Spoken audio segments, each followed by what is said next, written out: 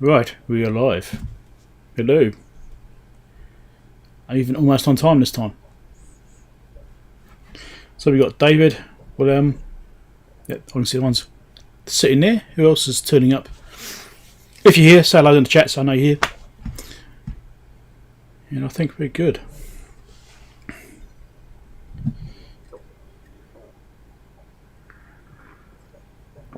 Hey Adam, Stephen. Right. Dave. So I'm streaming on my new to me computer. Last stream I did it on my previous computer. I did mention I got the new one. And I've got the new one set up. Seems to be working okay. But it's the first live stream we've done on the new machine. So hopefully, fingers crossed, it behaves and things go okay and OBS doesn't be weird and stuff like that. Because this is also a new version of OBS. And who knows what goes hand in hand with that. And new version of Stream Deck, which I'm using for my controller and all sorts of stuff. So, hey Daniel, Luke, GJ.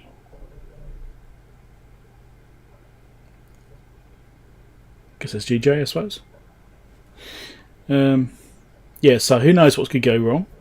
I'm also using all my cameras through USB hubs because this computer doesn't have enough ports on it. Hopefully it doesn't glitch or cause problems. I've had some problems already with this particular camera stream.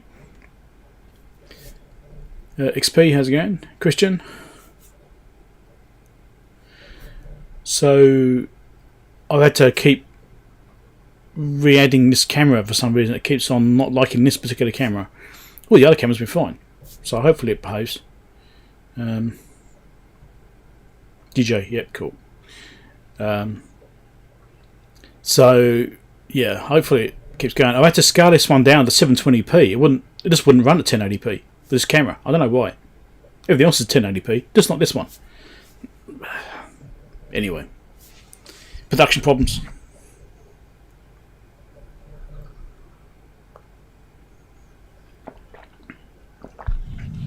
Yeah, anyway. So what we're going to work on? Well, last time we started that Keithley 150B, we started looking at that thing.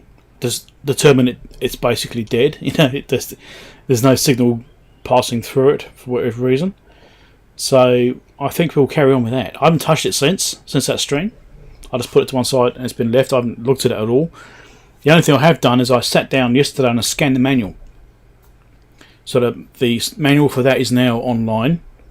I've uploaded it to KO44BB and on XDevs. I doubt you can access them yet because they have to obviously move them into appropriate places off the FTP server. So I doubt you can see them online yet. I also put it on my website, so my website's got them on too. But it's not directly linked. I'll have to put the link in the chat here. So if you want to see that, I will actually add that in, and you can go and get yourself. But I will warn you, it's a 71 megabyte file. That's the compressed version. The main version I've got for my own usage is 150 megabytes because it's 40 odd pages or 50 pages, something like that, and I scanned it high res and in colour, right, to get the most detail out of it possible.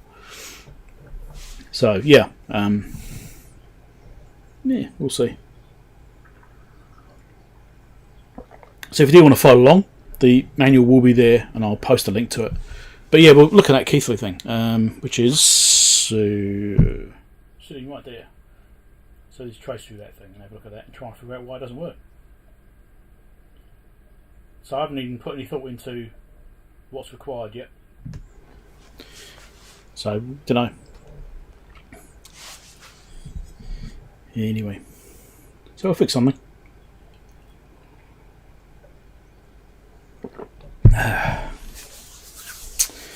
I've got a quiet day today. Well, I had a quiet weekend. My wife's currently away. She's down in Wellington attending a meeting down there. So I've got the house to myself. Hey, CMI Zebba. Harold.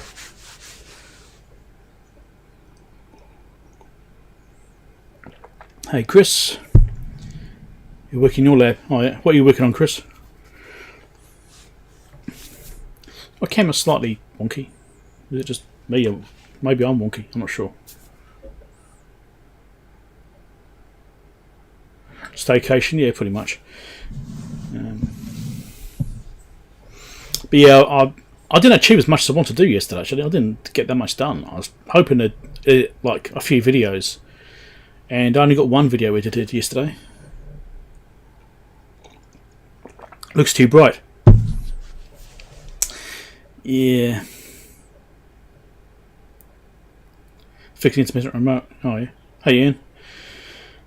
I don't know. If I bring this other light here over and get some more light out of this one, it tends to affect the brightness levels on this one. Oh, let's do this. Does that help balance it out, or is that just worse now? Washed out, yeah. Hey Stephen. I said hello to you already. Yeah, this camera's just not doing well, is it? Right? It's going really bad now. Here we go, let's do this. Right. Let's change the blinds and use completely artificial light. How's that sound?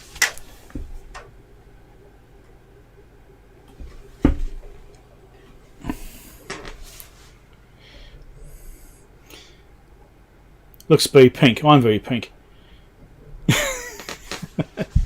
Well, part of it is that my windows are tinted, so you get slightly filtered light coming in. You know, it does change the colour slightly as well.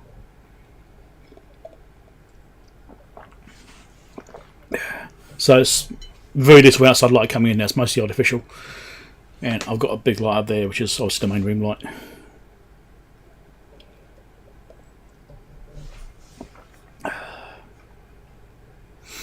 Anyway, colours, isn't that fun? So yeah, we're working at 150p, and I'll put the link up now actually for that file, if I can remember where I put it. Hold on, I think I made a link of it down here. Hold on. Yeah, there we go. There it is. I did save it for when I do the video on it.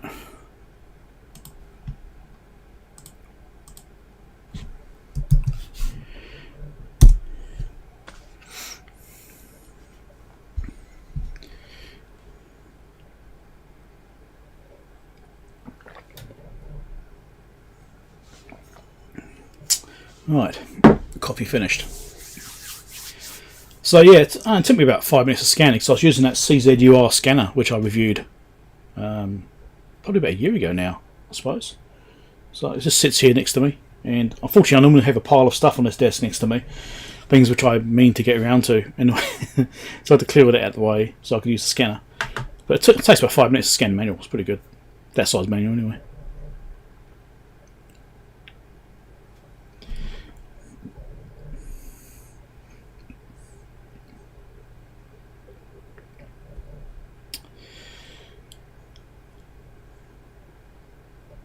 .701 gig available, video still broken. Really? What are you working on, Adam? Oh, in USSD.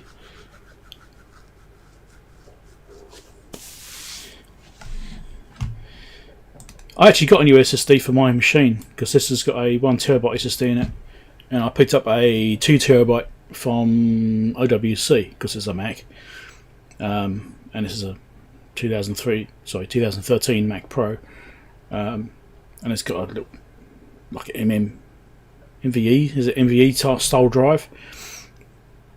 Not really that familiar with them, not really. And yeah, but I've got a little enclosure as well for putting a drive outside the machine. So I need to install that 2TB drive in the machine and get the original 1TB and put that outside in a case. I don't think I'll even use that 1TB. I'll probably keep it as a backup or something.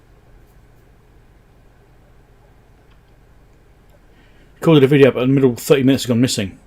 Ooh. NVMe, that's the one.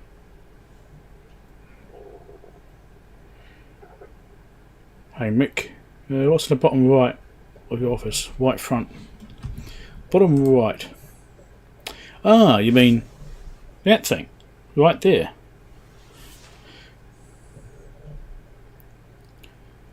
Yeah, dedicated duplicator. Yeah, that's the problem.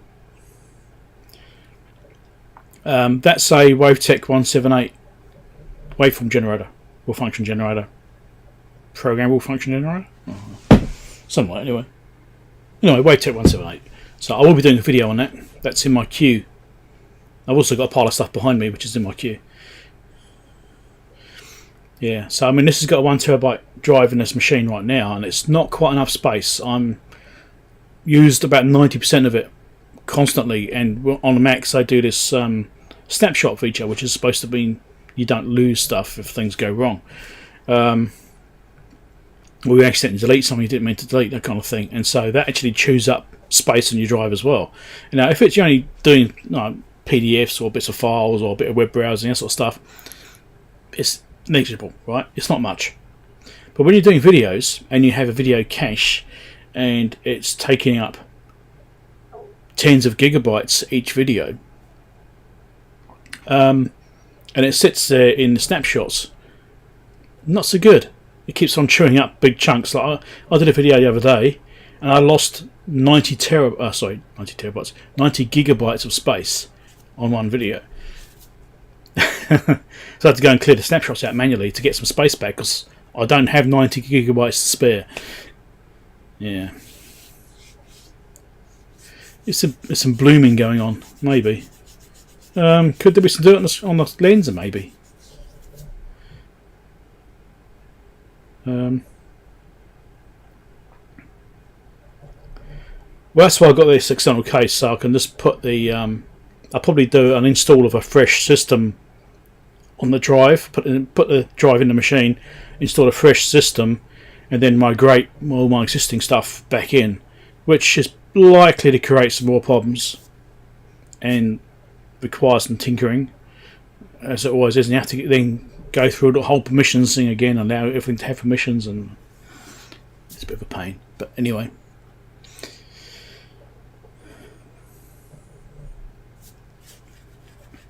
60TB hard drives, oh yeah.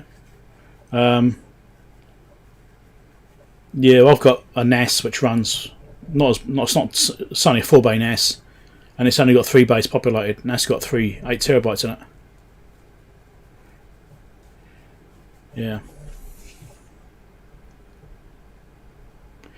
You had a Kickstarter finally delivered 2 years late, and the only one with a broken motor. Oh, 2 years waiting doesn't work. That sucks. That's not good.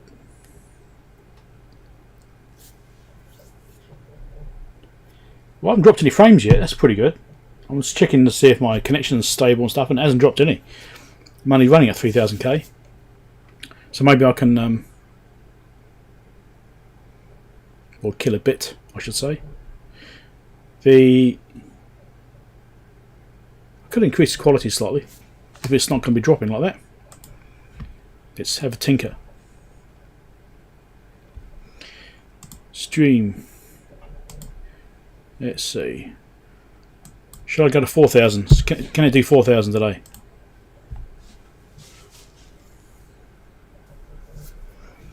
A 10TB NAS, 4.8TB used.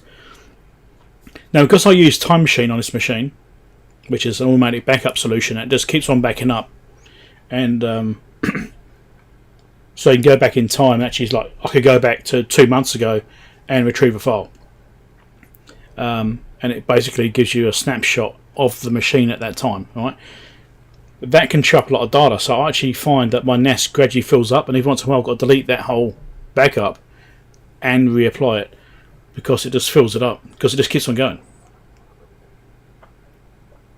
Unfortunately on my NAS I can put on a size restriction, so with the backup I can actually say you can limit it to 4TB. 4TB isn't enough. That's as big as I can make the restriction.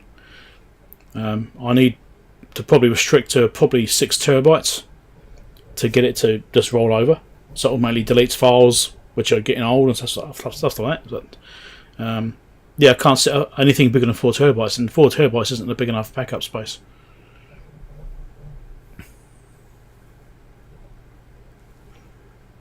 Yeah. Out of 10,000 sent out, you get the faulty one.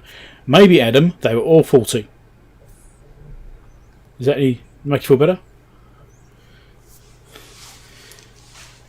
Invested in one Kickstarter, never again. Yeah, I've never done a Kickstarter. Never invested one.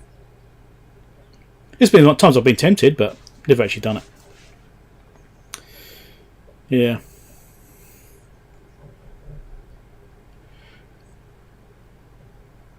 I think this light behind me is probably part of the problem with the camera, isn't it? I mean, you can actually see it reflected off the side of my face. Everyone's posting it good. It's just you then, Adam. It's just you. It's a shame. Can you get it replaced? I imagine you can, can't you?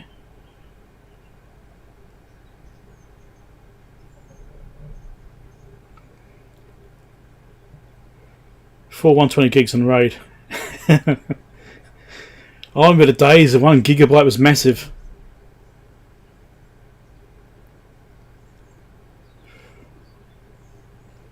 Hell, I remember having a 20 megabyte hard drive. That was stunning. That was I never filled that up. I mean, getting a 40 megabyte hard drive and then, yeah, that's going back a while.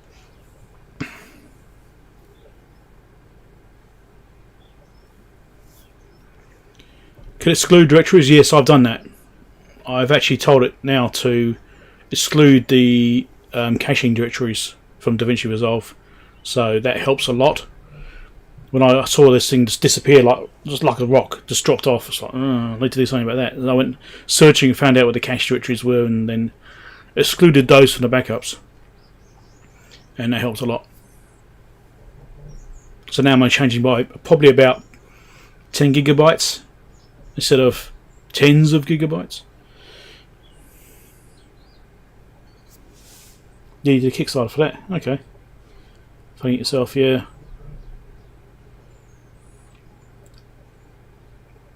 A few Kickstarters, a bit of a scam half the time. Yes, I think that probably is true, Harold. People have an idea, fund it, and then they figure out how to make it. Yes. I think that probably is the case in a lot of things. Because they haven't got the money to even try developing it first to see if it even work. That's why they do it. Yeah. First hard drive for 10 megabytes, yeah.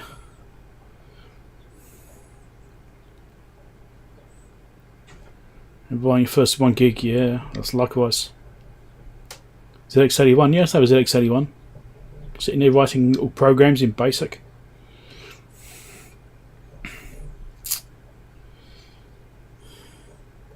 Is it BASIC? I can't remember. I think it was BASIC anyway. Whatever it was, you know, you do 10 versus 20, that, 30, that, whatever it is. I don't remember. Yeah, I had a MAME expansion as well. That was 16k.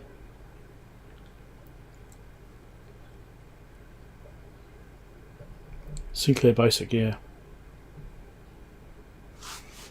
Oh dear, I don't know. Show my age a bit now, no?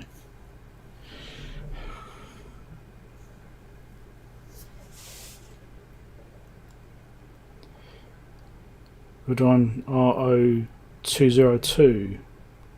What is that? I'm not sure what it is. I'm not familiar with it.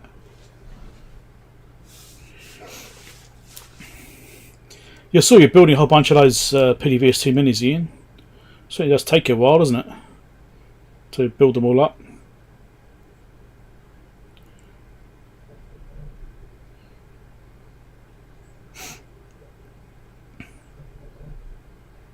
MFM drive, right.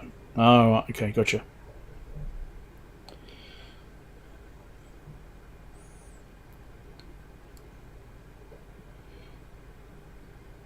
Typing assembly directly, hoping it stays turned on, yes. The fact you had to type it in every time, that was annoying. Commodore PET, okay. Yeah, it's amazing we've all sort of come from ages. You know, look at what it used to be. FM, yeah. I actually watch Adrian's Digital Basement. He does a lot of that kind of older gear. It's quite interesting.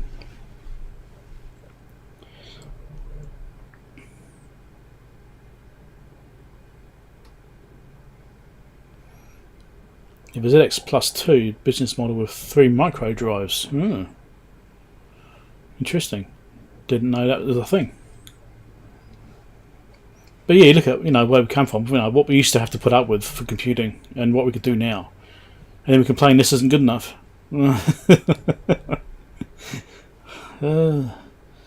Why have our standards changed?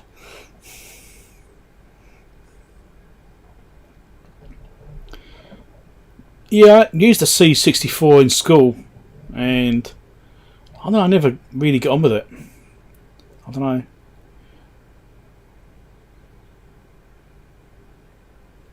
I don't know why. I just didn't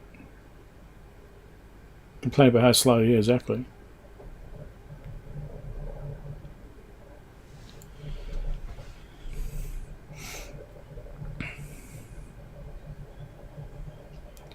Going a pick, yes. Yeah. Oh, I don't know.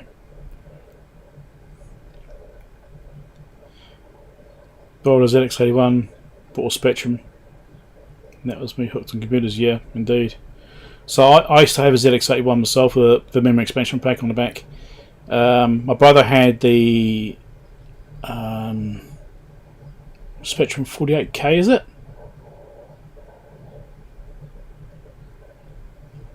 Like a keyboard. I think it's 48K. And I used that a little bit as well, but he was very protective of it. He wouldn't really use it much of the time. And that one had the backup tape drive. That had the tape drive on it, so you can actually store things on it.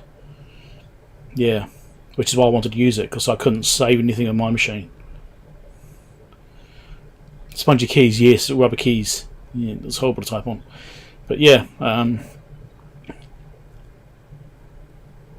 then one day my little ZX81 died, and I don't know what happened to that after that.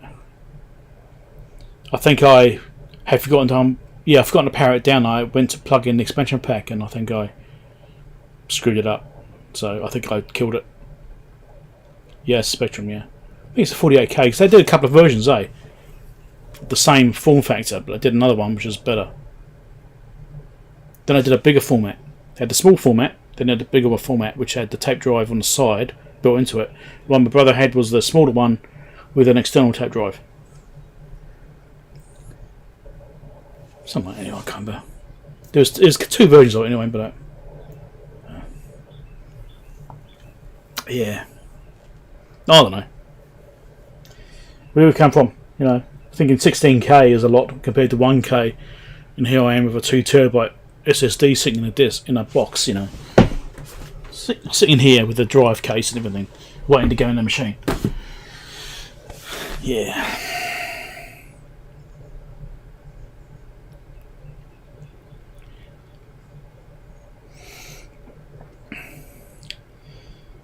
Hey, Firehouse, didn't know you were sitting there. The TRS-80, oh yeah. Back 386. Windows 3.1. I've still got original installation discs of Windows 3.1 and Mac OS 6, Mac OS 7, Mac OS 8, Mac OS 9.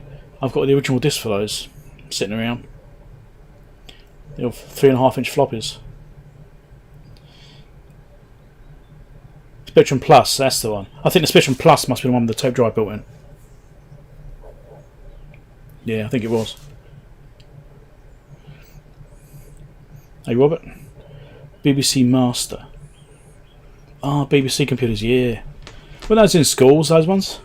Is that right? That was a school thing.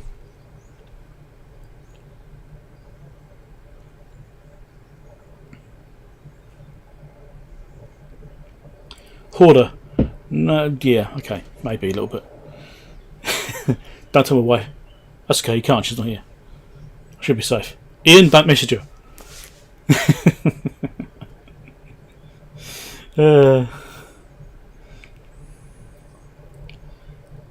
Yeah, 8-inch floppies, that's right. I've seen those on Adrian's channel.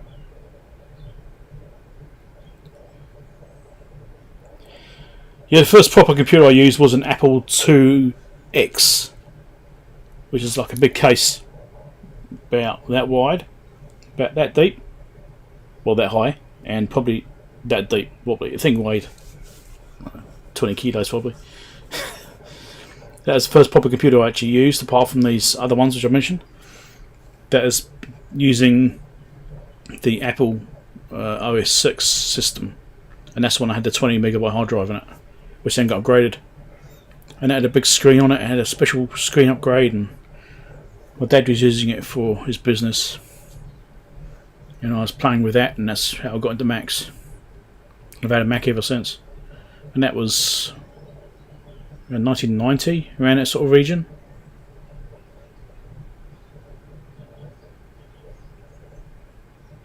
And I got upgraded to a Mac X. Was it an Apple Mac 2?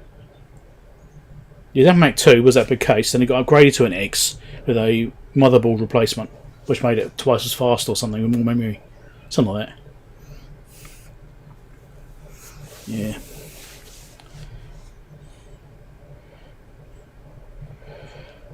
Hey Rob, is he sneak in there?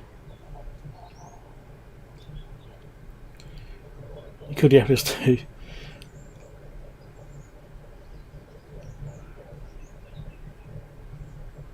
Oh dear. I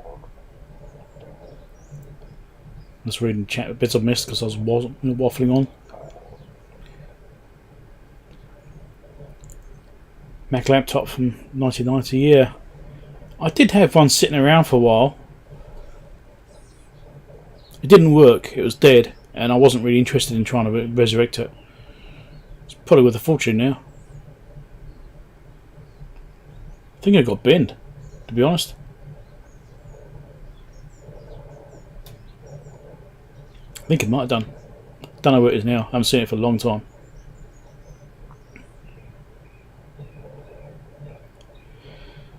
Hard drive, you can hear the hard drive. We can hear the NAS. If you can hear the clicking and stuff, then that'll be the NAS.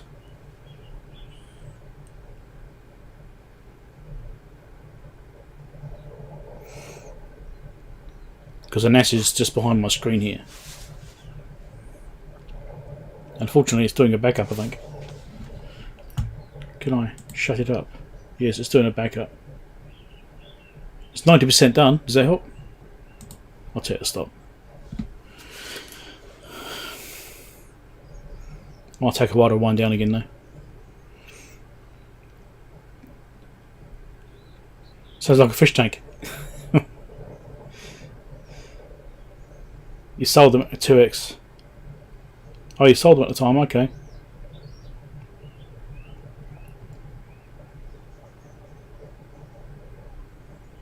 Oh, they drained the batteries. Oh dear. I had that 2x for ages. I still had it over here. Well, that's in the UK when I had that machine. Well, my dad had that machine. And when I came over here, somehow I ended up with it.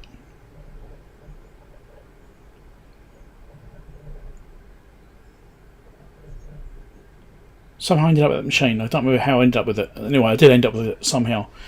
And I had that for years, and it's still working, and I actually sold it. I didn't sell it for very much either. And when I sold it, it sold pretty quickly. I was thinking, I think I probably set the price a bit low. So I showed it. I think I sold it for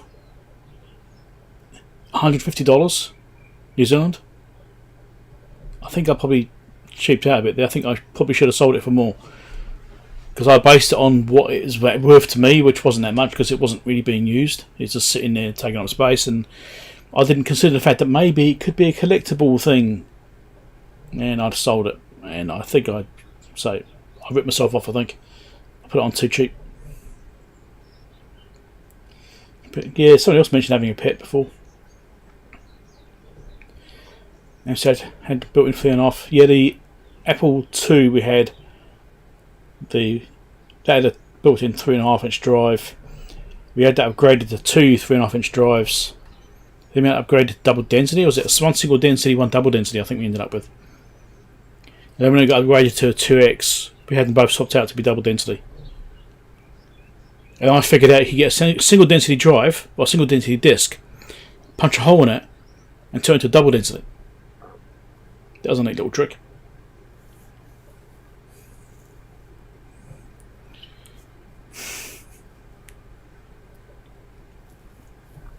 So you can buy the cheaper discs and make them twice the size.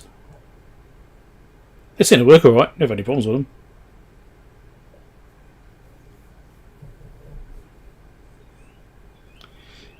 Yeah, anyway, the NAS has settled down a bit now, it's getting quieter. Just doing an occasional click now, so you should be happy. Alright, so we should work on something instead of sitting here waffling for hours and hours on end. I must quickly check my email because something come through. Let me check it. Oh, it's YouTube telling me I'm live. That's nice of them. Just in case I didn't know. Limited density trick, yeah.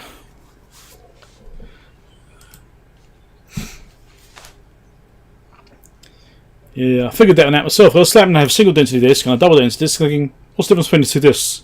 And I saw the hole. I was like, let's put a hole in this one. See what happens. It will fine. Ever from then on, I went on to just buying the single density disc and making holes in them. It's amazing. It's like 1 megabyte. Was it 1.2 megabytes or something? Wasn't it on a disc? Double density disc. And now I've got.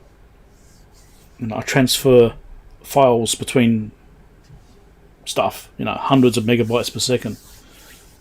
Incredible. 1.44. That's right. That's right. That's right, it's 700 and something, wasn't it? 720k normally. Yeah. Well, that is the unformatted. Was it the without partitions or something on it? Did end up being slightly less than that once it was formatted. Yeah. Anyway. Right. So over here I've got this Keithley 150B thing. If anyone wants to follow along and use the service manual, which I uploaded, I did put a link in before for that 20 minutes ago in the chat, so it's there if you want to go and find that.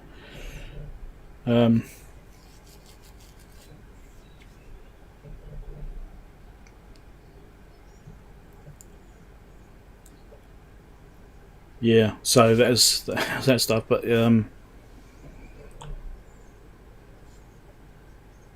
what am I forgetting about? Yes, alright, so I did put that up there, see if you want to follow along with that. That's the manual which I have, because I scanned it. Got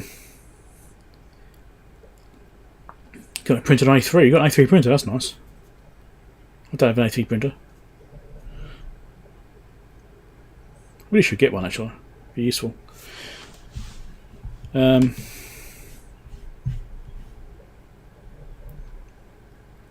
Yes, I've got the original system stuff. I've got the originals. I've actually got some up there on my shelving above me. Up there. I think it's up there. Yeah, the original System 7 pack. I'll show you the mess of the shelving. And up there, can you see it? Where is it? I'm trying to get my bearings. It's there. Right, so, get my finger. And there. There's a box staying on its side. That's the original Mac System 7 disk set. But I'm never ever going to use it. Don't want to do that. Don't know why I kept it, but yeah, I've got it. Someone one day will want it. It's actually got two sets in there. It's got the original 7. I think it's got a 7.2 upgrade or something in there as well. Something like that. Anyway. I don't remember. God, how many years ago was that? 30 years ago? I can remember that.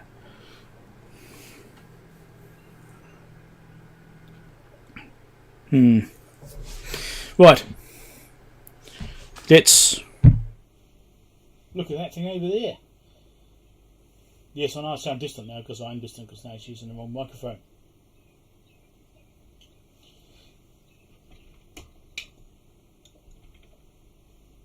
You've got System 8. Yeah, I've got System 8 as well. I've got that too.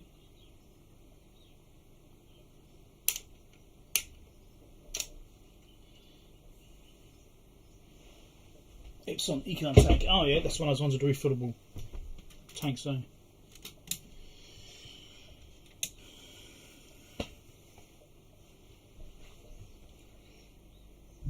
Should have view. There we go, did have view.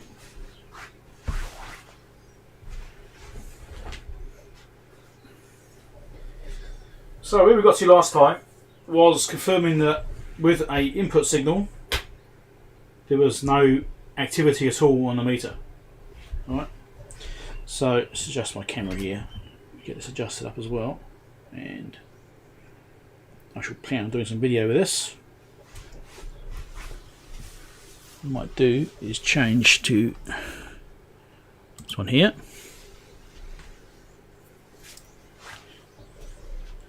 Why does the camera look so dark?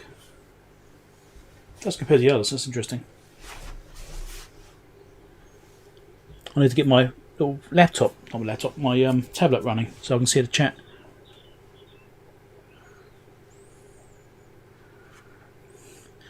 I used to like the old systems actually. I think my favourite was OS 9. I think that was my favourite one. 9.1. Well, after that, it got a bit buggy. Was it 8.6? Was the one I liked? I can't remember.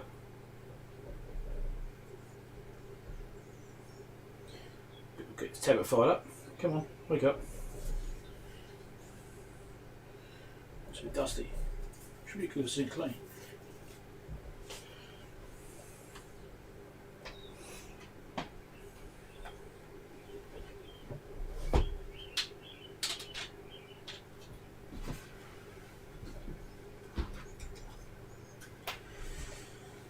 Anyway, so we need to figure out what's going on with this thing because we need to see where the signal's getting to and stopping or whatever is going on there. I haven't looked at this at all since we last looked at this in the last live stream, so I haven't got any further with it. I think the only thing I did is I pulled the cards out and marked the card numbers on the front of them. It's already marked on the bag, but I'll put it on the front as well to make it easier to identify which card's which. Because I'm terrible remembering that stuff.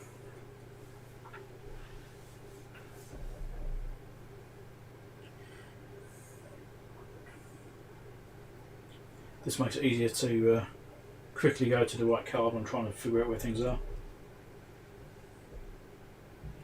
Should have started this thing up earlier on. It's going to do this whole boot up thing and check for updates and God knows what else now.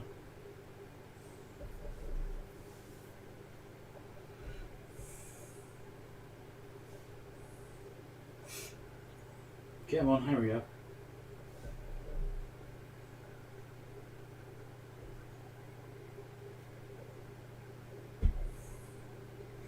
At least my live stream is the first thing that comes up. It's always good. Right, pause the video playback. I don't need that, right? Let's see the chat. Make it full screen, you reckon?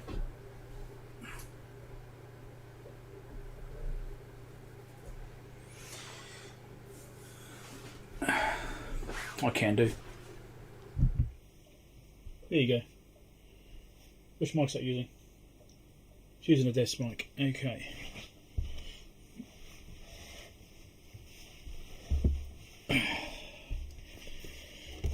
Right. So what I need to do is figure out the signal path. Oh, sorry, that's the wrong channel. The route the signal was taking. Oh, before I forget. Click subscribe right now, quick, before you forget. Yeah, you can blame Julian Lett for that.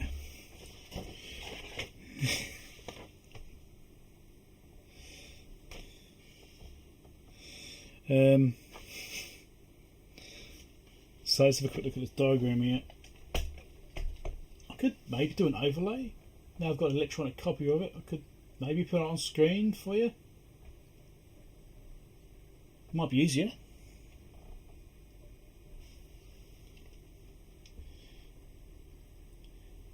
Anyway.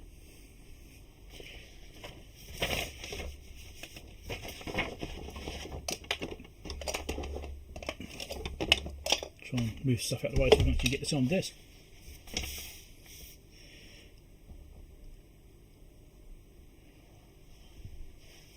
Yeah, I watch most of Julian's stuff. Not all of them, but quite a few.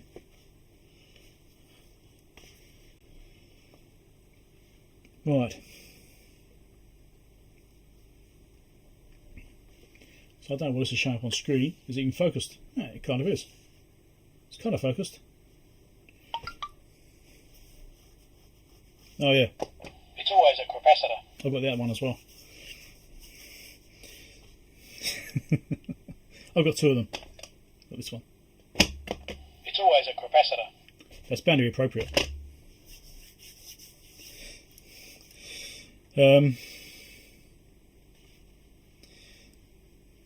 So we've got the input this side, and over this side we've got the meter there. So somewhere between this point and this point doesn't work.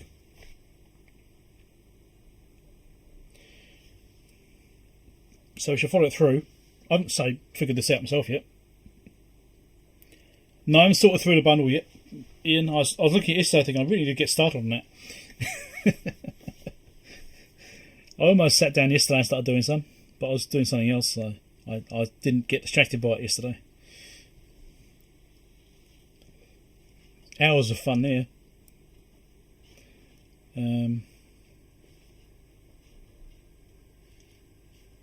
Just trying to see how this is hooked up.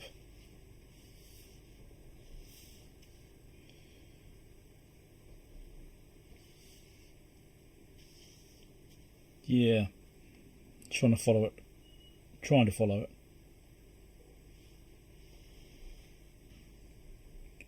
It's got a filter assembly. Just here. This might be easier if I show you on screen.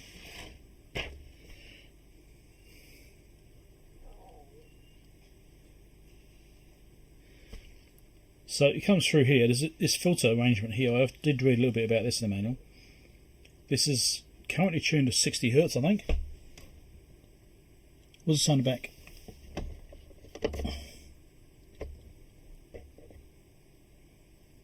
Doesn't specify, or that I can see, but this filter arrangement here, that's like a 50 Hertz or 60 Hertz filter to suppress AC mains noise, and it could be set to one or the other, and that's something I need to be looking at later on. Once you've got it working, I have to check this out and see what the story is there. It's basically they changed some resistors to adjust that filter response, so it cuts out AC noise. So I think it comes through here into this transformer. This is the chopper up here. Just about very slightly. Alright, so it comes up, goes through the chopper into this transformer.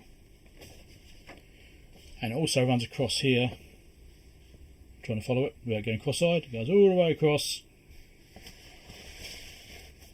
Right across here down to current circuitry over here. So yeah, there's a few paths there. Anyway, it goes through the transformer, that then gets amplified by these transistors. There's a FET there, and it goes through this chain which has got amplifiers and buffers and stuff like that.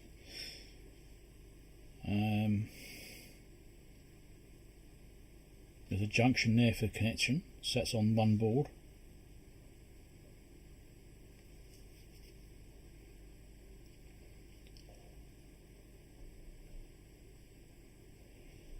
So if I look at some point on this board here, we should be able to see if we've got a signal there. We've got a gain control adjustment here, which is obviously an amplifier. So you could start at the very beginning and trace it right through. I'll zoom out slightly more.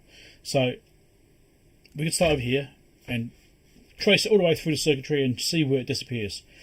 Or we could start at the meter end over here and trace it back and find out where it appears. Those two techniques are completely valid. No reason why you wouldn't do that way. It's a nice logical approach to start at one end or the other and then work your way until you find a change. I like to start in the middle,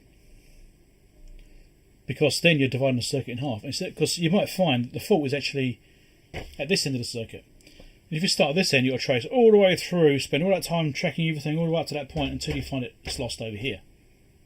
Or vice versa. It could be right at the start of the circuit and you're tracing through from the back of the circuit, and you go all the way through and you find it's right at the beginning of the circuit.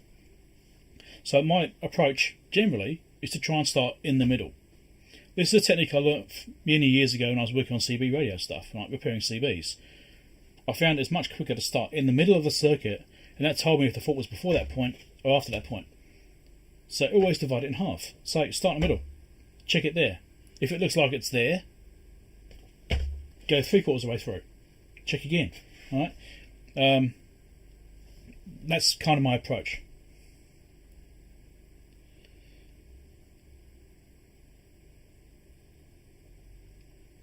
So, I mean, everyone's got their own approach. Each approach has got its own valid reason for it.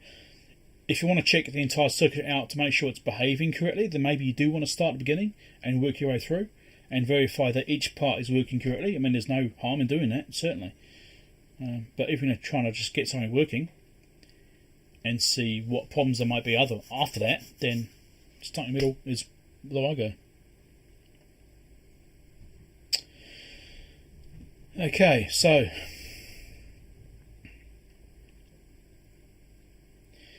what I think I'll need to look at then is somewhere around here. This is around the middle. And I believe, so this is an amplifier just here. So I think if I can check about this point here, which is pin 7 of PC145. Right, if I can check there, or wherever that feeds to, S102, it's one of the connections on S102 as well, which goes to the range switch. It goes through the range switch, that's prior to the range switch then, I believe. Let me check. I will start recording soon and repeat myself. Hey Steve.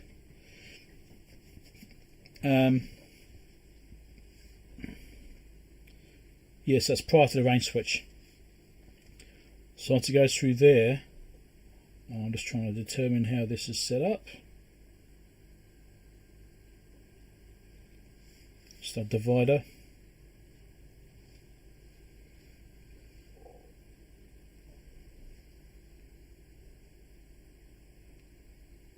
Interesting.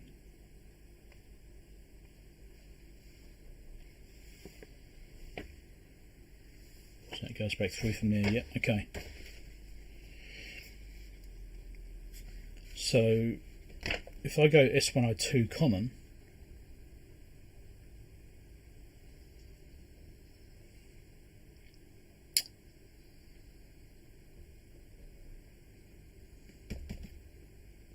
that may be an option. Let's try to look at somewhere which is easy to grab hold of and actually attach a probe to.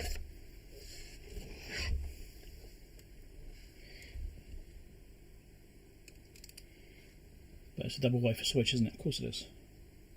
So which wafer do I want? It doesn't specify, does it? Of course not.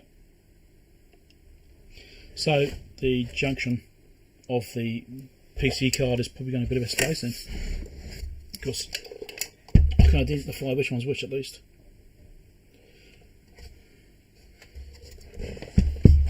Alright, let's adjust this a bit.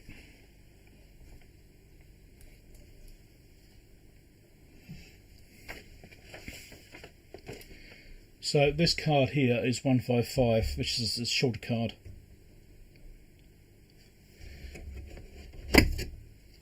Maybe I can connect onto something on here, might be easier than trying to mess around with the socket on the bottom. But the question is, which pin's 1? Which is pin 1? Let's see if we can identify these parts. So we've got the gain control, which is here, still covered in a bit of crusty foam. So that connects to 117, which then goes to Q105. So is that it?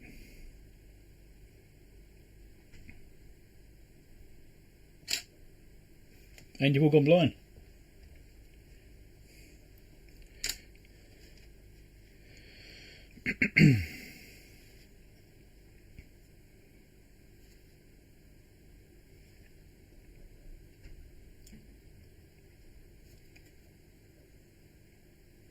Yep. So that'll be, that one there will be Q105.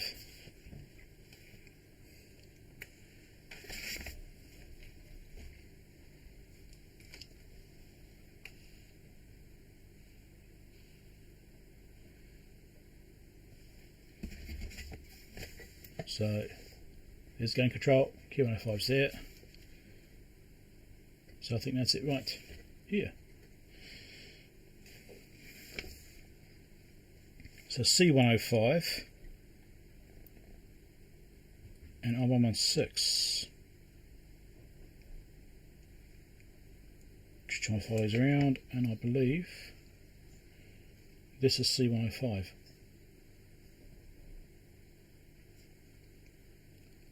Just trying to follow the traces around. It comes down to here, goes down to that pad there.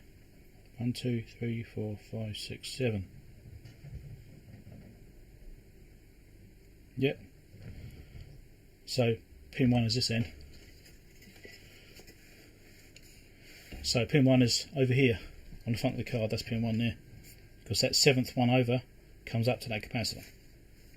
Now I could just look at the circuit diagrams and actually look at the layouts just to confirm, but I like to figure things out because you never know what you might stumble across.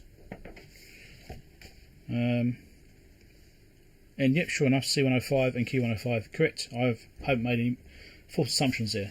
Those are indeed what's here. But tracing it out has meant that I don't know which is pin 1. Which I'm now going to mark on the board to make sure I know. That's pin 1. Right there.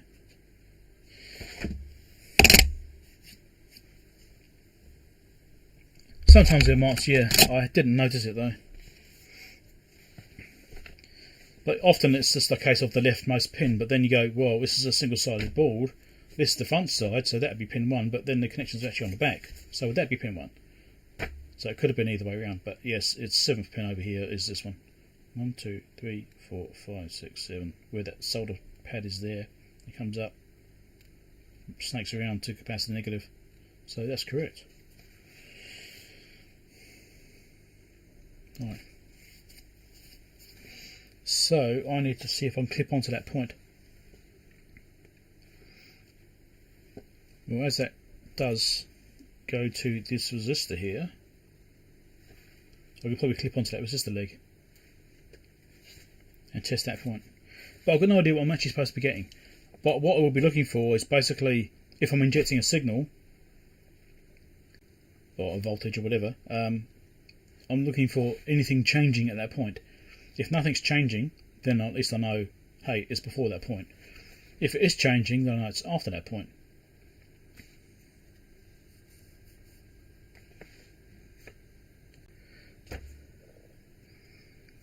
Right.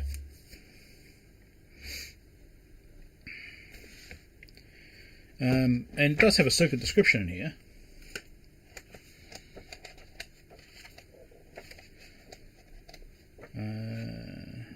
So it may actually give me some hints about what's supposed to be there. If I were to bother reading it. I'm just quickly scanning through so I can see that Q105 mentioned.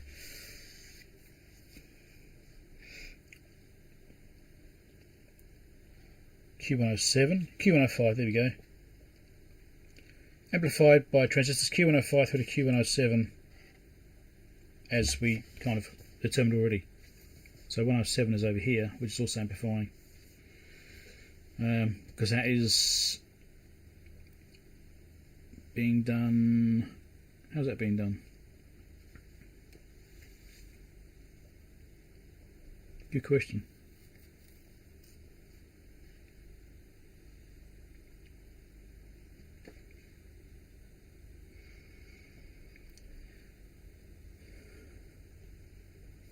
Isn't that a current mirror?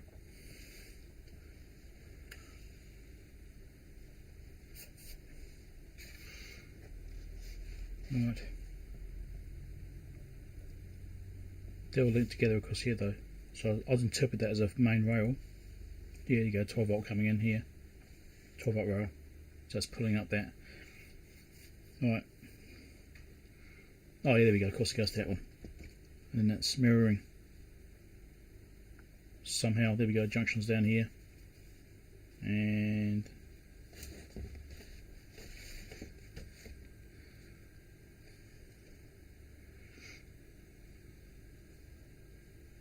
going through this circuit here, trying to understand how they got this bit arranged.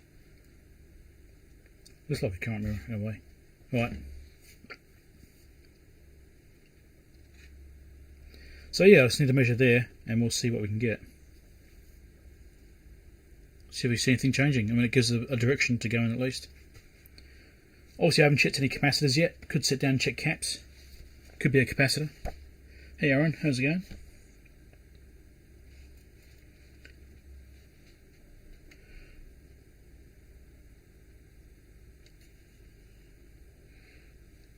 Why is there two HAL 9000 mounted on the board?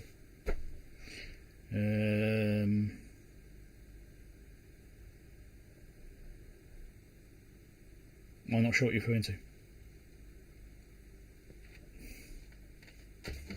You're referring to those two caps there. Changing all the caps is a good start. Yeah, well, that's a likely thing that will happen. But right now there's no signs of any problems. None of them are bulging. There's no signs of leakage.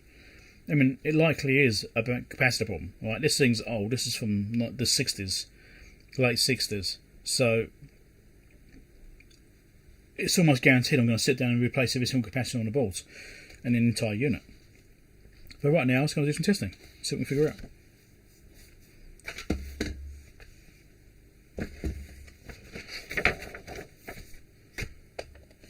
So that's why I've got this. It's always a capacitor.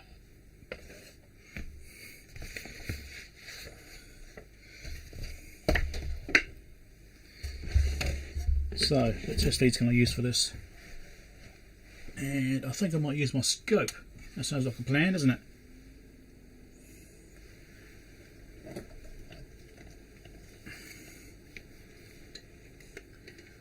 Get set up on this.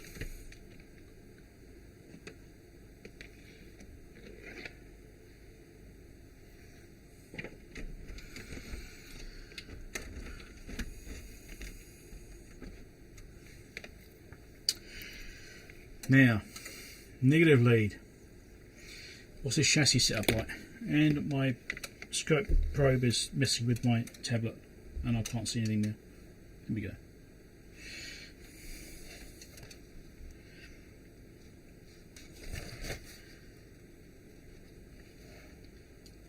Trying to figure out where I can stick the probe negative onto.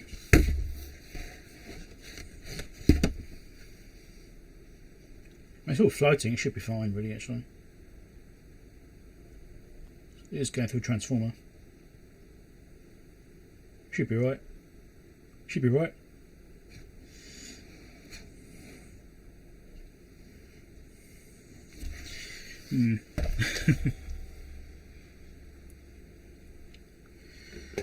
Anyway. Now, can I get this probe in here on this resistor?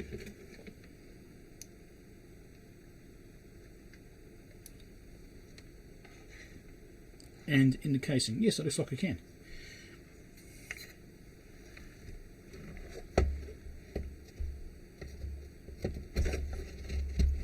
Heaps of room. Let's just shove this to the chassis.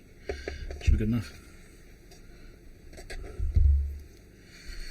Right.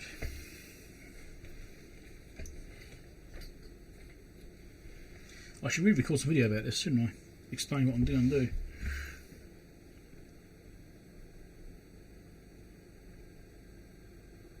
And I've got this set up from something else, which I don't want to be doing anymore.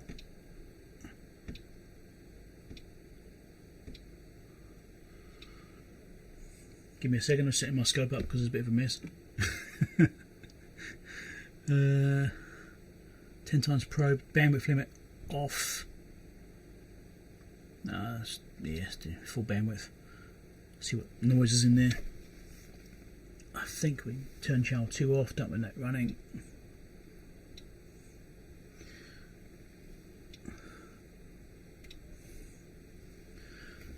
Okay.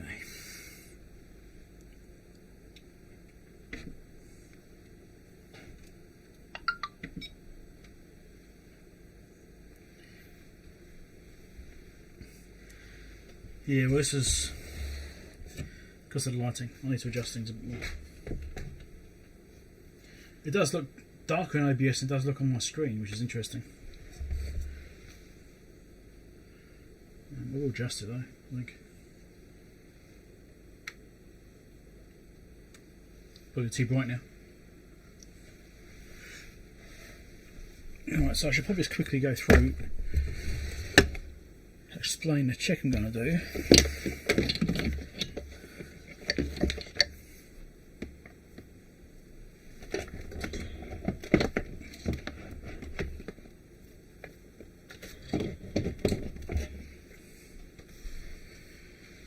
And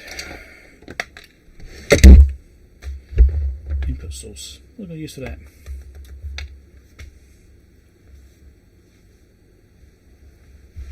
I think I have a solution.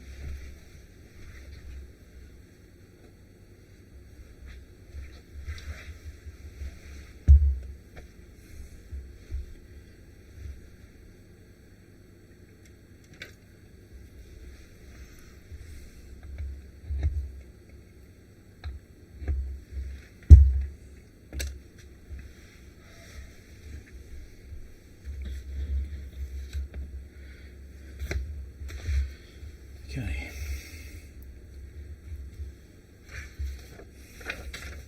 Can I just repeat some of the stuff I already said to you guys?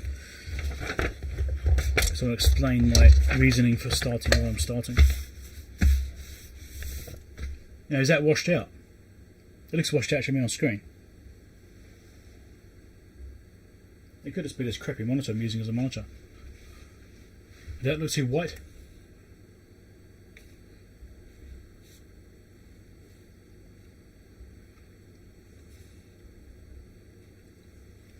It does to me. Washed out, yeah, that's what I thought. So, I don't like to use auto ISO because it tends to fade up and down. I mean, I could do it, but I don't like to. I mean, now it looks a bit dark, doesn't it? You see it jumping in brightness? I don't like that happening. Anyway.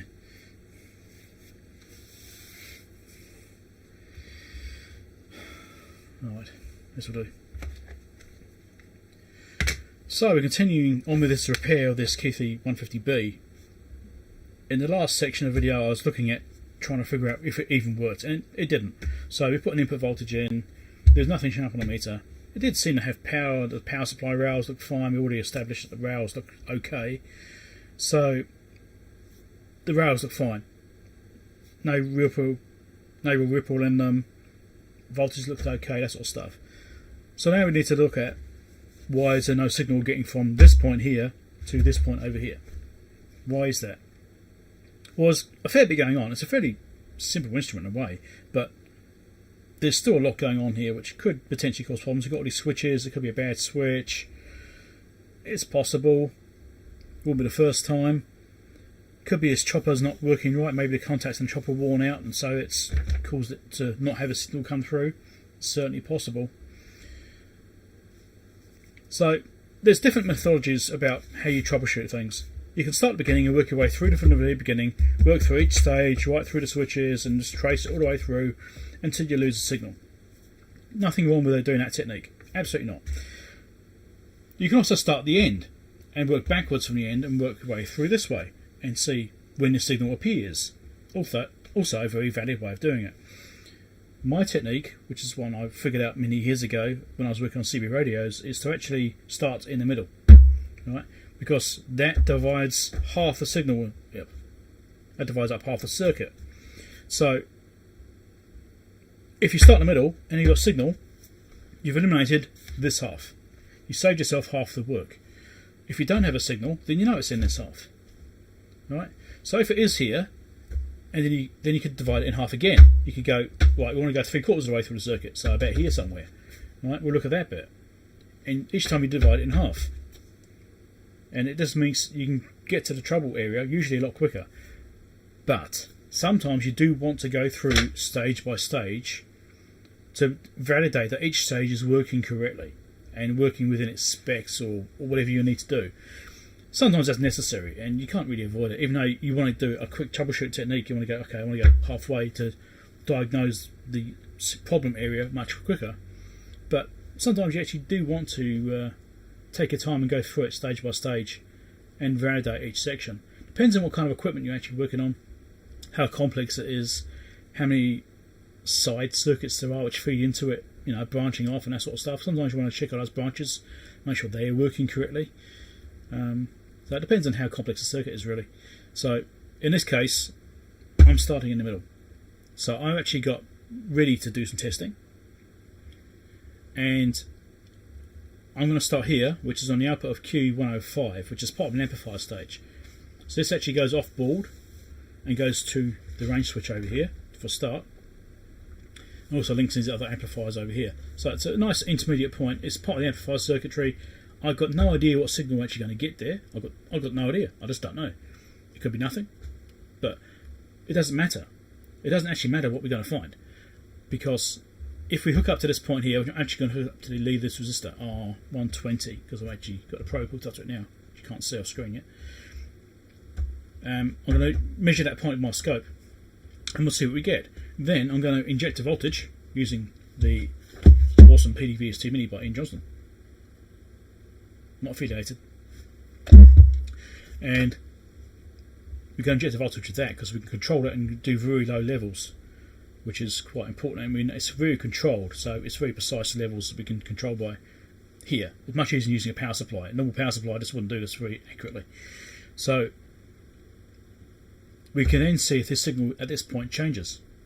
If it changes, and it changes what appears to be in a linear fashion relative to the input signal we're doing, then we know that this half is okay. If there's nothing there, or it never changes in any way whatsoever, then we know the problem is before that point. And then we look further back. Simple? I hope so. Tuna and cucumber. Oh, bloody hell. You're making me hungry now. Oh.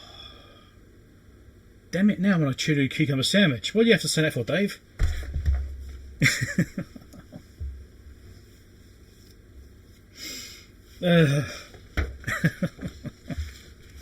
Oh, now I'm hungry. You ruined it. I've not tuna and cucumber sandwich in ages.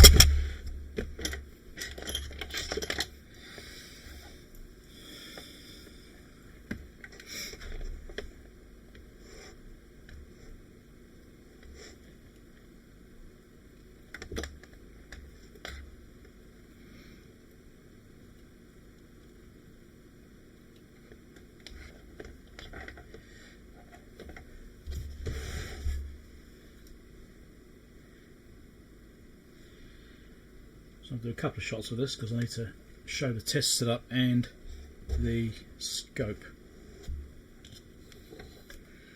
Just to make sure it's not going to short out anything.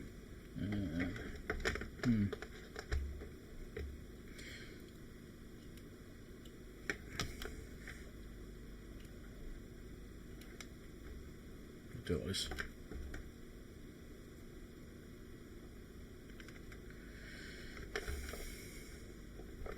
Possibly go wrong.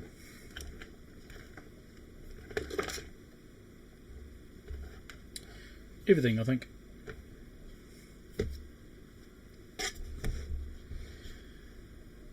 Okay. I want to show the scope probe. Do that first, actually.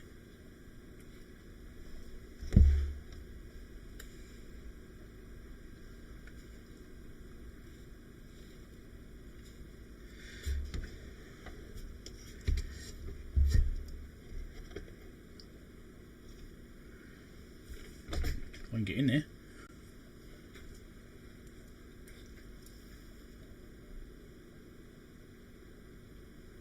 It's a bit dark, isn't it?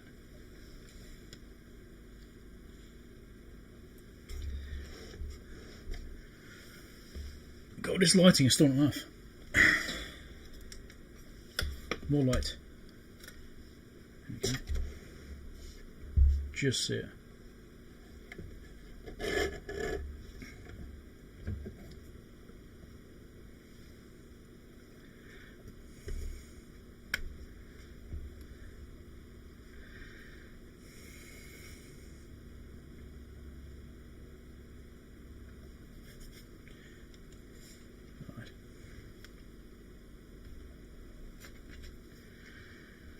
So here's the scope probe setup, sitting down here on the board, and it's going down to the resistor. You can probably just see it hooked on there. It's down there. Right, on the left leg of that resistor, in the bottom there. That goes up to C105, was it?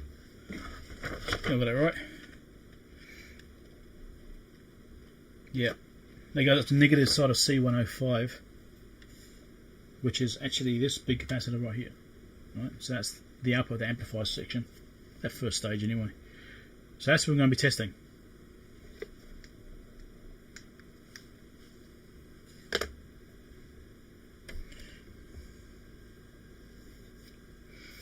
A box of after. Oh, you're working through after eights. Robert, it's even worse. I love after eights. I've never. Oh dear. Tuna and cucumber sandwiches and after eight mints. Two of the things I love. William started it. Yeah, he did start it. Yeah, he did.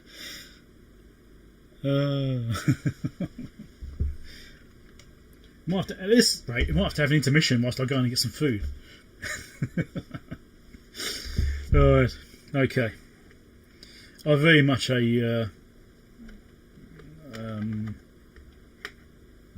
food-focused person. As that, I like food, as can be seen by my excellent physique. Right. Enough waffling. So I've got the test probe on there. Like I said, I don't know what I'm going to get. I might drop the voltage to a high level so I'm not overloading the scope input in case it's too high. Let's start at 5 volts of division on that. Okay, I'll show this setup, then I'll go to the scope. Power is ready to go.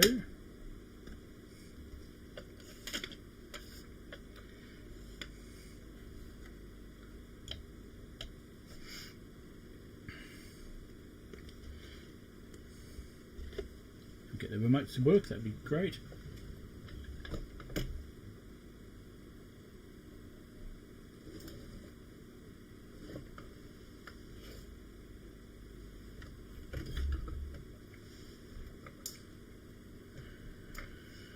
Right. Click subscribe right now, quick, before you forget. Yeah, I know. Okay, AC power on. Chopper's starting. So we do see some meter activity, right? So we do have some kind of life somewhere in the circuitry. So you want this 100k. Or input resistance open. Let's do that one. You can probably hear the choppers running. So I'm currently set up to 100 millivolt input. Right. So if I do 50 millivolts, for example, I should do half scale, and we're not getting that. Okay. Scale is kind of drifting around a bit.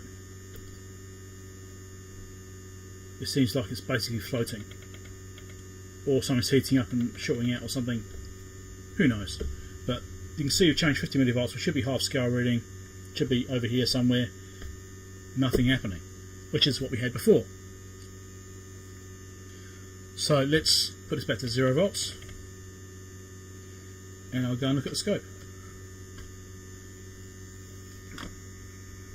which I'm going to get set up.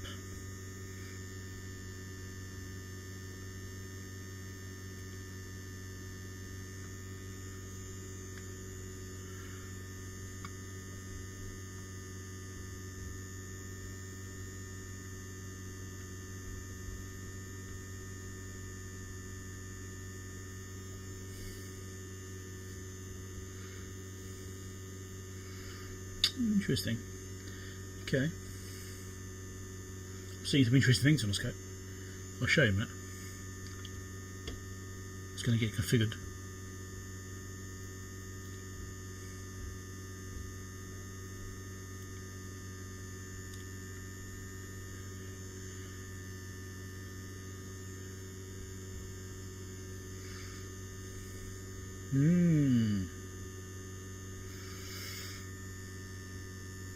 I'll show you in a second.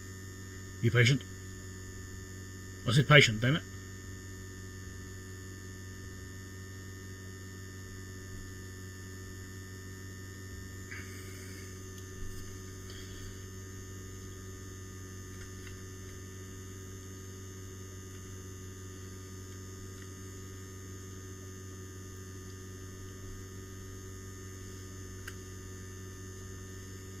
And I've got some reflection, of course I do. That's this lamp here, it's fine. I can move that away.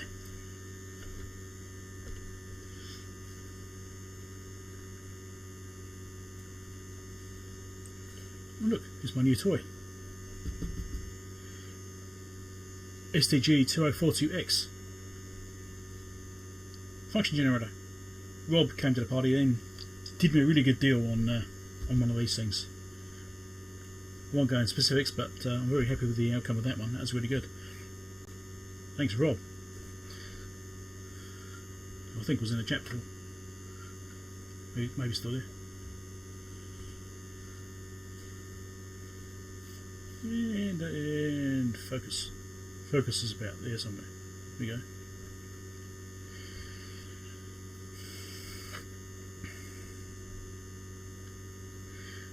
So there you go, there's my scope readout.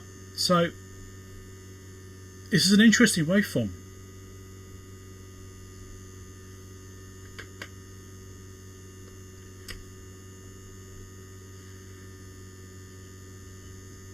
Now I did remember reading in the manual, I did obviously briefly look at a few things in it when I was sort of scanning it and things like that, that it's supposed to be running at 94 Hertz on the chopper. So if I bring the trigger up to this point here, because it's jumping around slightly, we're getting 50 Hertz right there, which is interesting.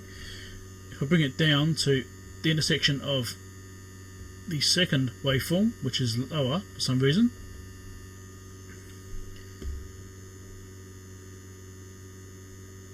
we're still getting 50 Hertz. Why am I still getting 50 Hertz? There you go. I was getting about 100 Hertz there, right? So to me that sounds like it's running at AC mains frequency rather than 94 Hertz, which is slightly interesting. That may or may not be relevant.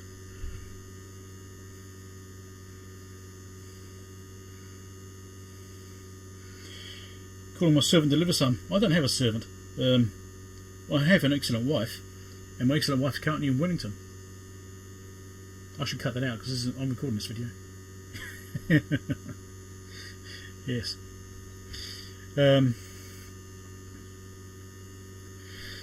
Anyway, so I've changed it now from open to 100k just to be sure, because someone in the chat, David, mentioned that he didn't think I'd measure anything in open. He might be right, I'm not sure. So I've put it to 100k to be sure we're definitely getting a signal. Let's put in 50 millivolts. Nothing changes. Okay. Let's do 100 millivolts. Nothing changes. So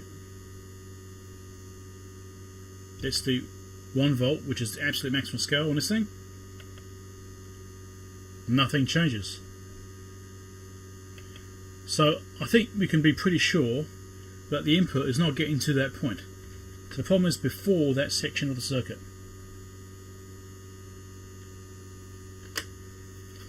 David, you get it wrong. So I was right, was I?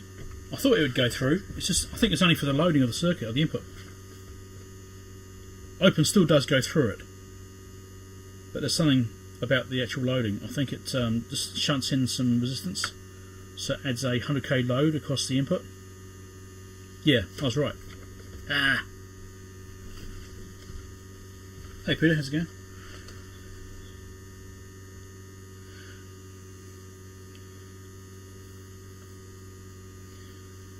Yeah, it's a 7 volt signal. Yeah, wow, that's interesting thing, eh? Peak to peak, 7 volts. I should really set up my math channel actually. My math channel's a bit wonky. Okay, there were some waveforms in here. Let's see if I can find them. The waveform is from the Keithley 150B, which we were looking at last time. we were looking at that one and trying to figure out why it didn't work. So now I'm looking into this in more detail. I haven't missed much, I've only barely started. My senile cat is, or one of my senile cats is calling me. Because she can't hear me, she doesn't know I'm here. Because she's deaf as well.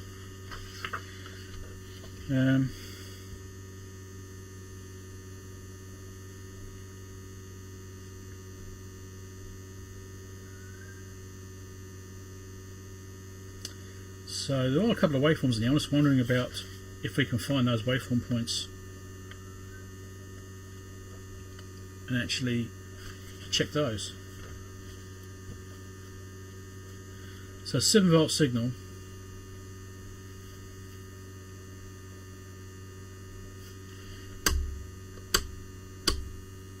So if I go to even the amps range there, it's doing nothing there. There's nothing really changing there. It just seems to be basically floating around.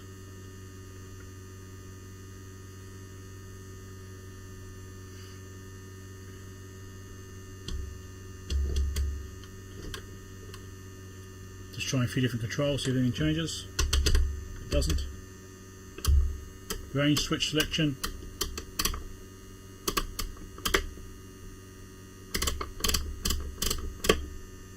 Nothing changing, not really. Right, closer.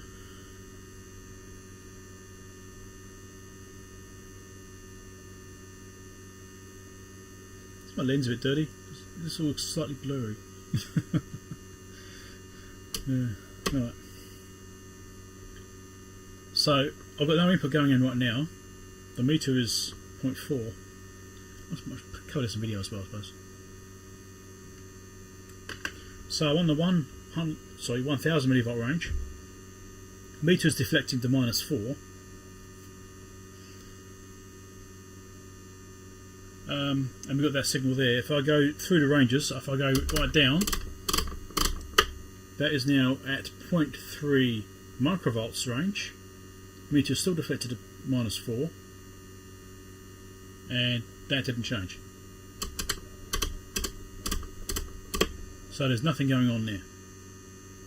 But when I wind back up again, the meter deflects down to about 0.6, or down to, well, -6 I should say. So there is some kind of reaction by changing to the ranges, but the waveform's not really changing much at all. There's a very slight change I'm seeing, but almost nothing.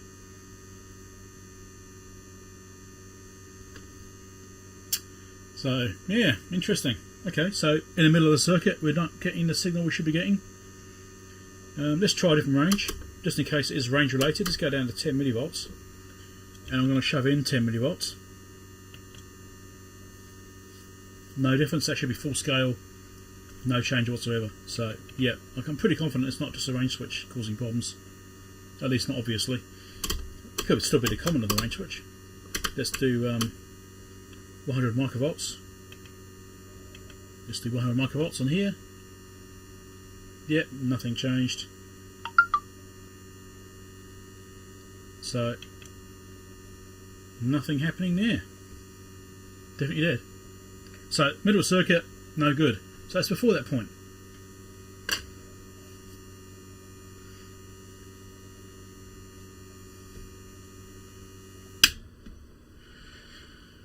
Right. Yeah, chop out runs that. Switch my power supply frequency. Yeah, which is interesting. Why it says 94 hertz, but it's not quite 94.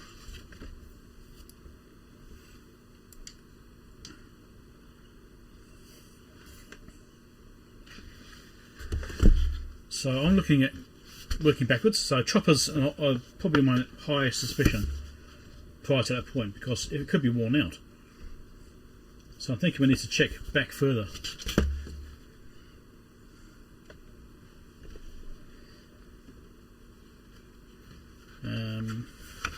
So diagram. So that waveform here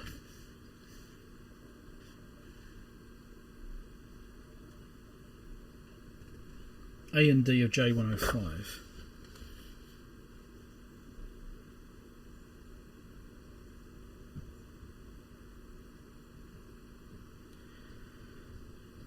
Right, that's purely the pulse waveform from the power supply for the coil. That's no use. That waveform there, that bottom one. And that's not really going to tell us that much, is it?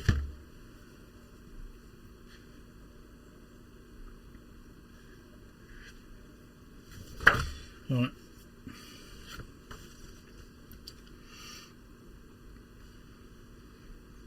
So let's do a logical approach to this. This transformer steps up the voltage. Let's get closer so you can see.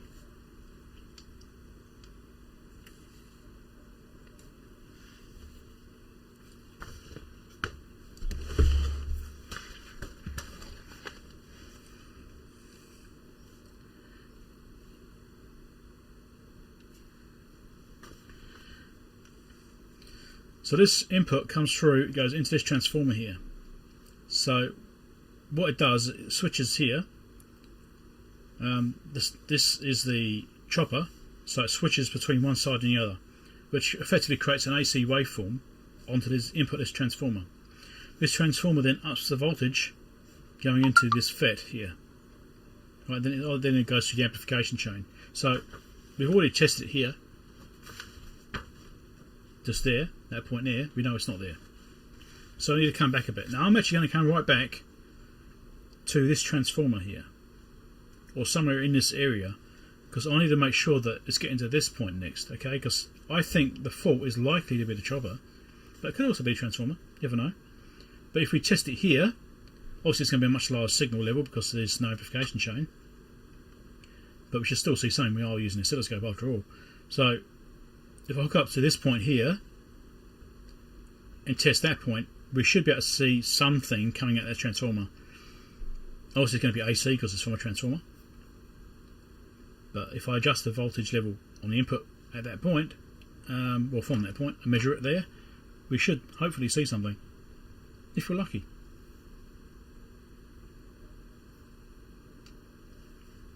And my tablet just turned off.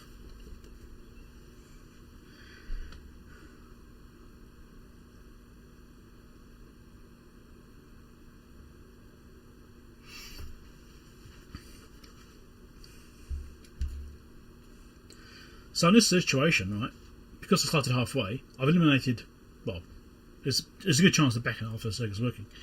I'm not recording this bit of the video, but I could do. So now we know the problem's in the first half of the circuit. So in this situation, starting at the beginning probably would have been a good way to go. Right, that may have been a better technique because it could be right at the start of the circuit, which is the problem comes in. So it comes in here, goes through this switch system, through this filter, could be a filter problem, comes up into the chopper, through the transformer to there. So if there's nothing here, there's not much circuitry which could be affecting it. If it is there, again, there's not much circuitry it could be affecting it. So it's looking like a good spot to check. What I need to figure out is where that device is. Q115. If I measure on the output of that, it'd be amplified. Yeah, I think I'm going to measure there. Green wire for a transformer. Let's see.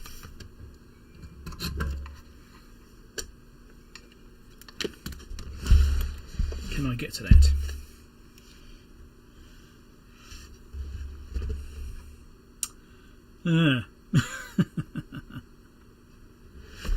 So I think all this stuff is on this other board.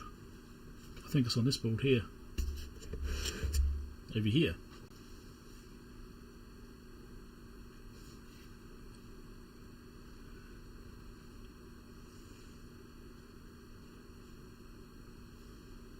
Yeah, because it is insinuating this is a different circuit. Because of the connections set up on here. Just move this up a minute. Because here shows us pin 4 of PC145, which is the riser card. So this, I think, is this board there. I think it's that board there it's on.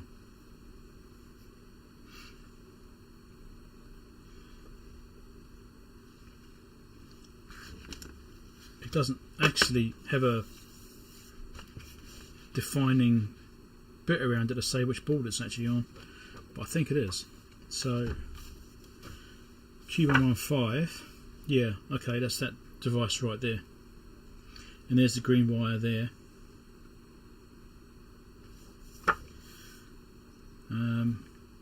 That's a 4-leg device, but it's only got 3 legs shown in the diagram. That's interesting.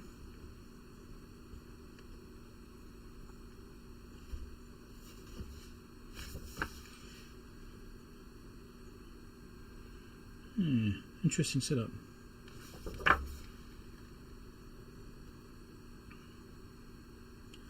So R103 is the output of that FET, which is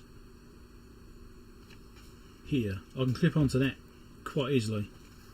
So maybe I'll check the output of that FET.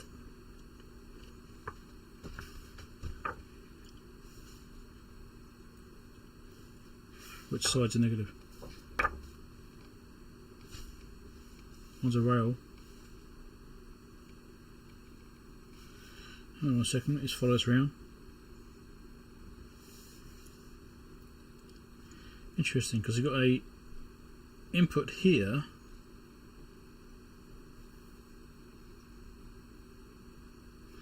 Right, okay, it's only using this FET in some ranges. So I shall video this, explain this part. Page 24, I'll have a look in a minute.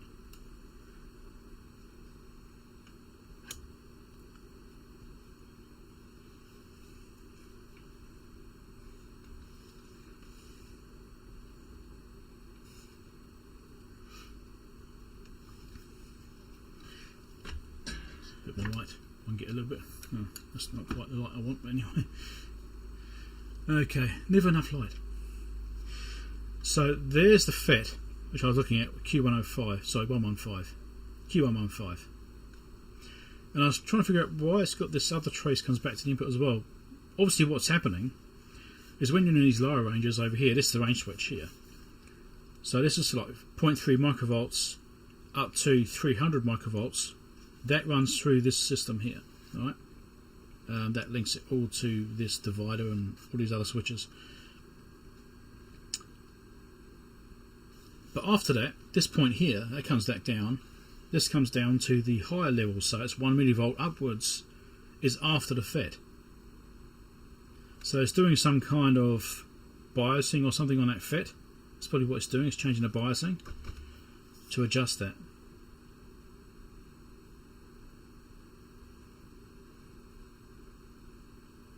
Because it's basically being a voltage divider. So I think it's adjusting the voltages on that FET to change the gain depending on what range it's doing. So I think we're actually quite safe to measure here on R103, the output of that FET, because that's a nice easy point to get to because it's right here. I'll zoom out a bit. So the resistor is right here, and you probably can't see it.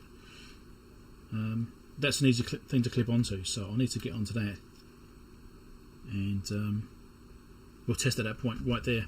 We'll see what we get. Page 24 in PDF. Right, well, you refer into this page here because the cover is a page in itself, isn't it? Yeah, plus those. So yes, a couple of pages further past that one. So yeah, 25 maybe.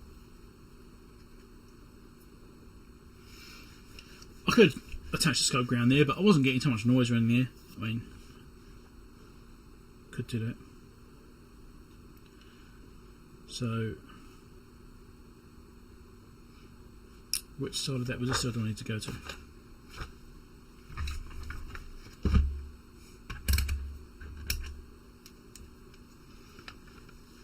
I'm not sure. Which pin goes to the FET?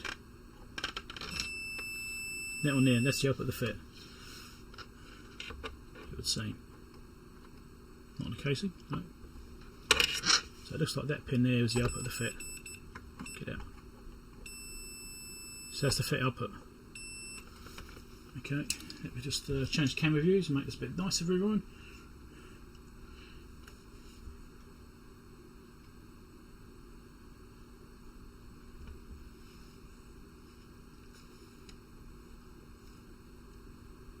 One day I'll remember which way this focus ring actually goes. I've even got it marked on the camera. Still not enough, apparently.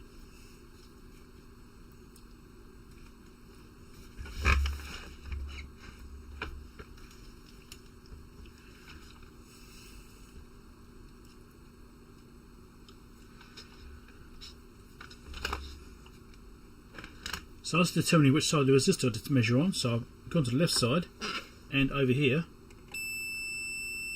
the right leg of that FET connects to the left side of that resistor. So I believe that is the side I need to probe on.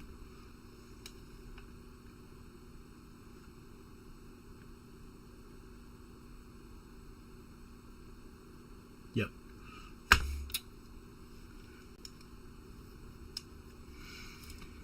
Hold on. Yes, true, it is floating.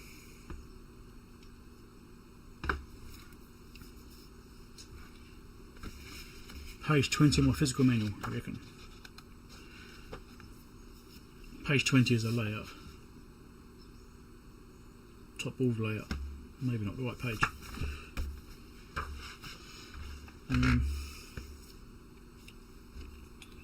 So you reckon I should go to the low side? I could do that. I mean, it's all floating, so there's no harm doing it. I should do that. That's a fair enough suggestion. It does go to the right place after all. Circuit ground, circuit reference. I shall clip that on there.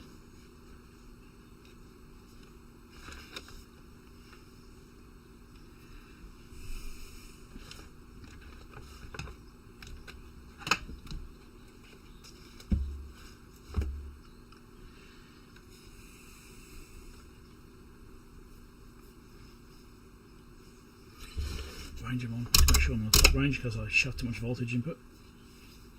And I can't damage it as long as I stay below 1 volt. I'll drop the remote.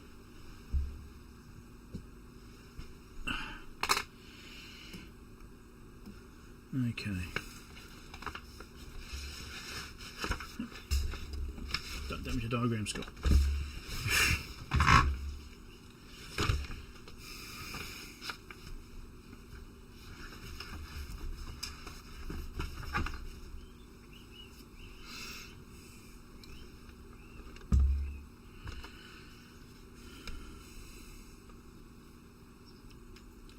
So I'm going to repeat the same test. I've got this on the maximum voltage here, so 1 volt input maximum. Let's make sure this is actually in the on position. It is.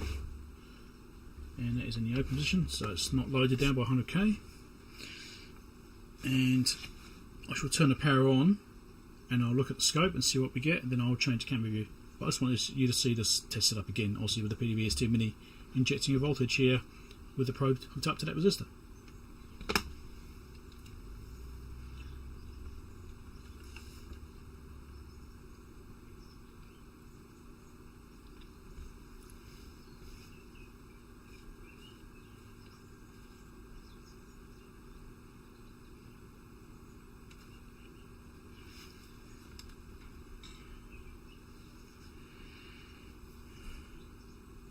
Oh, interesting.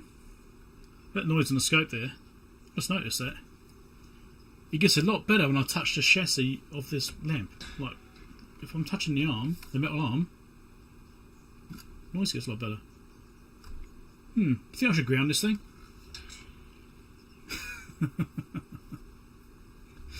Yeah, that might be an idea, eh? We'll ground it. Right. So I think we're ready to go. We'll see what we get. I've got no idea what we're going to get here. I've got to set 2 volts of division input. Let's go down slightly more. I could use the mouse, but I'll do it on the screen for now.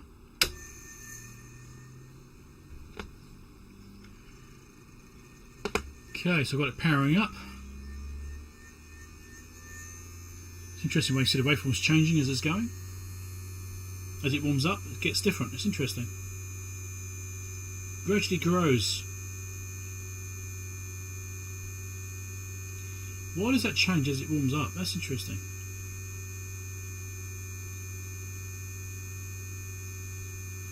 This doesn't have a valve in it. And if it had a valve, I can understand it taking a while to warm up. But it should be pretty much instant apart from the chopper startup. It does kind of lean towards capacitors. Oh, hold on. It's always a capacitor. Yeah. Okay, let's shove in 100 millivolts on a 1 volt range. That did change. It jumped. Kept it to 0 volts. It jumped again. So that part looks like it's doing something.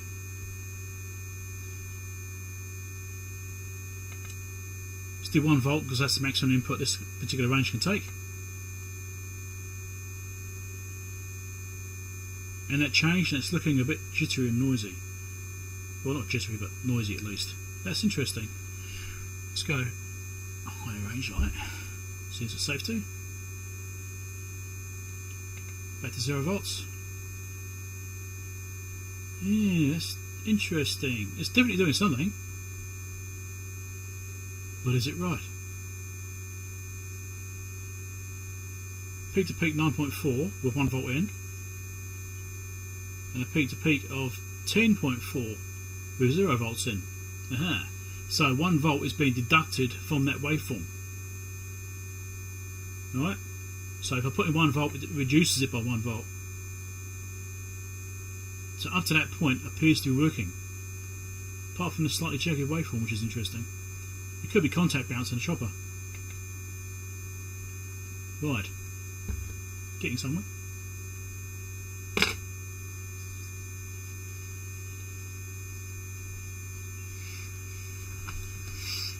Any theories, anyone?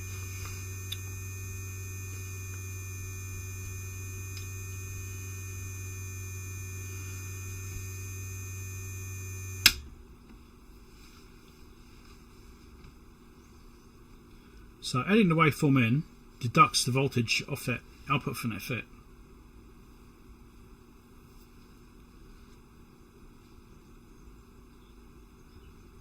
So we could follow the path through from this point.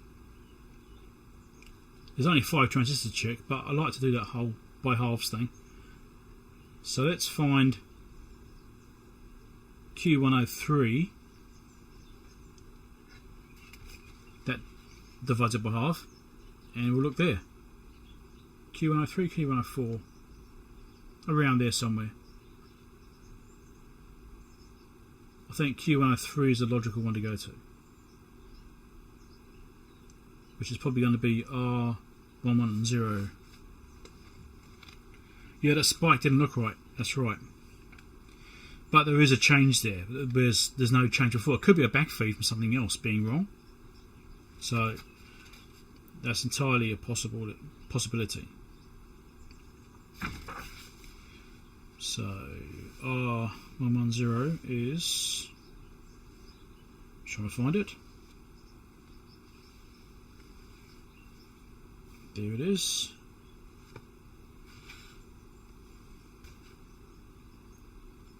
And was it Q103 I was looking at, wasn't it? Q103 is here, okay.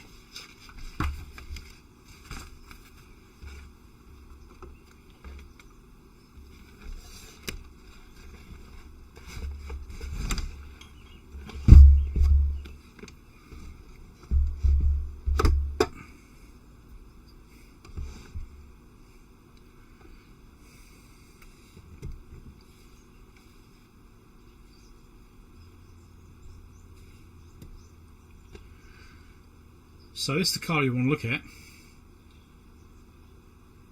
This is Q103 right here. And the resistor we want to look for is R110, which is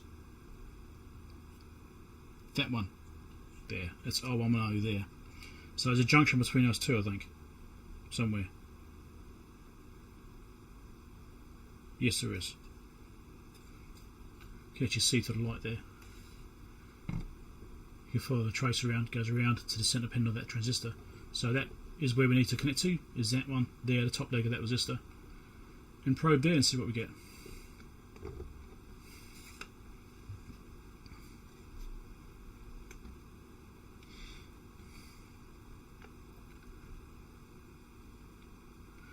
Knock with things, yeah. I don't like that spike on there, but it could be a backfeed.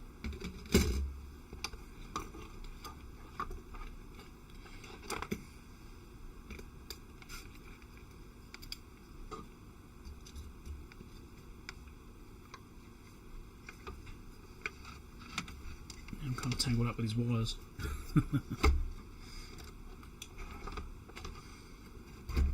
let's unclip this one.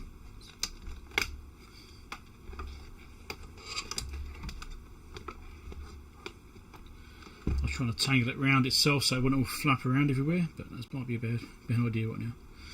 Okay.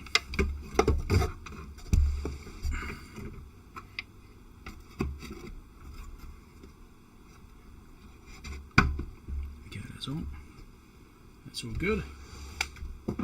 Drop the remote again.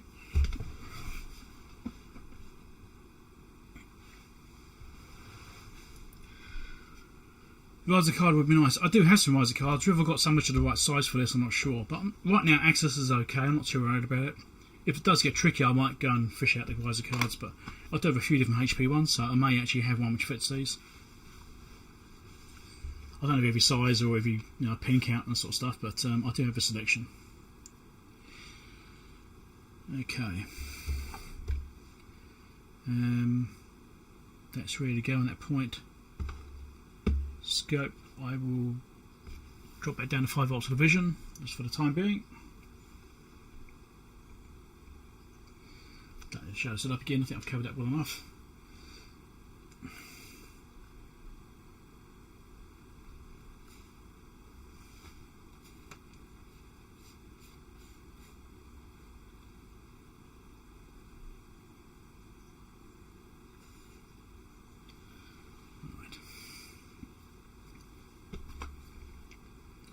So let's power this up at this point. This is soaking it up to R110 at the junction of Q103, and we'll see what we get. Everything else is in the same condition. 1 volt setting on the front panel, open circuit, nothing's changed there.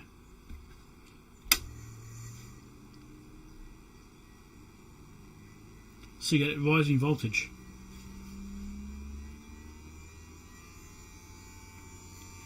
Why is that rising so slowly? That just...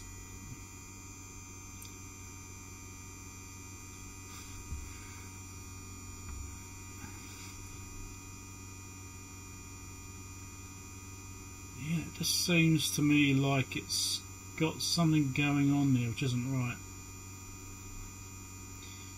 Anyway, it's jetting 0 volts right now, sets to 100 millivolts. It did step as I made that change. Okay, back to 0 volts. It did step again. Let's do 1 volt. Nothing appeared to change.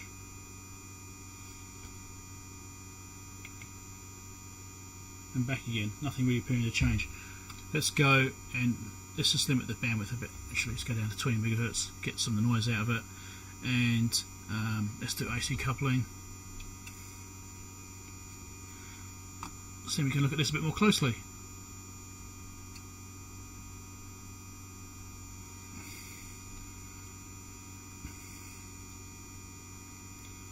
That's 0 volt going in right now. 1 volt going in. No change. 100 millivolts. No change. Because we've got this noise in there too, eh?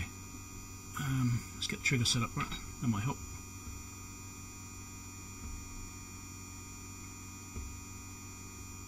Let's got this noise in here. Oh, triggering over here. Yeah. Let's bring it to the centre. Been using it for digital stuff. So, right, might be a bit easier to see.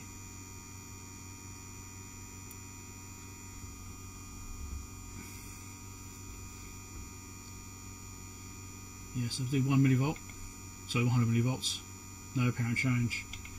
1 volt, no apparent change. So at that point we're not getting any information at all.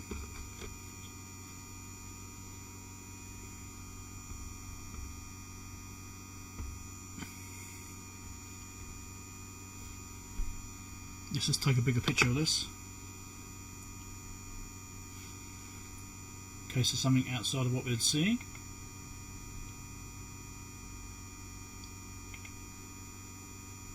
Nothing obviously changing there, is there?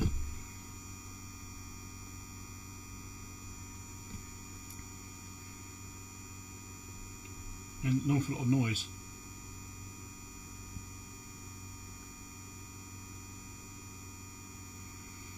Not what I was expecting.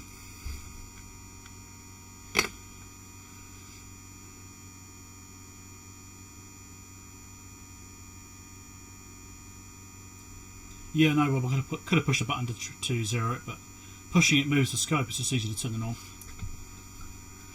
I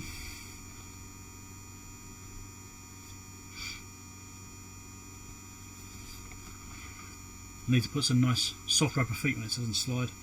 Or maybe get rid of the dust off my shelf, and maybe that'll do it too.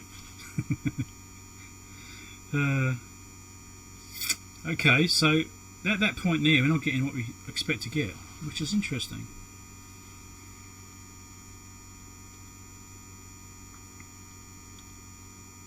So I'm also thinking about the offsets and stuff like that. I was looking at the circuit now. That has a 12 volt feed pulled up by a 10k resistor, which is why it's got high offset. Should be pulling downwards, and it's not.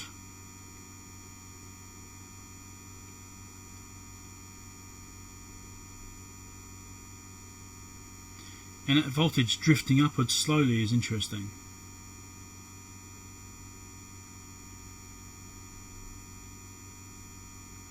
Now, could it be that the transistor is shorting and it's gradually rising in voltage because the transistor heats up? So let's check at Q102.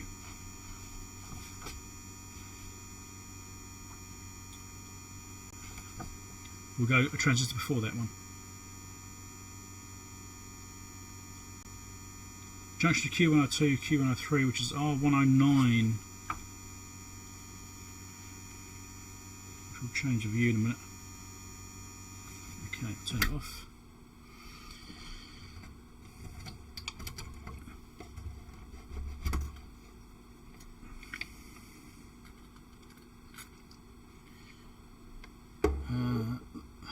Which one's which? R109 is horizontal there, that's R109 here. Right. Let's change views. Back and forwards, back and forwards. This one it'd be nice to have two cameras and switch between the two, but anyway. Don't have that.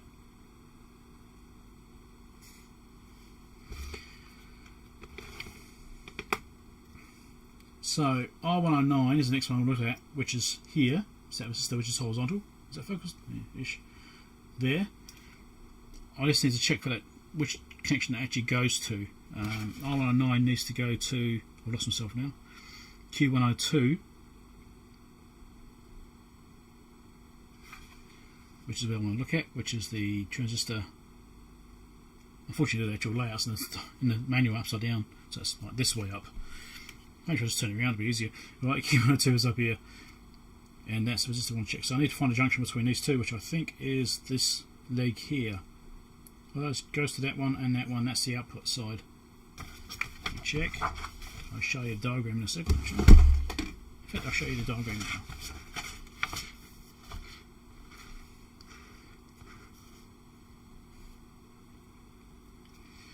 So there's Q102. We were checking over here before on Q103 on that output from R110. There we go. That's what I was testing before. And now I want to check on the input of Q103 basically, here R109. So I think that is the correct junction there, what I was looking at just then. So that point there is where I need to hook up to. We'll test there as well.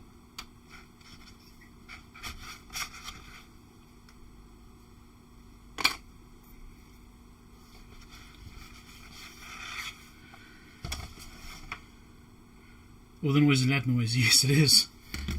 Most of it's my LED lighting.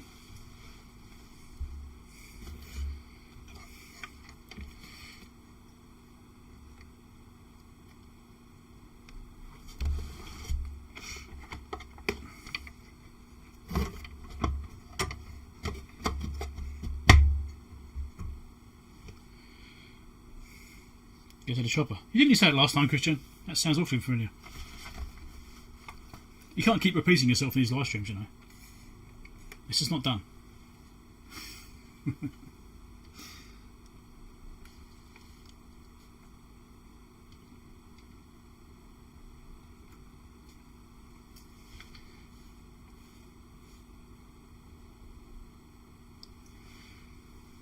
Okay, go back to DC coupling because I want to see what's actually there.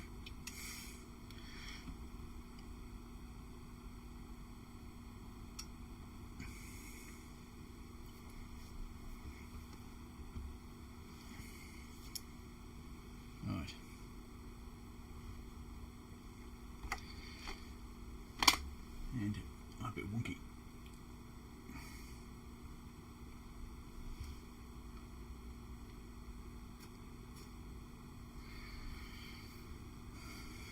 Okay. So now hooked up to R109. Let's power this up again.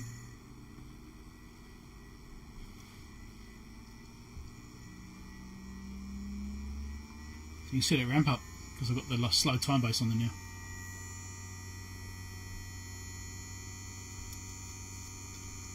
Maybe roll mode would be an idea.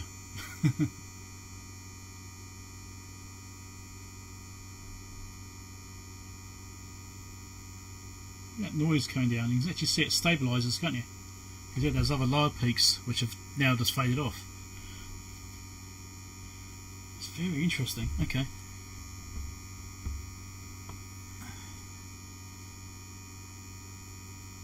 So that's a nice waveform there. Okay, well, that's 11 volts peak to peak.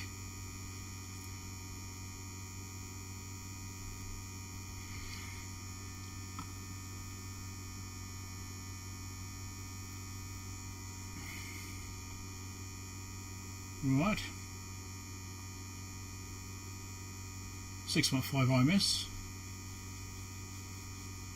Min is 333. Max is 11.2. Right, let's put some voltage into this thing. Still 100 millivolts. Something did change. I just did a waveform change. There's a little peak here which appeared. See that peak pop up? Okay, let's do 1 volt. And that's changed it round, so it's basically swapped it over the other way. So it's doing something, but I'm not sure that's right.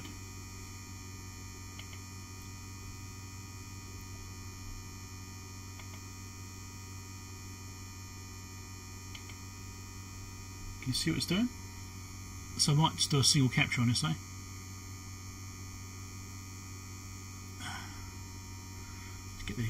Let's get the trigger in the right place, that might be helpful, eh?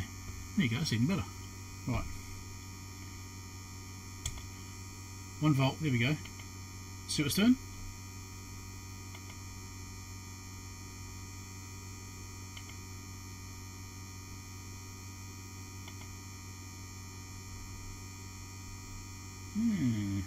Curious.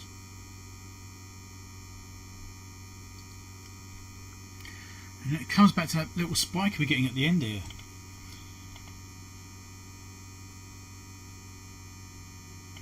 So I think that's basically trying to change the duty cycle.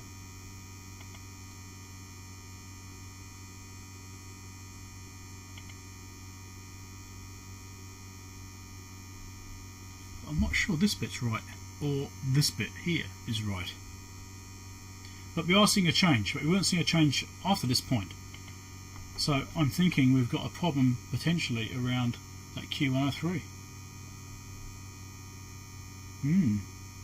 But that slow ramp up everything and that stabilisation of it all is curious.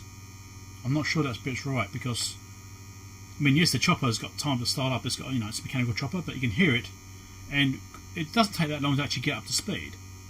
But after that point, even it sounds like it's stabilised, you're still getting that changing in voltages. So I'm actually leaning towards recapping this thing, because I think it could be a problem with caps not handling things properly. I mean, this could be a sign of a bad cap. Could be something which isn't being smooth like it should be and letting noise through. I reckon we start recapping this thing and just go from there.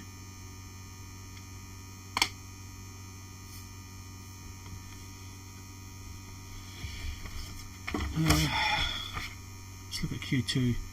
So we've got a C121 there, but that's a standard cap, it's not electrolytic. We do have a C101 on the base of Q103. We also have a C104 on the output of Q103.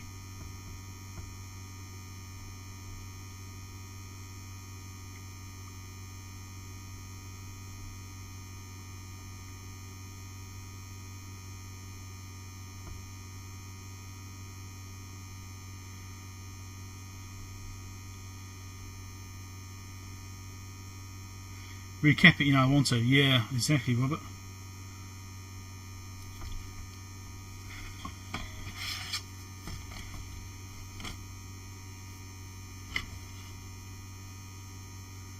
There's my 94 Hertz. Oh yeah, good point. Good spotting. There is the 94 Hertz.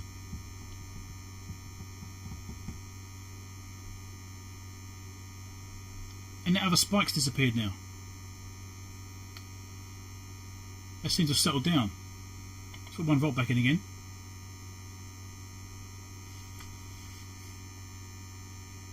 Will this settle down with 1 volt then? Or is it going to stabilise and go away?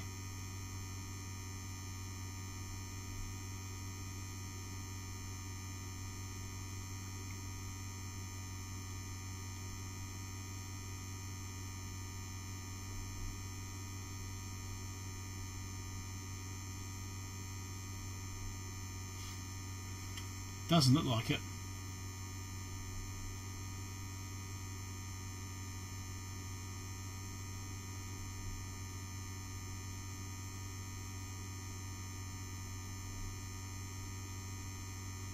Yeah, it's not getting any better, is it? Back to 0 volts again. Is that spike gone? Yes, the spike has gone. Oh no, it's kind of there actually. And now it's gone.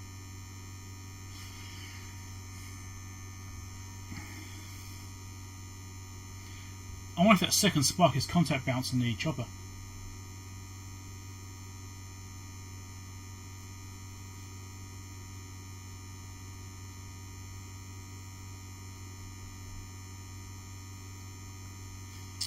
Put 100k across the input. Shove in 1 volt. Still the same.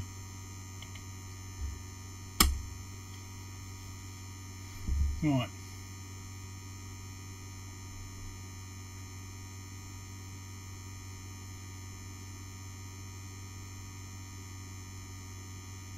Yeah.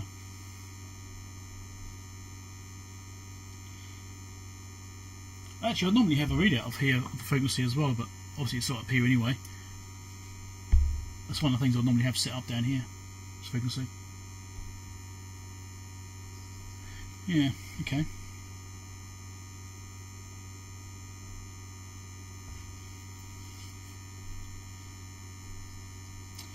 You think the chopper sounds weird?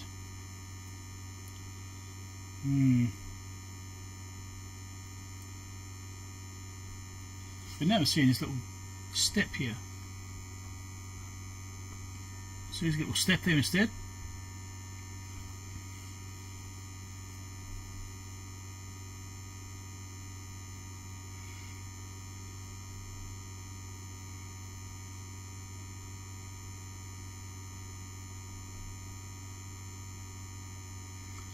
Oh, thanks for dropping by, Dave. Catch you later.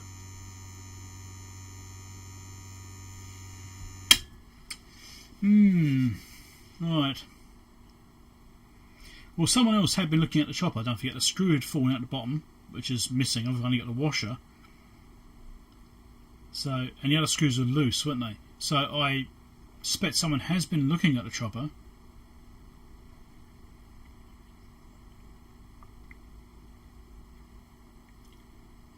But I bet it's a completely sealed unit. I bet I can't get into it to clean it or anything.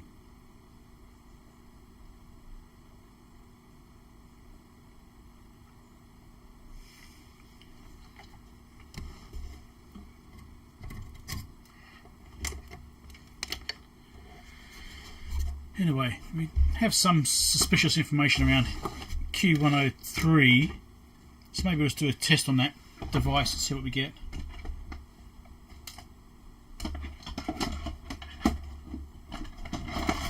Do it in circuit test, see if we can get any minimum full results out of it.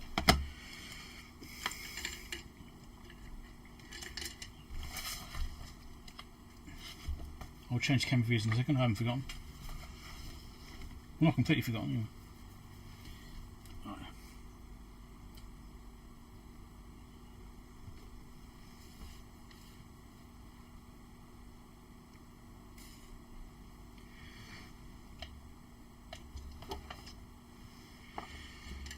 Alright, so Q103 is this one here.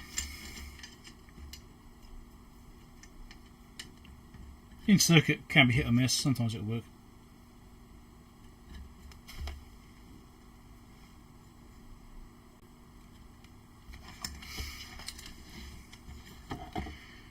Right, let's test Q103. I've hooked up to it. Let's see what happens.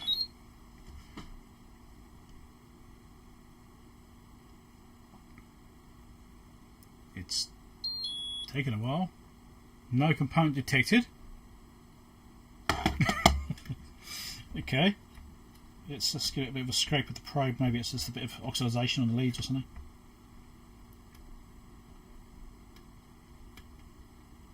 They've been around for a while after all.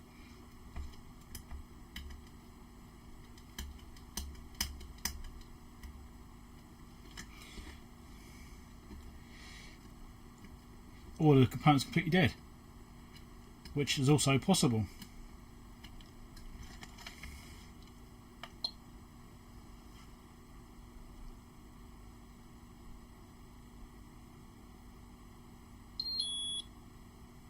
Do you think the transistor's dead? Seems it can't find it. It's looking quite like that part's no good. Would make sense. And my tablet's gone to sleep again.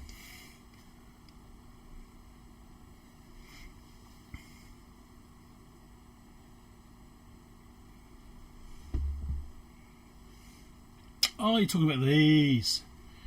Right. I know what you mean now. These. Right. Gotcha. Red dots on top of the transistors. So that transistor's measuring nothing. So that's interesting. Let's measure another transistor, just in case. There's another one which is the same type. Oh, good question. Where's the parts list? 2N3565, all the same.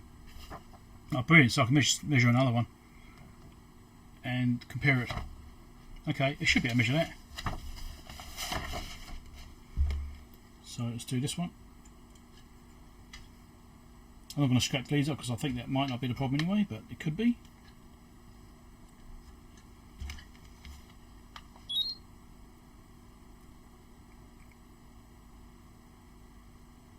We can't see this one either.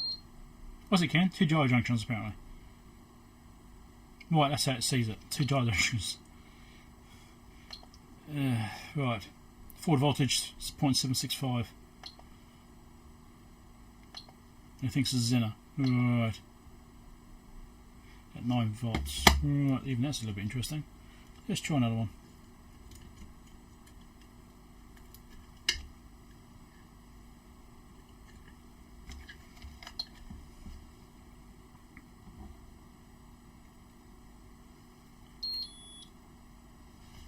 Not detected.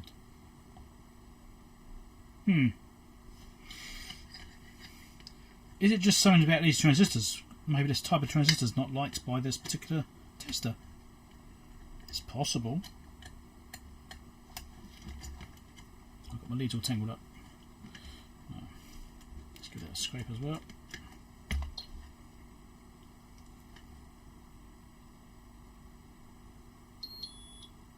That's 2 transistors I can't find.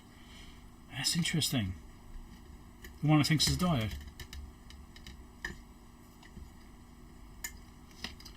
This test is usually really good, but in circuit it should still see it. Let's try one more. I've untangled the leads.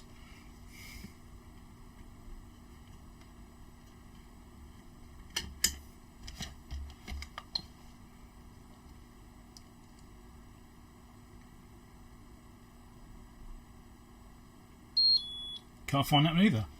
Interesting. Doesn't like these transistors.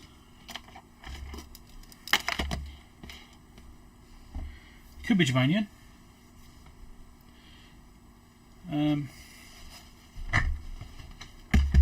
Let's do diode test instead.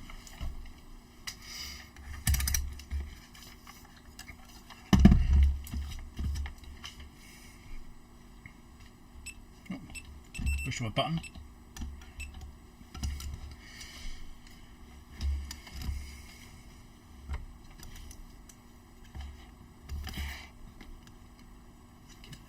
It's all wonky.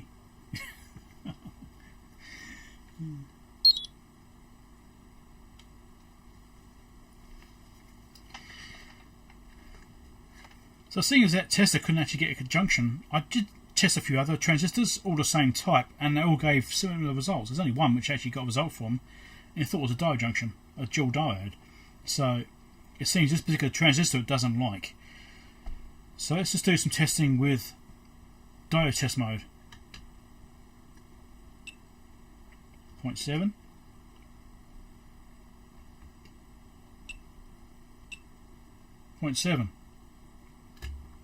Okay, and these are all the same transistors. Can I figure out which way around they are? That one there. 0.7. I'll do reverse test in a minute. 0.7 and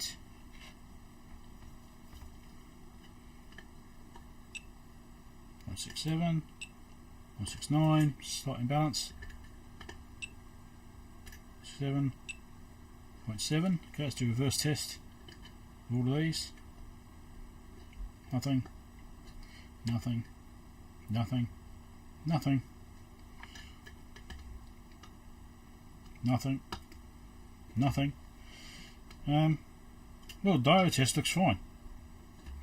I was thinking I found a bad transistor then, but looks like I was wrong. Not that. NPN low level high gain amplifier. So it is an NPN silicon. Well, the voltage here is like 0.7 volts, so that's looking right. I'm really surprised the Pete couldn't find it. That is odd. Why could this not find it?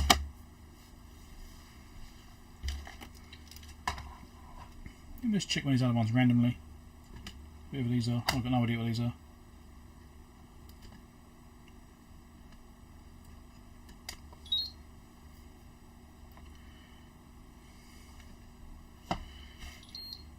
I'm doing one of the Hell components. It's the PNP, and it identifies that one fine.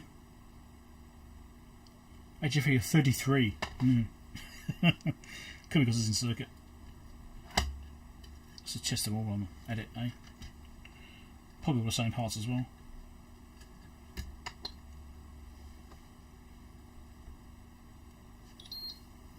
.38 PNP.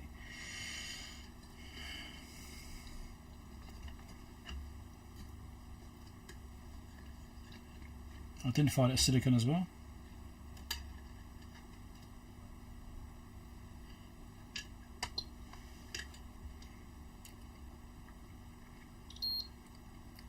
Yep, 36.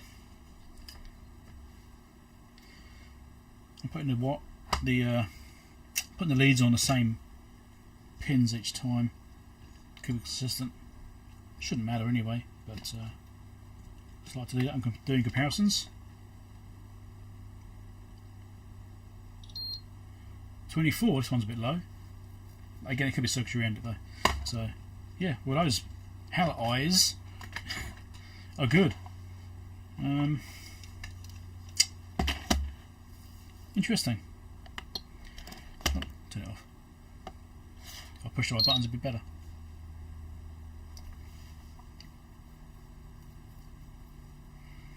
C101.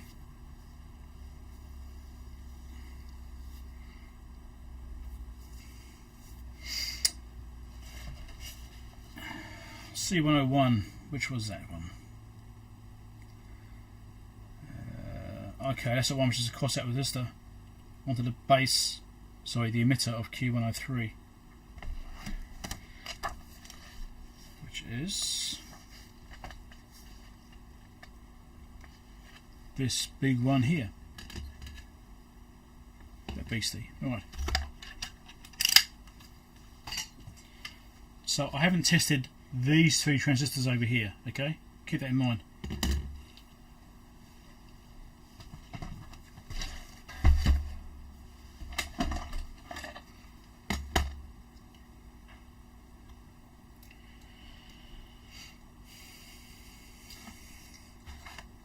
Let's get this camera view right, eh?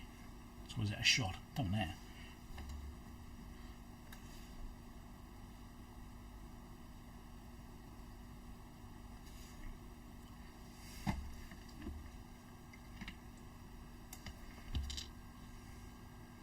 Some tantalums here too. Let's check those.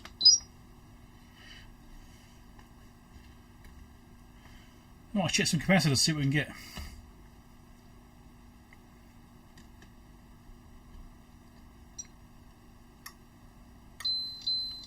.8 ohms, 127 microfarad. Well, that's supposed to be a, I've forgotten, 125. So it's actually really close. That's quite surprisingly good.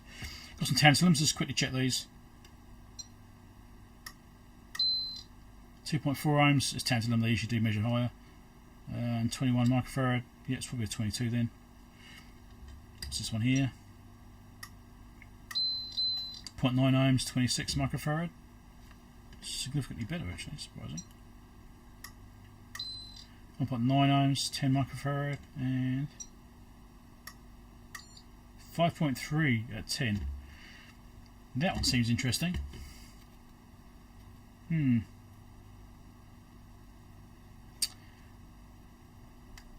Yes, that did seem a bit excessive. 5.3. Let's measure it again. Could just be bad connections. There you go, 1. That's better. Alright. Let's come back and remeasure this one. Oh, that's not it. Do it again. Yeah, 1.7. Yeah, I mean they're alright. It's not a shorter tantalum anyway, so it rules those out. And that capacitor measured fine, so that's surprising. Let's measure these three. Once I figure out where they are.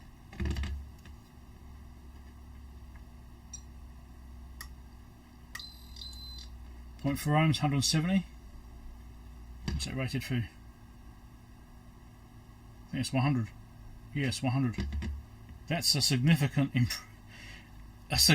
difference.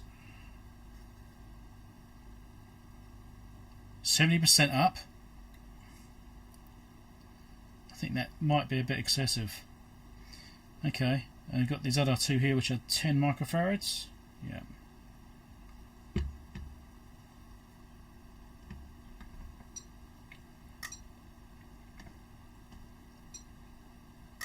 Can't measure that one. And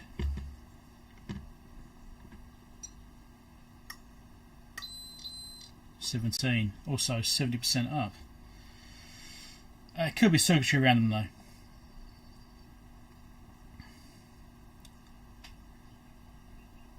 %70 gain. That's, I mean, it could be circuitry. Like I say, it's entirely possible. There's other stuff which is messing up that reading. So probably try and do stuff in circuit. Not measuring this one. Why can't I measure that one? Not sure.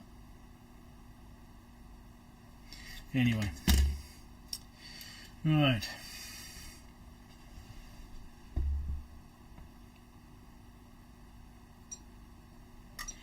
Test the 3 on miss. Do you reckon I should? I probably should.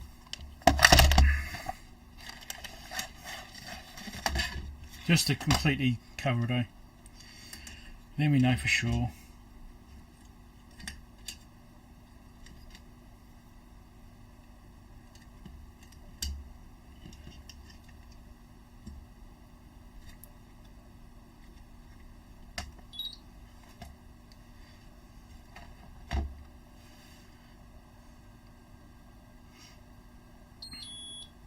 Can't find it.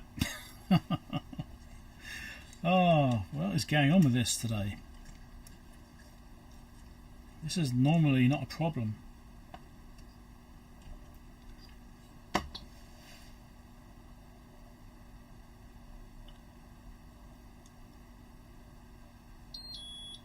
Can't see that one either.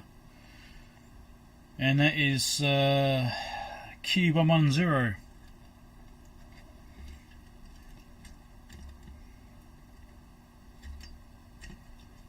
Must be something about these particular parts which it doesn't like. Or maybe the battery's getting flat, maybe, I don't know.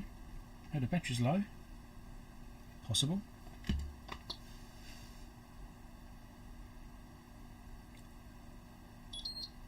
I found that one. 79 HFE. Germanium. PNP germanium.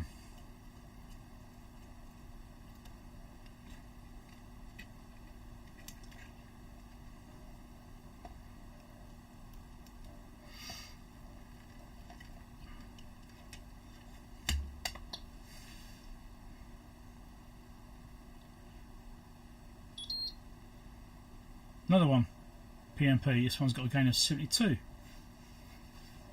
Okay, well, those two test okay. So this one's suspicious, and those four are suspicious. What do you reckon the chances of all four of these failing?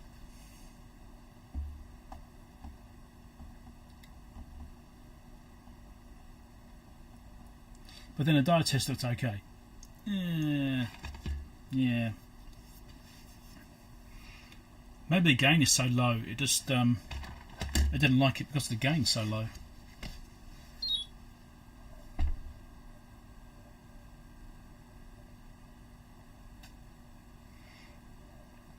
Oh, those two metal cans touching. Good point. Not quite, but they're bloody close. I shall push that one further away. And I'll push this one further away. Not that.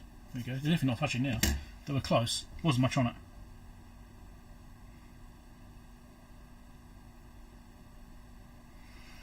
Yeah, that's a question, eh? Someone blown those. Could the whole first four be blown?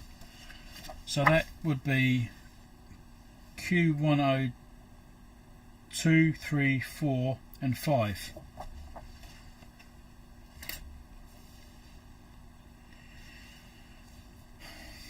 I mean, they measured our can dye test though, which is usually a fairly good indication. But then one was measuring imbalanced, but it is in circuit, so yeah.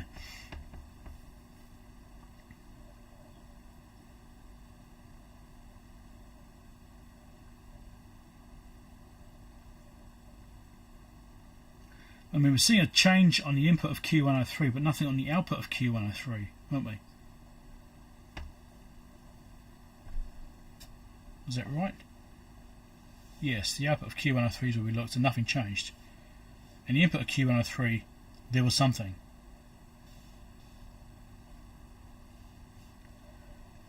Yeah, I'm definitely suspicious about the transistors.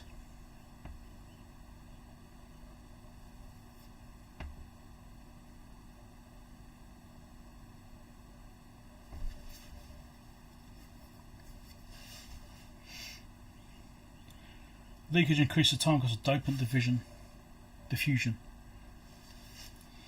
I'm not that familiar with that level of detail, but yeah, okay, I'll take your word for it.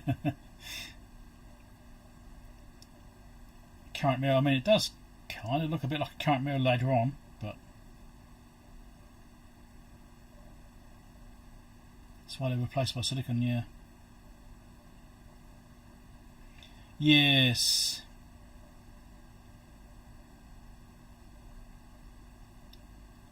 Okay, I shall replace these three tantalums. Tantalums. I'll replace these three electrolytics. That rules those out. The other thing we haven't considered yet is things like resistor values, right? These is using. I'll get closer. This is using carbon composite resistors, right? So. Could be bad resistors too.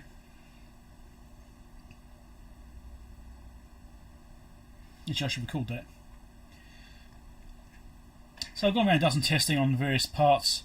These transistors are germanium to PNPs, they test okay. This one I can't get a measurement on. None of these I can get measurements on. Apart from, I think, that one there, it came back as a dual diode. Measured caps, this one I couldn't measure. This one was 170%, well 70% up from what it should be, and so was this one, but then measuring in circuits, so it could be throwing those out. I didn't measure that transistor there. I measured these, as referred to as HAL eyes, because they've got the red dots on the top. With those two and these two up here, they measured okay, at least on the transistor test. I haven't checked this one. I should check this one as well. I missed that one. Check this capacitor here. That seemed to be okay. Low ESR and value was almost bang on. It's only like 2 microfarad out from what it's listed as, so it's good. So the other thing to consider is resistors, right? These old carbon composite resistors, they do drift off value, especially if they've been stressed. If they have a bit of power put through them, if they're doing a bit of hard work, they will change value by quite a lot. So I need to probably check these resistors and make sure they haven't all drifted off value too badly, to make sure it kind of makes sense. Because it could just be a resistor is gone and it's not providing correct voltages to a particular transistor or something like that. It's entirely possible.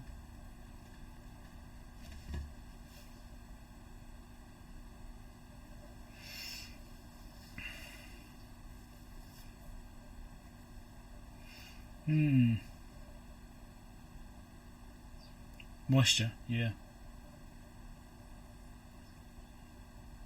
You have to be in a decent environment, eh? I've seen them go off quite badly. I've seen them be completely open. Look fine, but be completely open.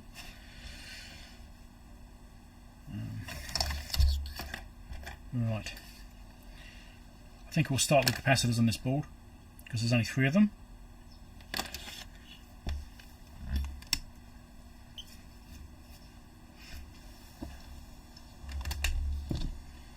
So what do we say need? 10 microfarad. What voltage is those? 10 microfarad 15 volt and 100 microfarad 25 volt.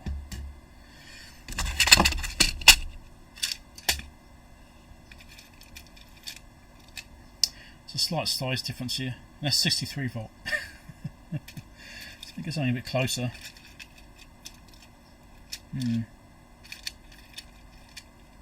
I've got 16s. Trying to keep them similar. Little size difference. Aishi brand. I think those are from RS. I don't know. They may not be good. I don't know. We'll try them out and see what happens. And 100 microfarad. So 100 volts, a bit big. Doesn't matter too much, but I do like to try and keep it closer to the original size if I can. There you go, so 35. Again, slight size difference.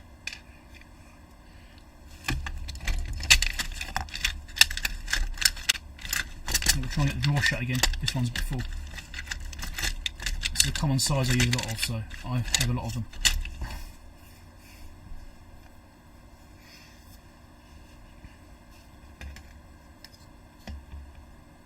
And of course the bloody legs are folded over, aren't they? That's not going to be annoying at all. Getting those folded back up. Now, one thing if you consider, remember last time I found that solder in the bottom of the unit? I'll show you. I should comment out in the video too.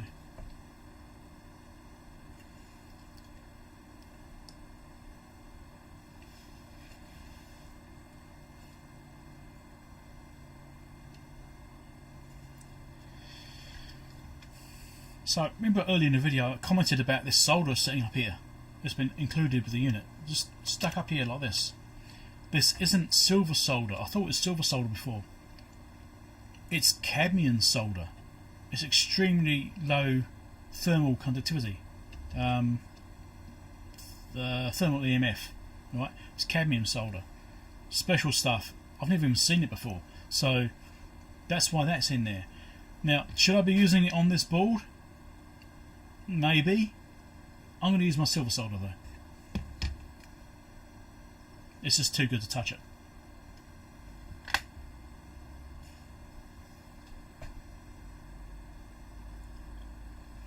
I think it only really matters on the front end here, on this initial input circuitry in this section.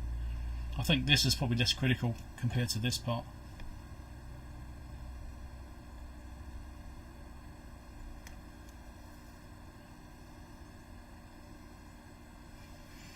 Yeah, put the fake caps inside the other ones, yes.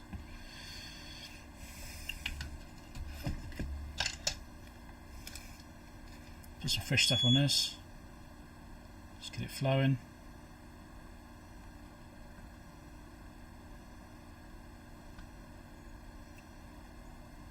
Come on. There we go.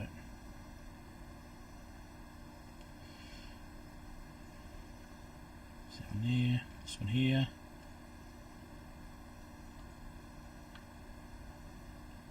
I should really get my fan going. And where's the last one? Over here.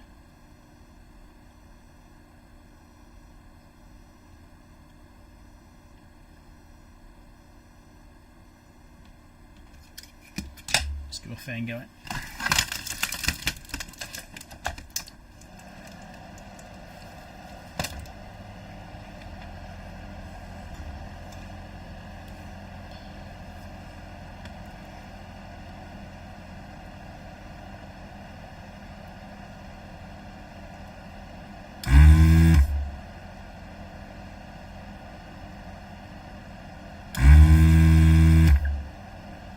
Legs bent over, which is going to be awkward.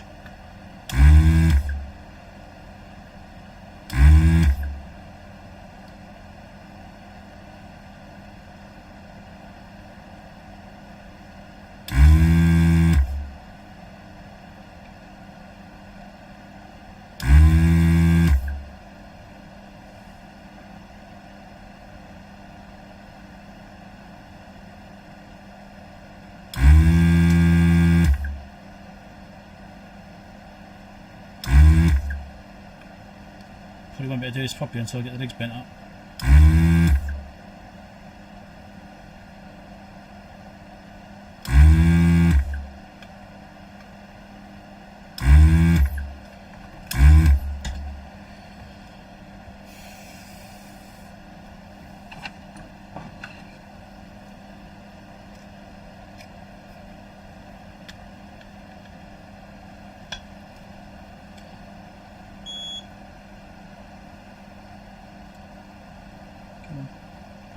There we go.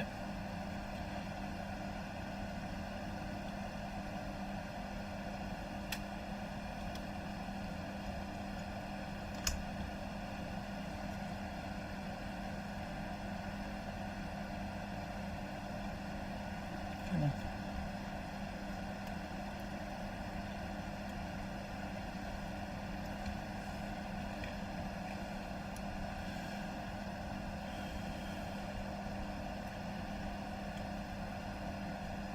Melt. Melt your bugger.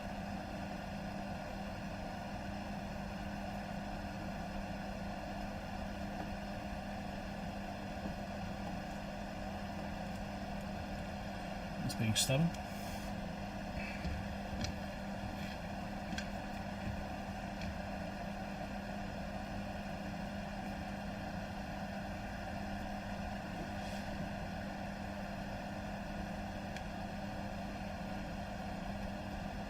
It's a pretty stiff leg. There's nothing under it.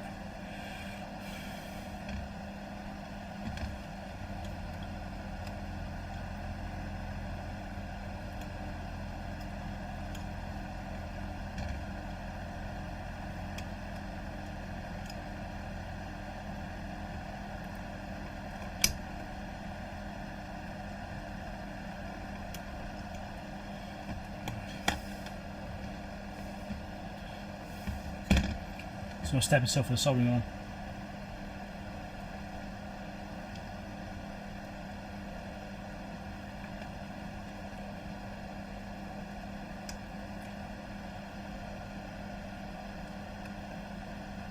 I'm kind of worried about damaging the traces on this.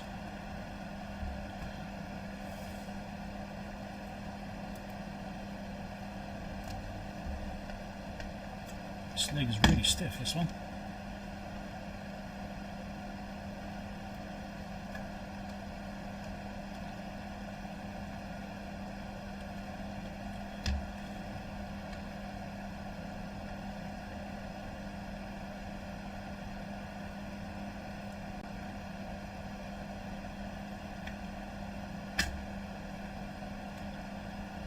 Come on, get under there. Right.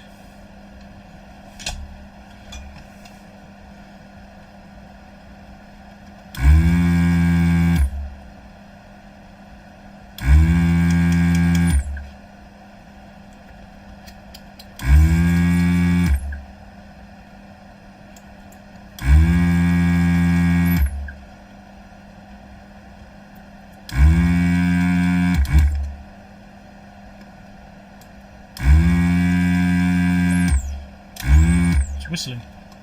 Right.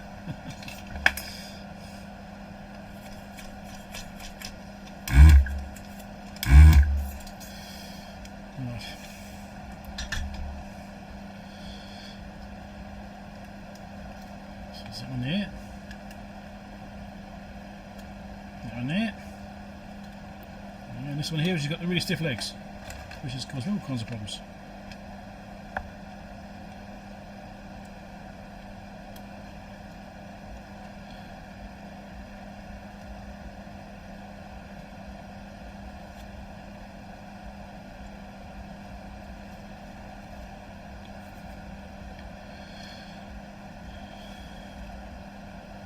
Should I clean these pads up first? I should clean these up first, shouldn't I, before I shove those in? It's a bit dirty now.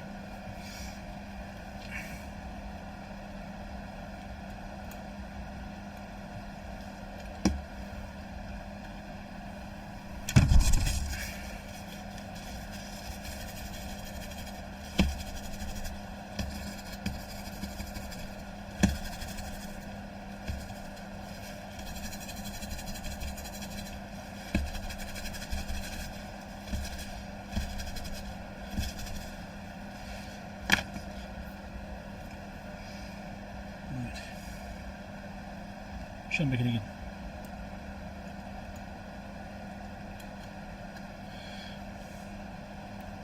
We'll try it straight after doing this as well. We'll just try it out in case something's changed just by changing caps. It'd be nice to know.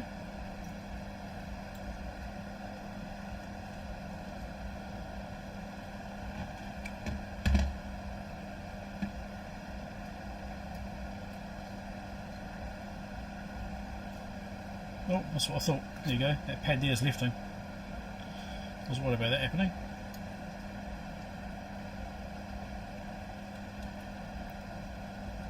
Some of these old single-sided boards, they can be a bit fragile. I was going to put a lot of effort to get those leads out.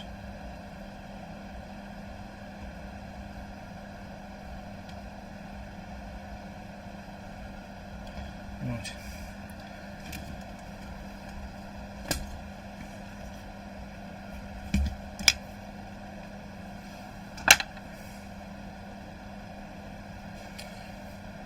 So still working alright because my chat seems to have frozen. Check on this one. Looks still going okay. Haven't dropped any frames, that's good. No, just still good. Right, all good. Right.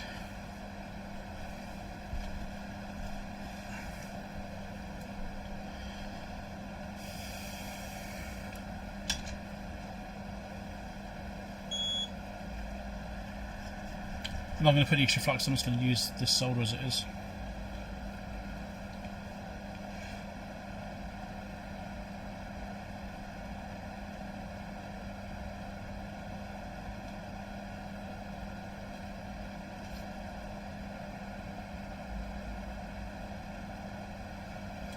Now I've got my iron set at 290 degrees C, which is hopefully not too much for this, but seems to be okay. You have to be careful with these old boards because the glue's not so good on them, on the actual traces. That's why that's lifted off. This one's also lifting very slightly.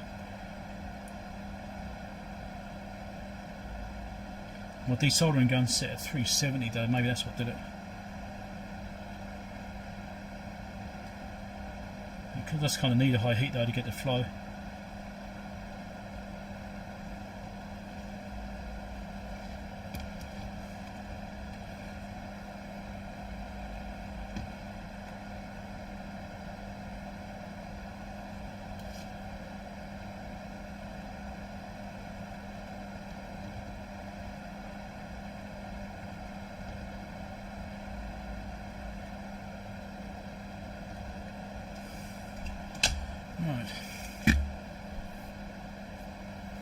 Oh, you're finishing a repair on a CB. What CB are you working on?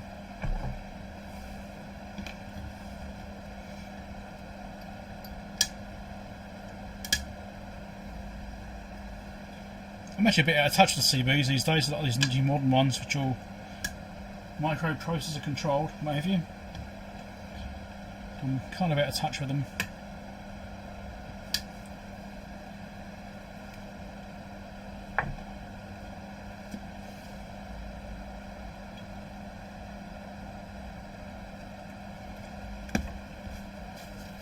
Harrier CBX. Oh yeah, I know the old Harriers. I think I've still got one somewhere actually. I suppose you know about the modification about giving the mid-band channels by stacking a LC7132 on top and switching one of the signal lines. An actual chip, just bend one of the legs out and switch that. So you can switch between 26 MHz, 27 MHz. I suppose you know about that one, do you? That old trick. It's been around for a while. Gee, that's going way back. That's going back 30 years thinking of that one. Jesus. It's funny that came to me straight away. Can't be last week, but I can remember 30 years ago.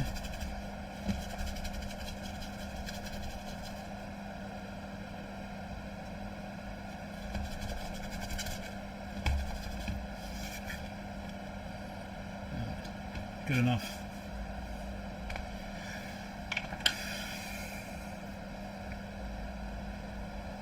Used to do not much coffee these days, yeah.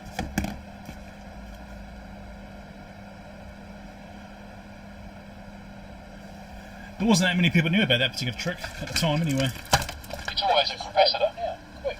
It's always a capacitor. Put the thing down to my buttons. That's funny. So we test this out of circuit now. Let's do my East tester. Use this. So this thing's done. We want that. I'll just tell you what the reading is. There's your 152 microfarad with an ESR of 0.41. So that's reading even higher out of circuit. And that's at 1 kilohertz. Actually, I should do 100 hertz per 100 hertz measurements. Let's do it again.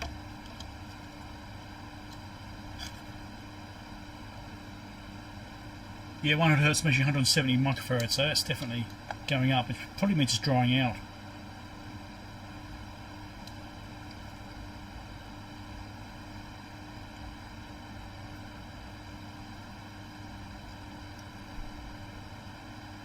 Okay.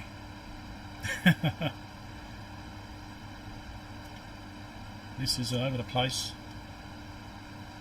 Let's see these connections here. Let's try and get a good spot.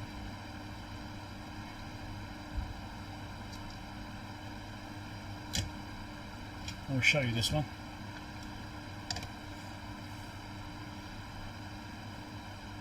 And it's all up there and you can't see it. Hold on, let's just adjust everything.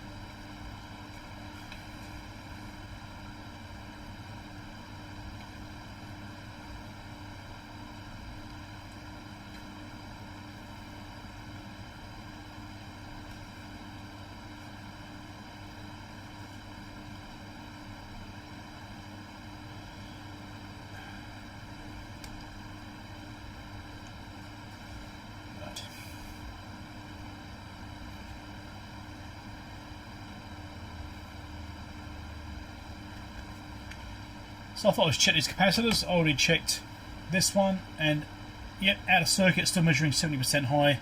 It's not good though, but being a really high value, it means it's probably drying up, and it does actually feel quite light.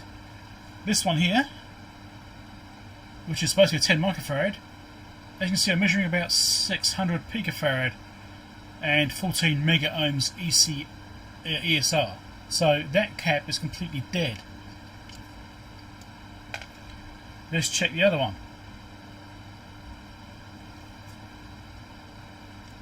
Same 10 microfarad.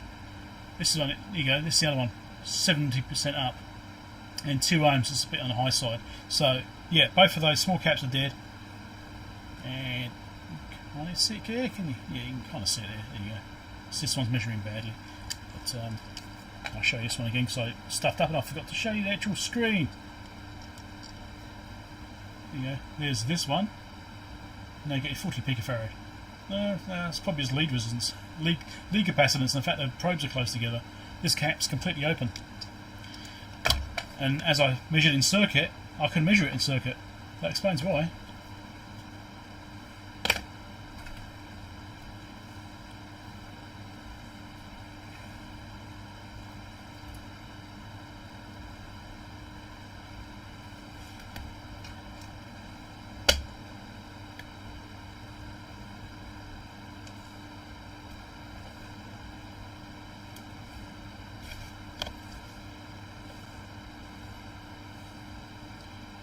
So this capacitor is a zoom of this.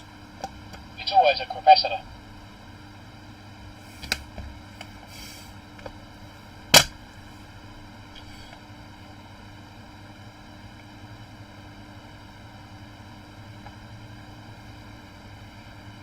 Yeah, the angle at this meter is not great. I wonder if I'm going to actually spin it around better as well when I'm doing the LCR testing. Straight on, to me, it looks really fine. It looks great, but the camera struggles with it, the angle. Anyway, so that's through those caps. I think basically 3 bad caps. Let's put this thing back together, see when it's changed. I want to measure somewhere. Let's measure at R110 again. Let's measure there again.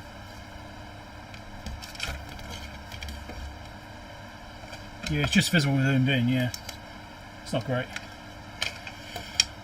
And I forgot what R110 is.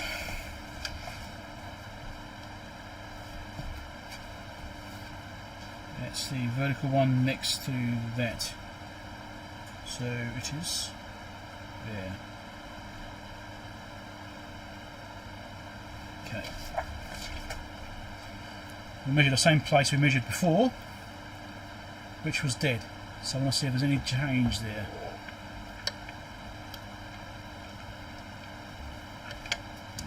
So I can see the back of my arm.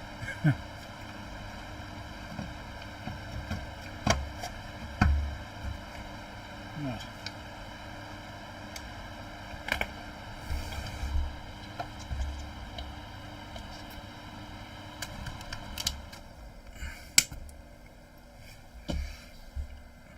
So based on how bad those caps are, I think the rest of them are probably going to be doing as well.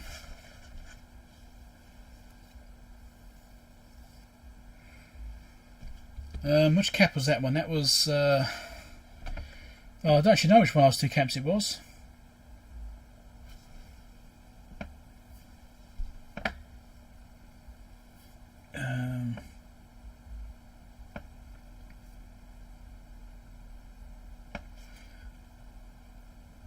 It's either C104. Where's the other one? Or C106. Probably. Those could be tantalums. Hold on. Let's just have a look.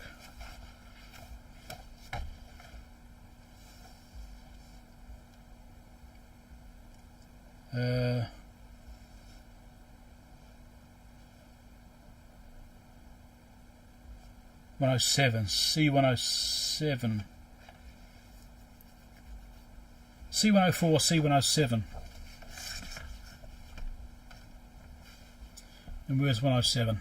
107's further down the chain. So C104 is there after C103. Seems coincidental, doesn't it? And then we've got C107 down here, further down. But I already established it wasn't working here. So 2 places. And C101 is the other one, which is measuring high. So just here. So that's probably a filtering system. So if that's filtering, that could be affecting it as well. Anyway. So whichever one it was that measured first, which was way out of whack, I don't know. Anyway, let's go back to the scope.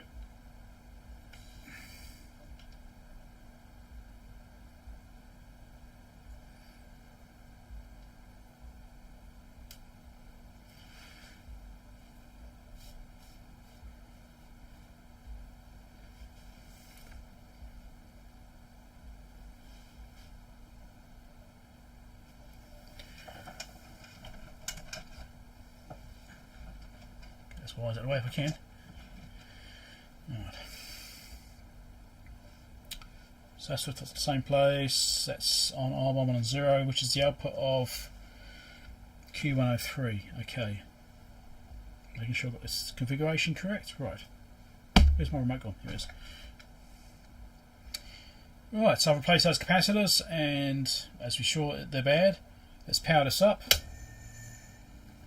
I've hooked up the probe back to R110, which is the output of Q103 again, which we saw last time was basically dead.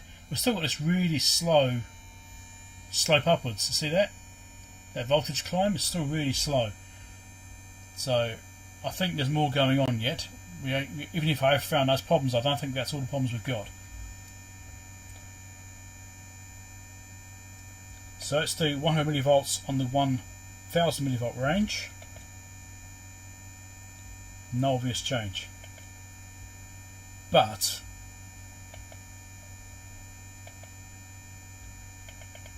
ooh, interesting. Okay, let's get AC coupling.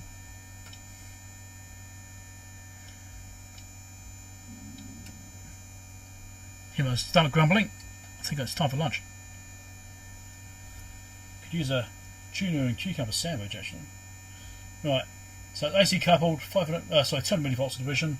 Let's increase this by 100 millivolts. Nothing obvious. 200. Can't see anything there, eh? That's interesting.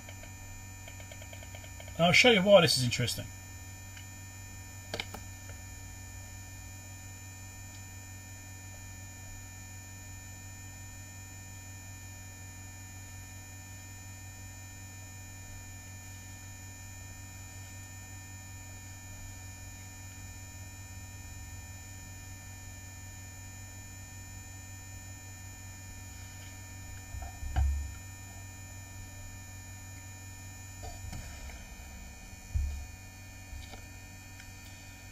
So here's the meter sitting at 0 roughly right now.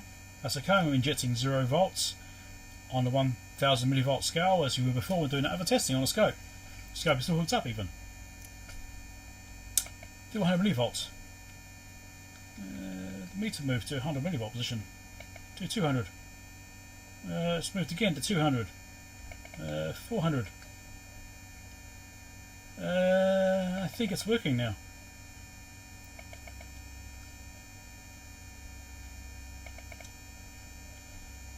Yeah. It's always a capacitor.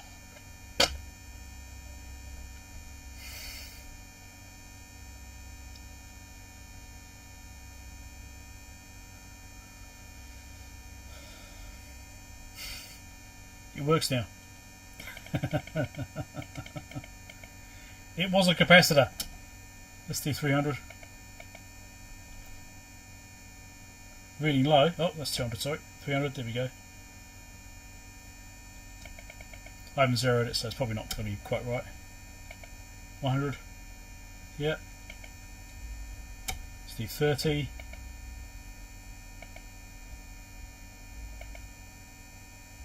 That's working fine. 10. Yep. 3. Yep, these would be needing zeroing because the level's getting down quite there. 1 should be full scale there. Yeah, ish. It's reading off slightly.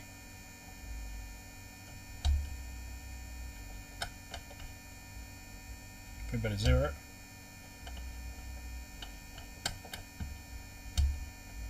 Can you wait?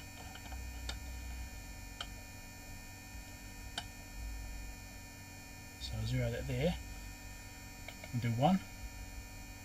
Oh, look at that. That's perfect.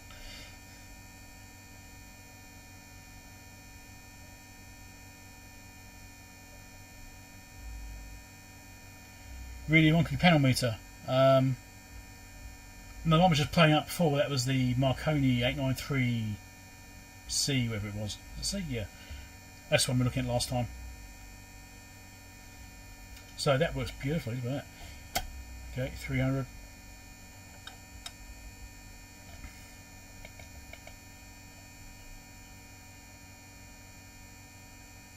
Bring slightly down there. Is that just zeroing? It is zeroing. Just me touching stuff is affecting things now. So I'm just working my way through the ranges, just seeing how they're all working. This is why I've got the PDVS2 Mini, because this is really good for doing this sort of thing.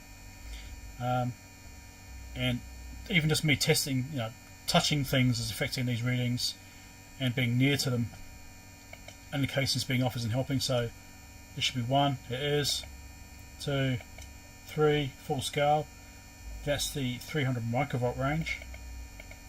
Right, did a 100 microvolt range. That should be full scale basically. When I get the zeroing right and get everything settled down and get it everything touched just right. There you go. It's fine. It's working alright. So 30 microvolts. See how sensitive this is now. I think I'll take the scope off, because that could be affecting things. Oh yes, look at that.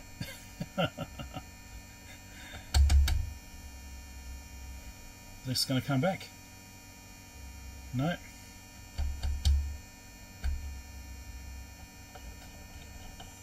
Oh, that's too sensitive there.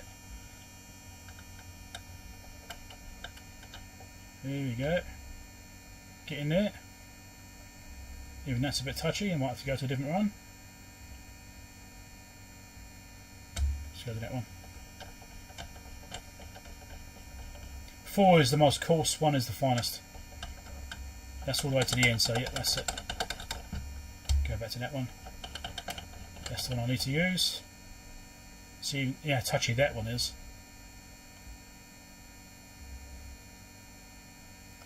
Right, let's do 1. There it is.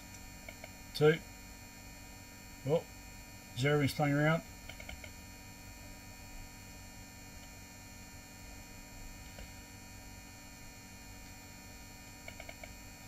3. There we go. Yep. So that's 30 microvolts. Let's do 10 microvolts. It's just like, even just being near it is affecting it.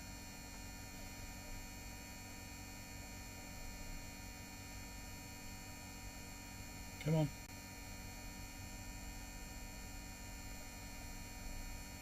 10.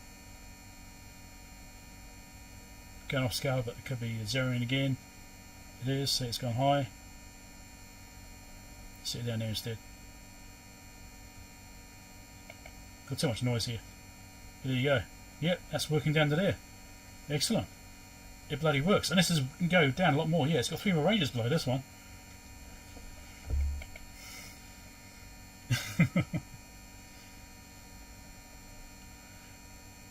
So yes, 3 capacitors.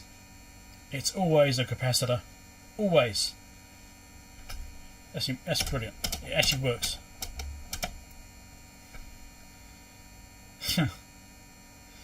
Okay, so time to recap some more stuff then. That's working. We'll kill this. It's now functional. So I think we need to recap some more stuff, because having all 3 cats being bad on that board is an indication that the whole lot is going to be no good.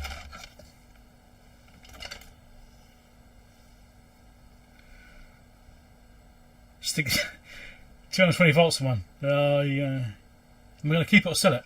This I'll probably keep, actually. Having equipment which can go down to these really low levels, you know, down to bloody 0.3 microvolts. I mean, I don't really have much can go down there. I mean, this is obviously old analog gear, but the sensitivity on this is incredible. So this is why I'd keep it, because it can do these really low levels, and it can also do microamps as well. It's not just that, and nanoamps, not just volts, it can do amps as well. So it is free limited because it's only do 1 volt. Well, yeah, 1 volt max and 1 microamp max. Sorry, 1 amp max. No, 1 milliamp max. Sorry, get it right. Microamps, 1000 microamps, so 1 milliamp max.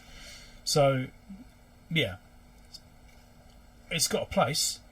I don't have anything else that can do this. What this can do. So it's definitely staying. And I'm really pleased with the fact that it's actually working now. That's a great start. Let's look at some more capacitors. So that board there is done. The capture all wonky, but they're done. I might put some silicon or something on those to hold those down. So that one's completed. Next board is this one.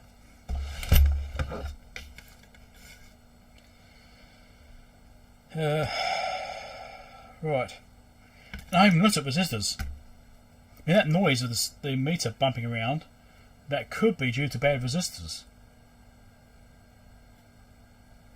It's possible.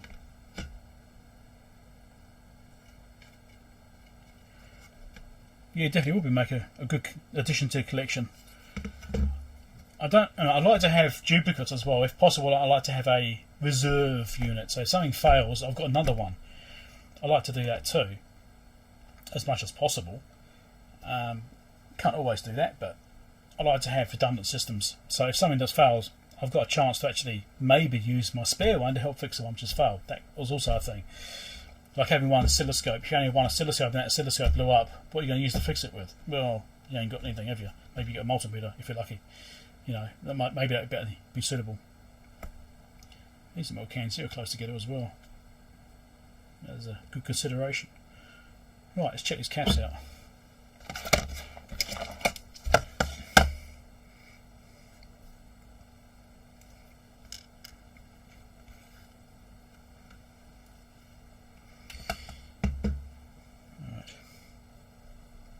And of course all the leads are folded over, aren't they? And I should really turn this on. That would make it much more effective.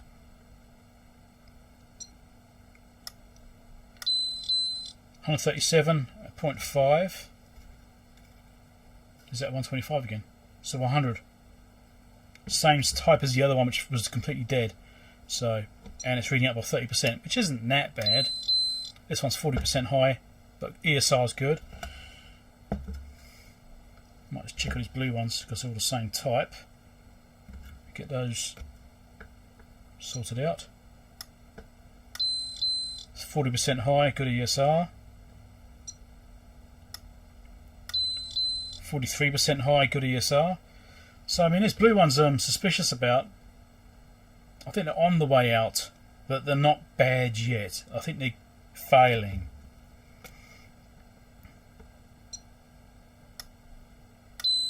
So that's 686 at 0.1 ESR. That's a really good one. And that's 500 microfarad, 25 volt. And I think they're all the same. They are all the same as metal ones. So let's try those ones. 668. So again, measuring high. Yeah, I think these are starting to go. I mean, 20% be. Oh, it's not too bad. 20% is 100. So what's that? That's about 24% high. That's might even be in spec.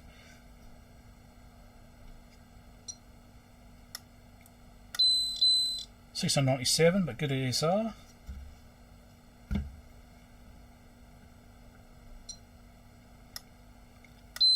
$751. That's getting up there a bit now. That's 50% high. 715, also good ESR. I think they're starting to go. I think this was starting to fail.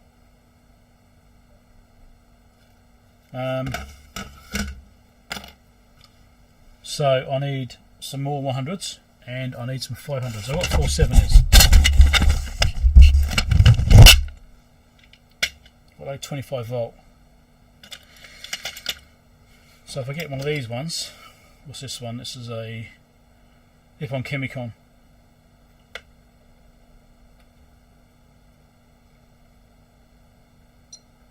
And I'm off screen, sorry. Oh, if I don't keep slipping off it, it'd be useful. That's 476.3, so the ESR, this one's slightly higher.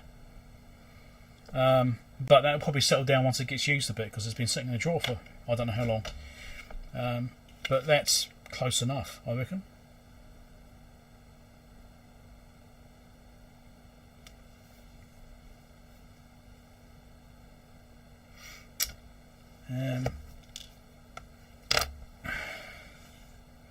Looking forward to my orders then.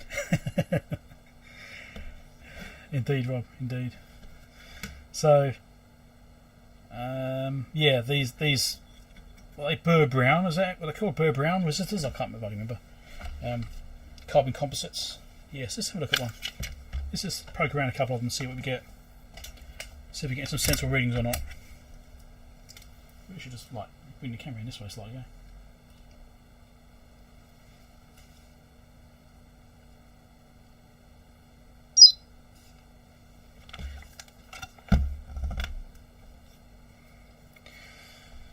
What we got here? 1.4K. Is that brown, grey, red? I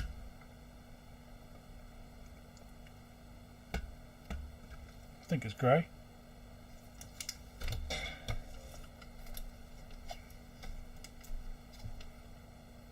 Looks like grey. Actually, lower value means it's probably the circuitry around it messing it up. Next one is orange, white, brown, I think. 384.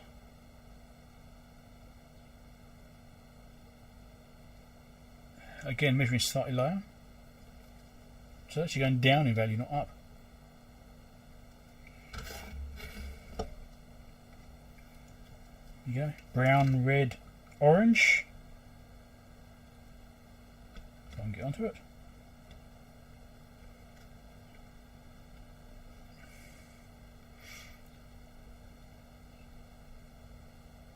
That's measuring 8K. Brown, red, orange. Should be 12K. Again, lower. Interesting. Brown, black, orange. This has got circuitry around it affecting it, so I'll ignore that one. The other one did too, a little bit. Can't quite tell what this one is. Is that yellow, purple, or mauve? And gold. Looks like gold. Interesting. What we get? 5.6 ohms. Oh yeah, okay. That's alright. So far actually looking alright. White. Looks like pink, but it must be purple. Black. I think it's white. It's a bit yellowed. 504. 510 stuff around it, messing it up. So yeah, I don't know. They look kind of okay. There's nothing been too horrendous. This one here, yellow. Yeah, yellow. 454. Yellow, purple, black. I think it is. Yeah, all measuring lower. It's interesting. Normally you see these things go higher. They're playing up. Brown, green, orange. 16.6.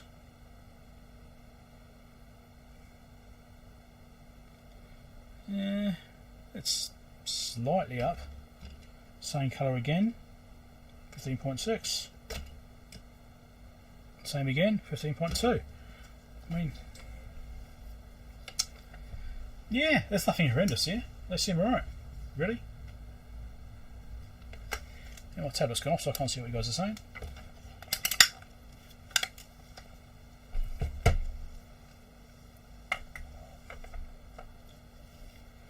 Yeah, I mean, I don't think they're far enough off to worry about it.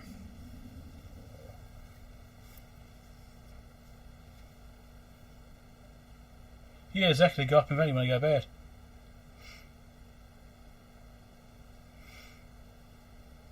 Alan Bradley, that's it. Burr brown is capacitors, isn't it? Is that what I'm thinking of?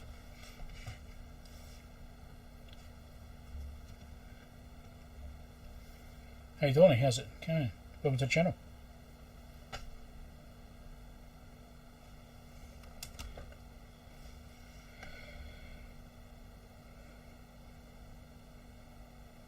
Analog ICs. No, there's other stuff as well. It's not, I'm sure there's something else above around. Must be caps. I can't think what it is now. I don't remember names normally. Bought by TI. I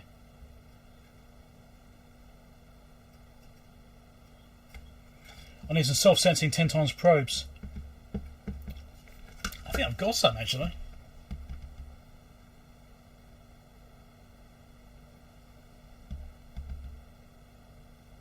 Have I? Now I'm looking at my probes. Hold on. Oh, I've got something. Something. It rings a bell. I'm sure I've got some. Maybe it's the maybe it's those 500 megahertz probes I've got from you. Maybe it's those who got the 10 times thing on them. That's probably what I'm thinking of. When you plug it in, it goes 10 times. That's what I'm thinking of. I'll keep those ones in the packaging in the box because I don't need to use them very often. So I'll keep them stored away when they get looked after. Right, need to replace these caps because these blue ones are definitely going, and I think these metal ones, these clear sleeved ones, clear sleeved I suppose, they are seemingly on the way out as well. So we'll just replace the whole lot and have done with it. I'll turn my scope off now, don't need that running now. Burr Brown with good op amps. Oh, okay. Secret Engineer, how's it going?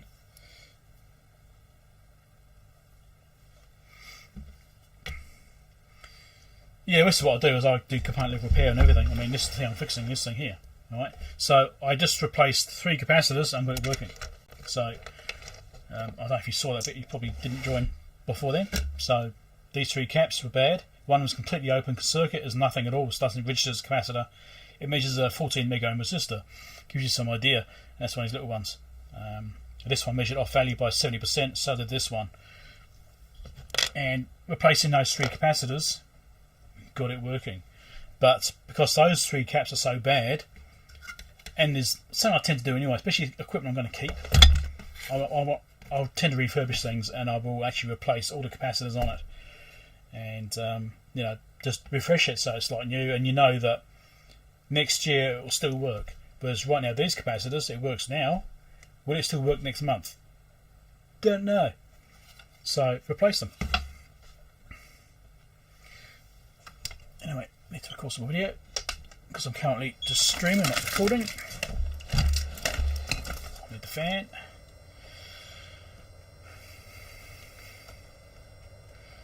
So I've measured all these capacitors here. I can't remember if I recorded it or not, probably didn't. These ones are measuring a bit high, about 40% or so high. Not too bad, but they're borderline. And the fact the other one was measuring 70% high means these are probably on the way out, they're probably drying out. These big metal ones here, these are all measuring very high, between about 25% to about 50%. So these are probably all on the way out as well. So I'm just going to place all these caps, and then that's that board done. I don't think I have to worry about this one. That's a different type, that should be fine. As will that one there be right as well. So just do the electrolytics and move on.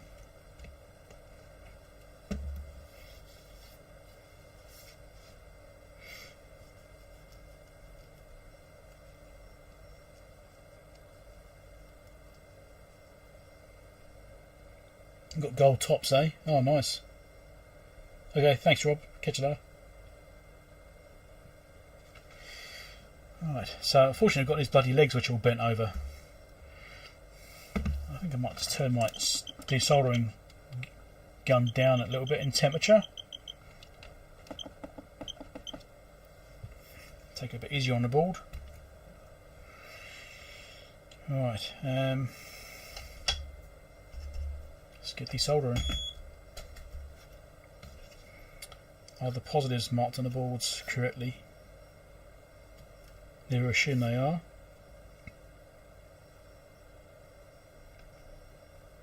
Just checking that first before I rip the things off and go, oh no, I wish I rounded that go.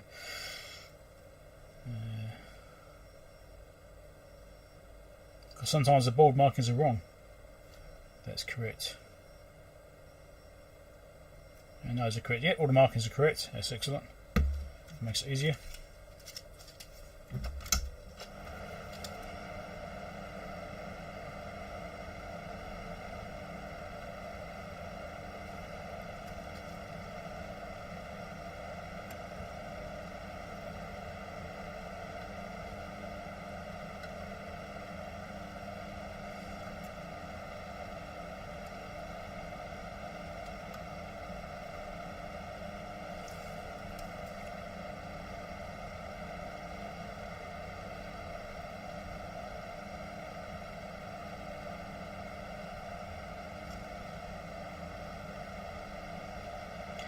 The thing is, though, you're saying before about nice to get it working and then recap it. If I'd recapped it, that would have got it working. So that would have been the fix, which is why I do tend to just recap stuff, because a lot of times recapping it will fix the problem, because it comes back to being bad capacitors. It's such a common problem, at least in the vintage of gear that I repair. So that's why one of my go-to things is to recap it. Because why spend hours troubleshooting something, trying to diagnose it, when you can just recap it, which you're going to do anyway, and then that will fix it. And then if it doesn't work after you've recapped it, then do some diagnostics. But I can understand, the logic behind doing it that way, because then you're actually positively identifying the fault and knowing that by recapping it, you haven't actually made a mistake and made something else worse. So I can certainly understand that kind of point of view from it. But that's why I do generally just go through and just recap it, because it will solve the problem 90% of the time. It's probably about that common. Okay, let's try and fold these legs up. So I'm going to stick with the iron this time.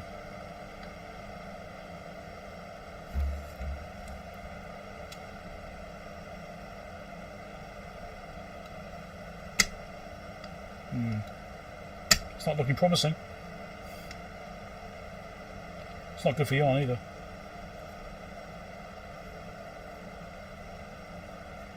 I'm getting that one.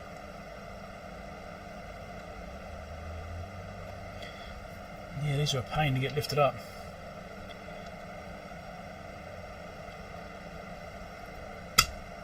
Can't get my eye underneath that one.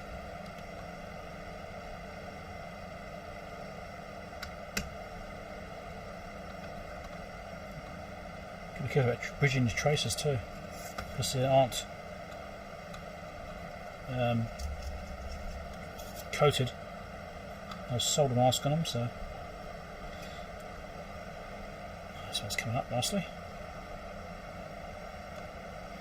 Don't like to do it this way, but fortunately I don't have much choice.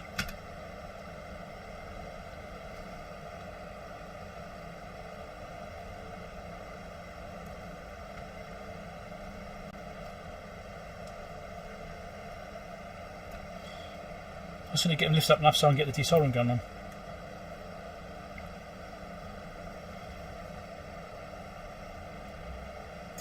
That moves easy. That's the big metal caps. Those ones have got the thinner leads on them, which move a lot easier, which is nice.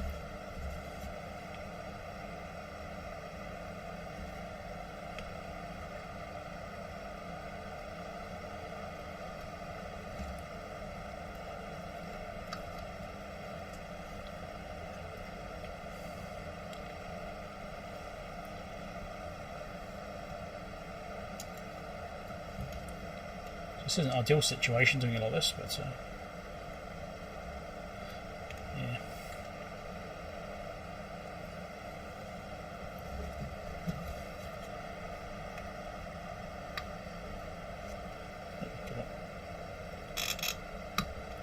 This is another stiff one.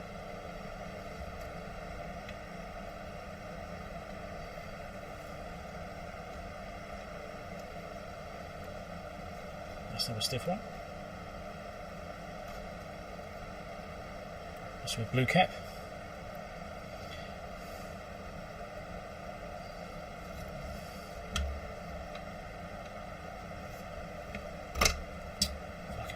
Don't want to slip like that, it's not good.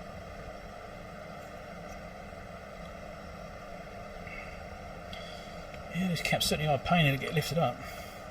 Not enjoying this. At least when I fold leads over, I don't fold them over that hard. I still leave enough so you can actually get the things up.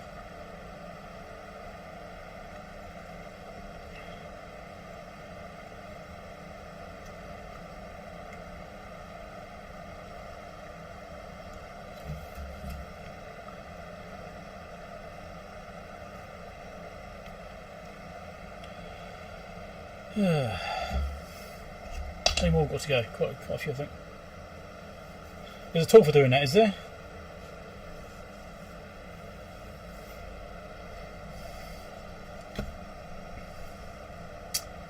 Yeah. That'd be nice having a tool for doing it. That one there was really bad, I couldn't get that one up before.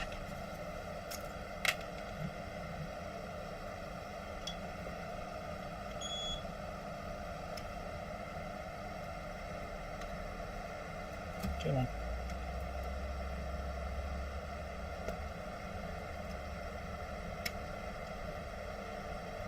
Wow. This one does not want to lift.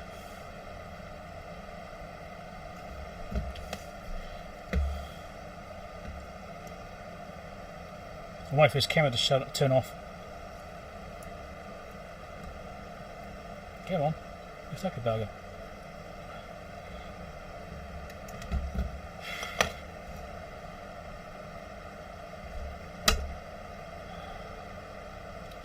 That's going to be a pain. Right. Over here.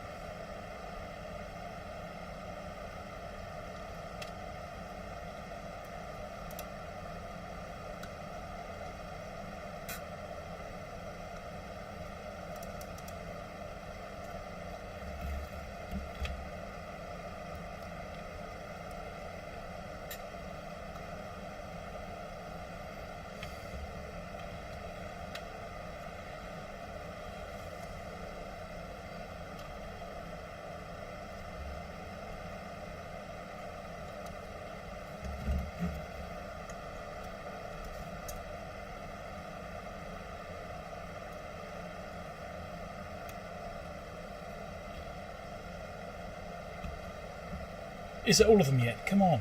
It's taking ages. Oh, no, some more over here.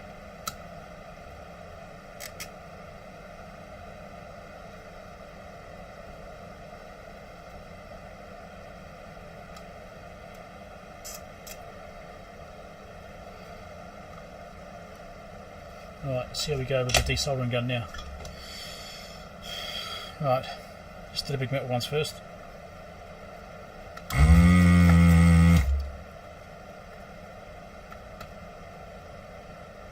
Not melting, here we go.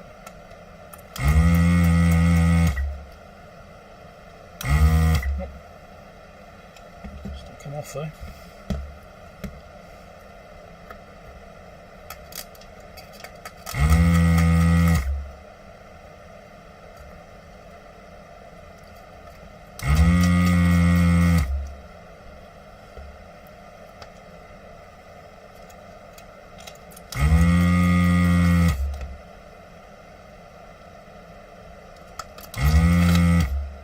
Slipped off, that's not good.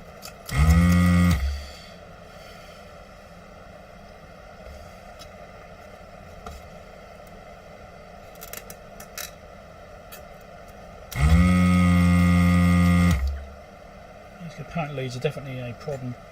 I think this is actually too cold now, struggling a bit.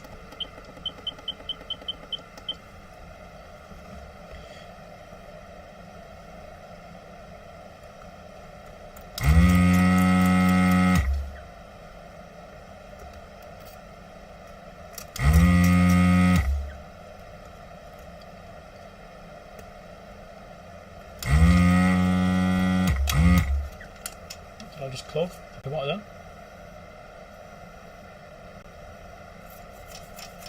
Oh, this chamber needs emptying out, that's probably that.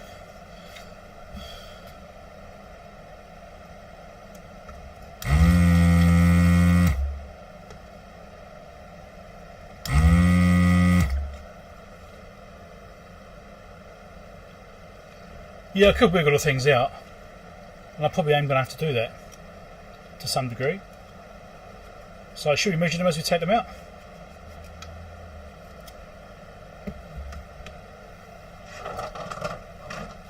I shall tell you what the results are.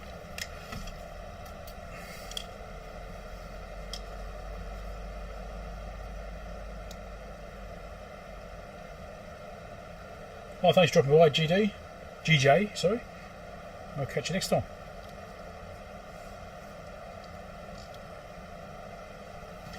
And because I turned the ESR meter off, it's reset itself back to X. Anyway, ESR, 700 microfarad, 0.1 ohms, 1 hertz. So ESR is looking really good on that one. But it is measuring high. Next one.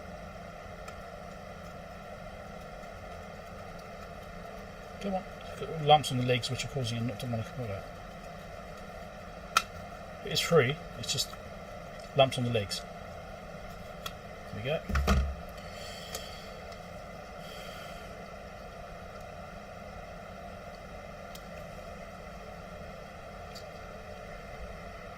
That's measuring 730 or 736 microfarad, 0.2 ohms. Slightly worse than the first one. But again, measuring very high. Just this one here.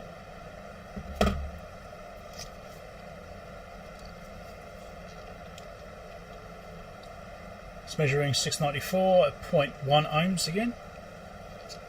So not too dissimilar to what we saw in circuit.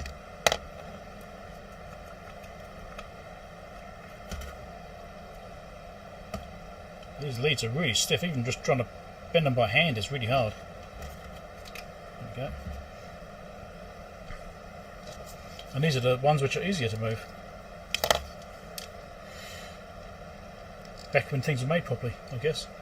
That's 658 microfarad, 0.22 ohms. So the ones that have got the slightly lower capacitance have got the higher ESR.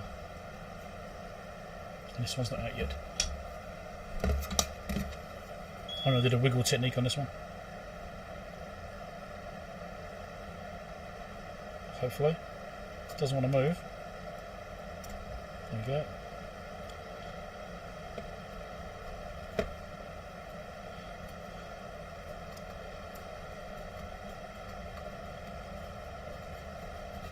Should do it.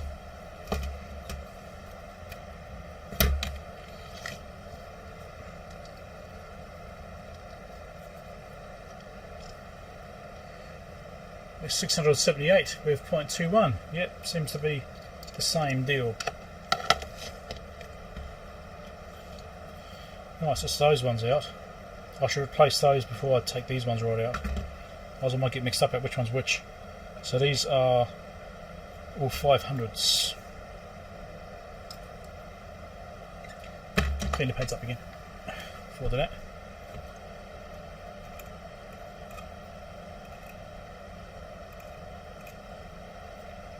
And there.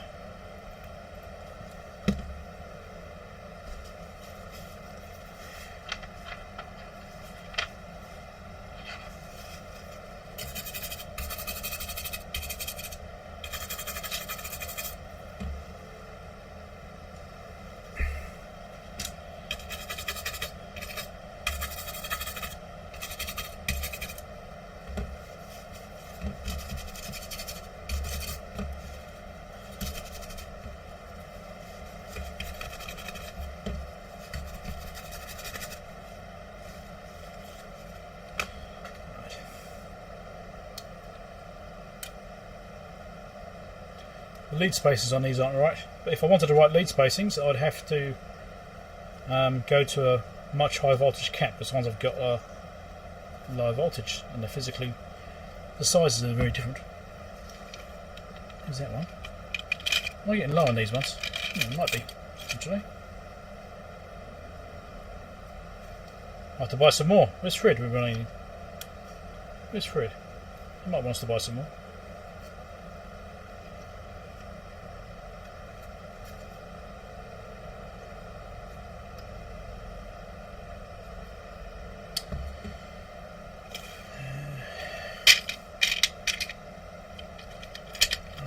enough of these. I'll have to get some more.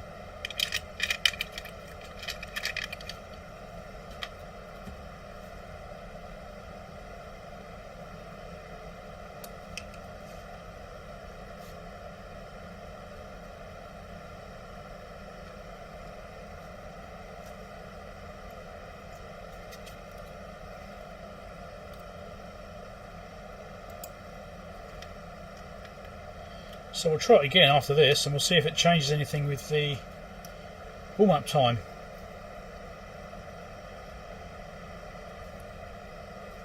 It may do. And one more over here. Oh, I haven't got one exactly the same. I've run out of that type.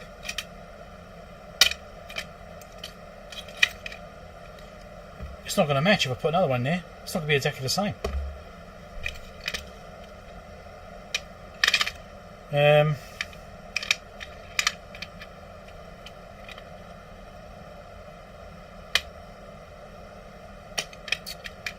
That's annoying. I like them to match.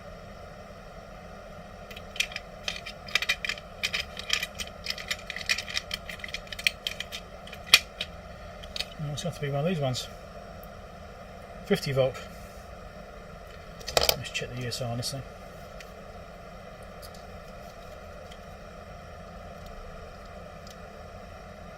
This one's reading lower. It's 430. Significantly lower.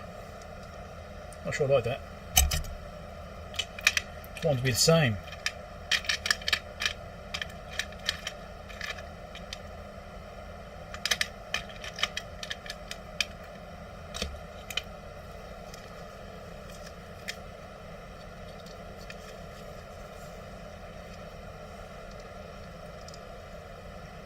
It's 432 as well. It's all going to be the same. What brand are these? Agilent. Still a good brand. It's measuring lower. 437. It's like,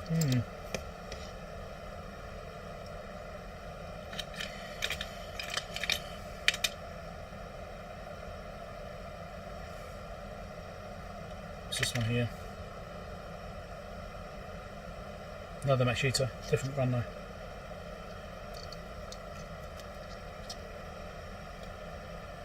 $441, I mean, all the way around the same kind of ballpark.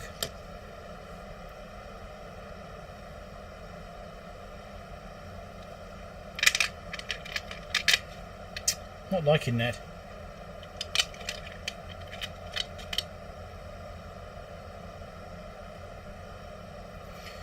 No, I'll have to go with one of these, I think. To get some more of those. Note to self, get some more 35 volt Nippon Chemicon caps. Were Nippon Chemicon, weren't they? Yeah.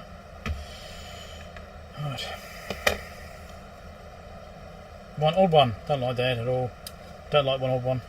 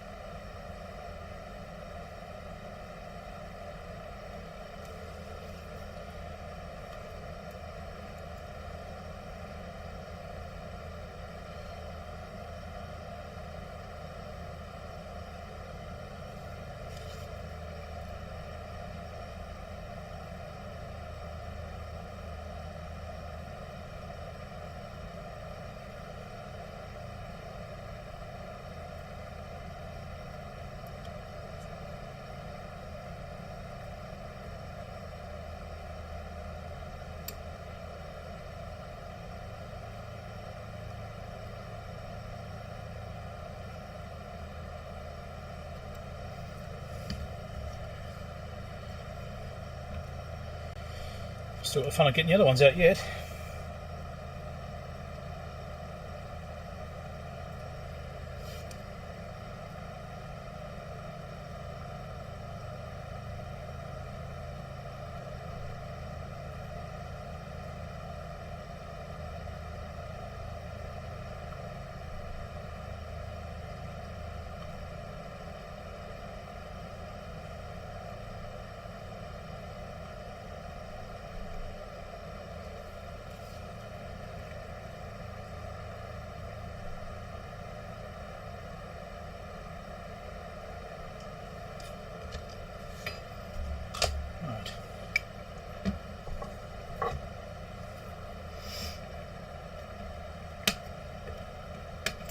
So what I think I should do once we've got these caps done is hook up the scope again, which I've now turned off because I'm an idiot, because I didn't think I did it again. And check that R110 again and see if we're getting the same kind of slow startup with that voltage. To see if that's affecting anything, because ESR, although they seem alright, could be a part of that. Capacitor's warming up and what have you. Anyway, that's those ones done. Maybe not very well. That could be pushed back down a bit.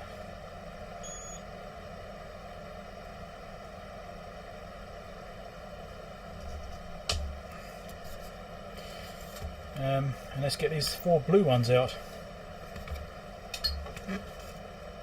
If we're lucky.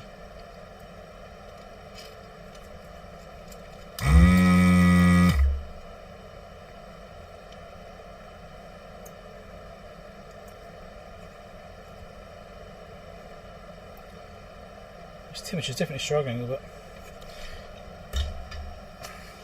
Click subscribe right now, quick, before you forget. I just leaned on the button. That's why it's struggling, is because the temperature dropped down and went to sleep.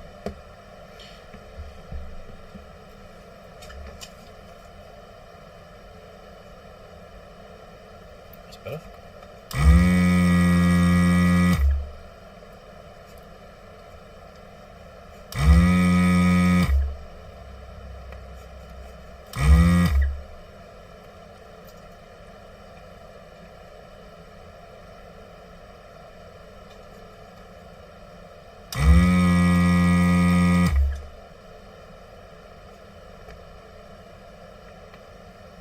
We'll try and get this bloody one lifted up. This one's still a pain.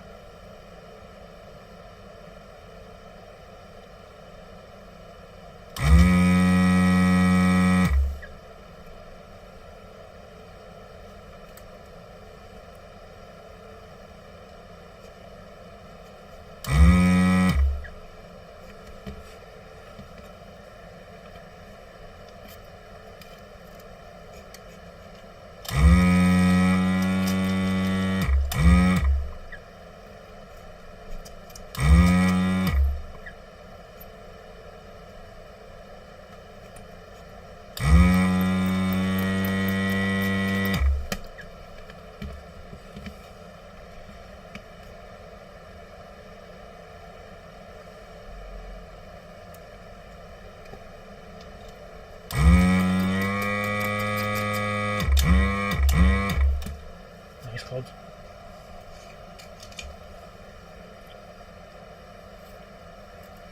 So I think it's because my chamber's full. I need to empty it out. It's falling back down to the back of the tube.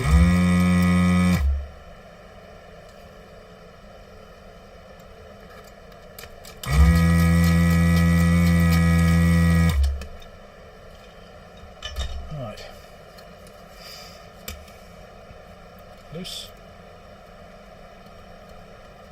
Loose. Not really. Loose. Alright. It's kind of coming loose.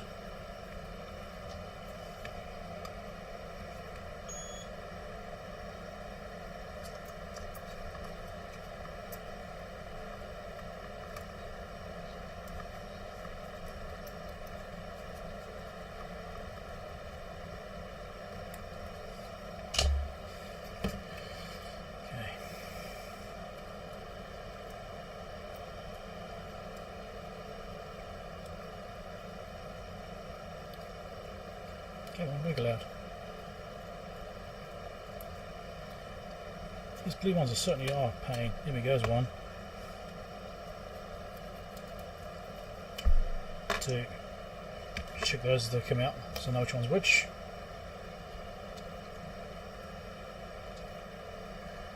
.146 microfarad, 0.9 ohms, so 50% up.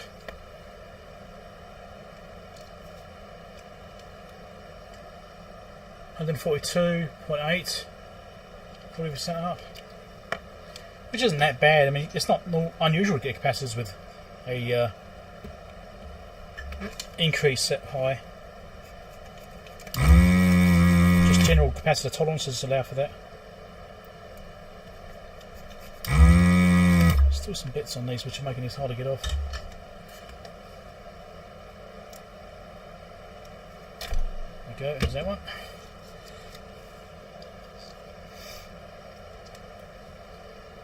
$142.9. I mean, it may be normal for these cats, but I think they are going bad. Yeah, I mean the other one certainly was.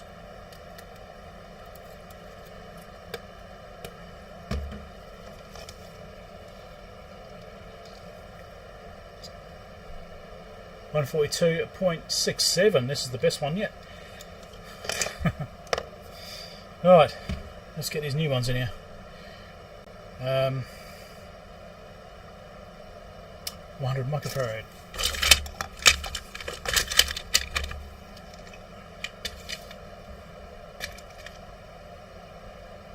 The voltage were they 25s, weren't they? 25s, yeah.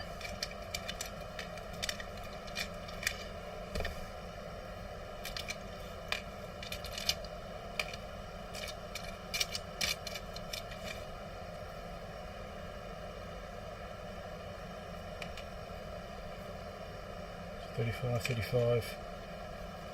Always double check. 35 and 35. Yep, that's those.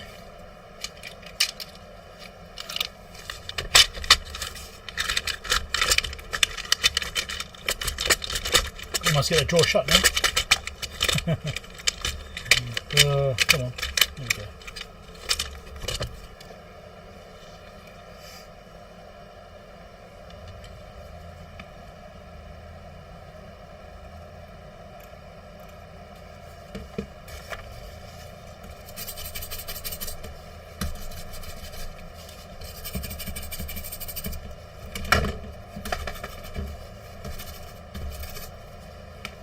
Got to clean it properly anyway once I finish soldering. Just getting the worst of it off.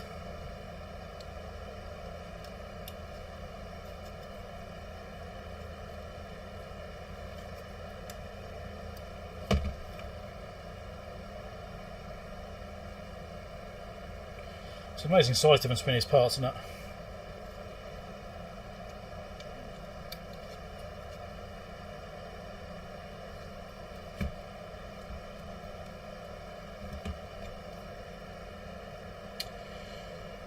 Hey Paul, how's it going? From Liverpool. Many electrics are plus 80. Yeah, I mean I've seen quite commonly like plus 50% is a spec which is quite commonly used. The lower quality ones do tend to be the higher tolerance marking.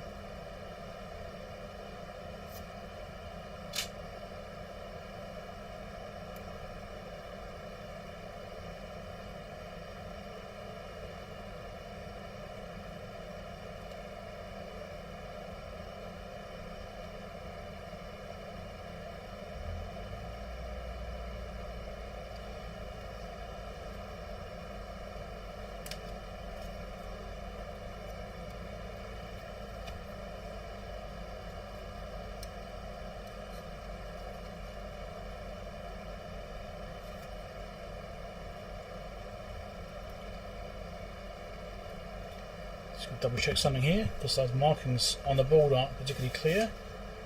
Make sure I've definitely got it right.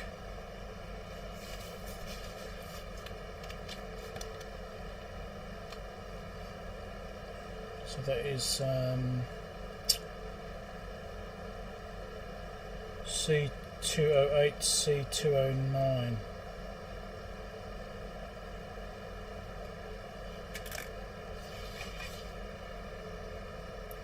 C28, C209. Yes.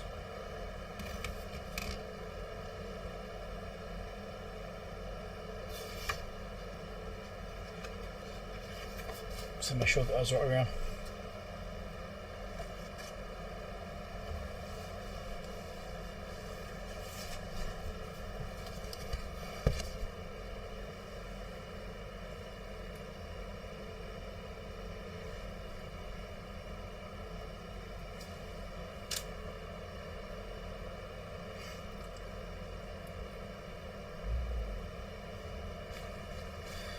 Probably not recording, it's the camera turns off after a certain period of time. So C208, C209. Got to find them on the diagram here. This 208, this 209. The positives go together. Correct. Yep, that's quite around. Excellent. I want to make sure. The marking wasn't very clear. Right. Because this is the power supply board, so this is hopefully going to fix that issue with the slow power up time. Hopefully. It may not. Or it may.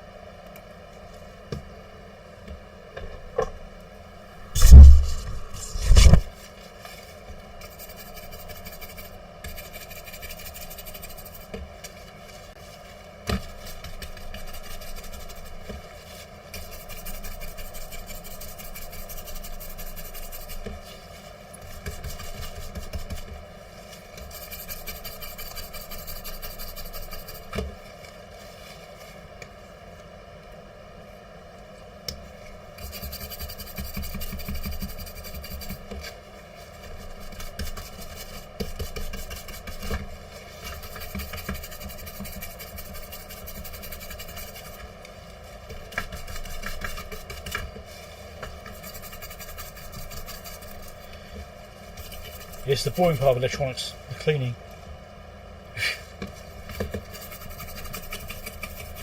Mind you, could also say replacing capacitors is also fairly boring.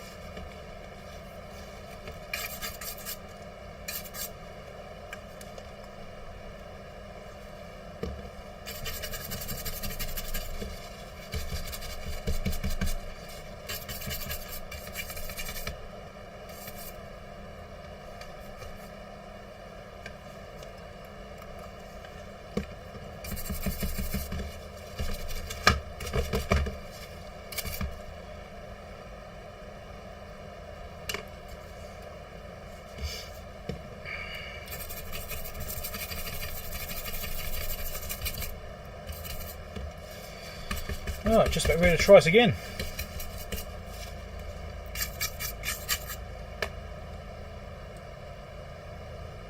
I mean, there's still not all the capacitors replaced, even with this board done. There's still some others in there.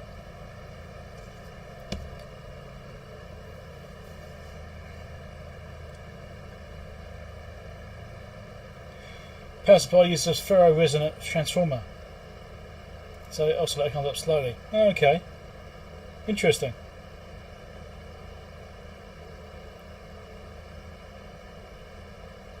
Oh, thanks. Friday House, drop you. Bye. Catch you later.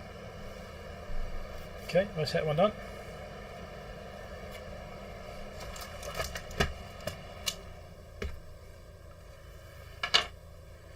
Take some space.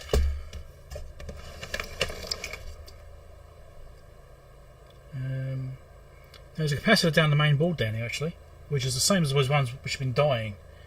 It's right down there. I might change that too before I put this board in, so it's easy to get to it. Click subscribe right now, quick, before you forget.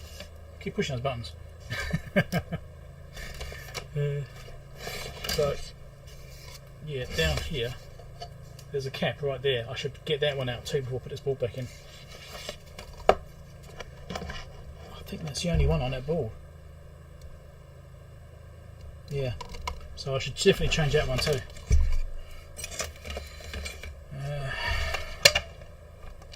Try and get it out.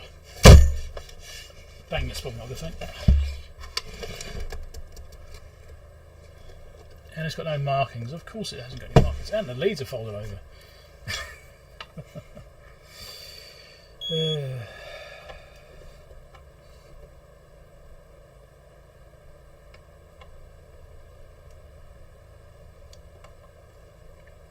At least it folds up easy, that one. Yeah, no, you can't see what I'm doing.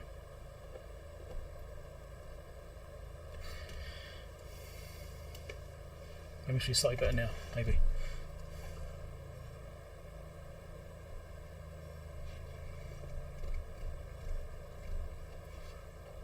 Let's try that. Go on, wake up.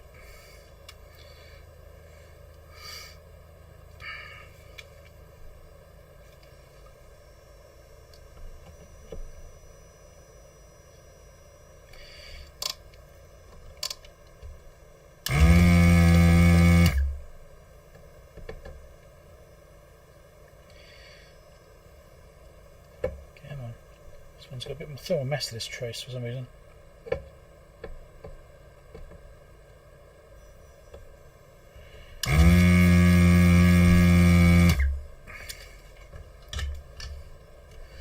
don't want that part to fall out yet because I don't know which way around it goes.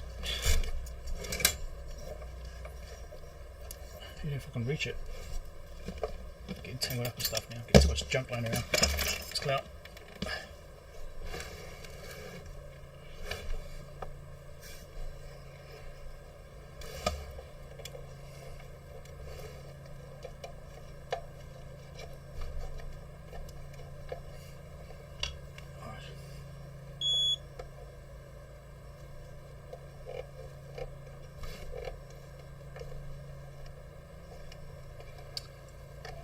Come on. Don't be a bugger.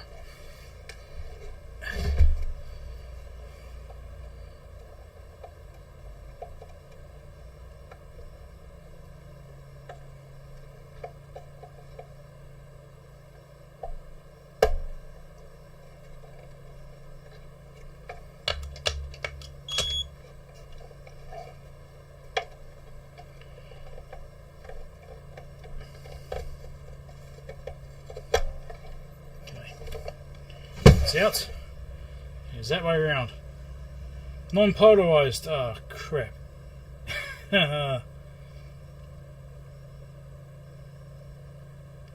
Non-polarized cap. 125 microfarad. Well, okay, so I hope it's alright because I don't even know. I don't think I've got any non-polarized caps.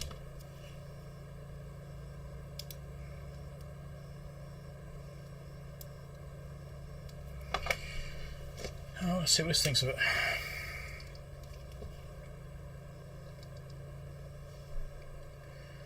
$141 microfarad, 0.4 ohms. Not too bad.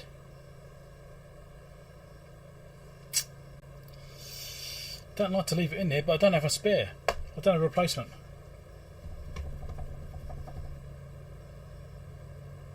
Why is it non-polarized?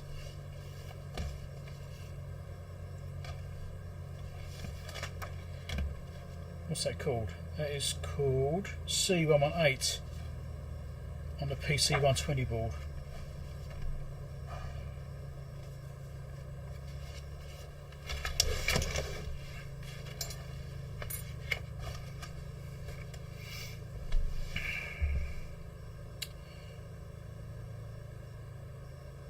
It's 117. Go on with 118.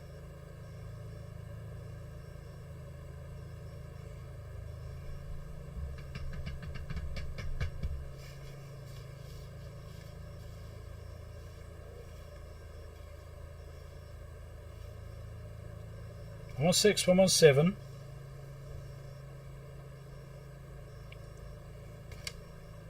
Who is it?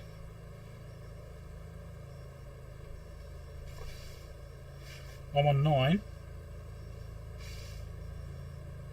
Which just cost a meter.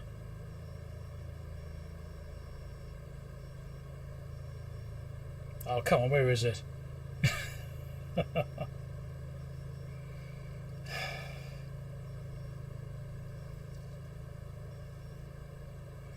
Non-polarized ISR, yeah. I mean, it looks okay on the surface. I just want to see what function it's actually doing. Which should be easier once I find it. Here we go. 118. No, that's not it. That's a different one. They can't be the same C118. It must be a different C118. Because that's the wrong type of capacitor.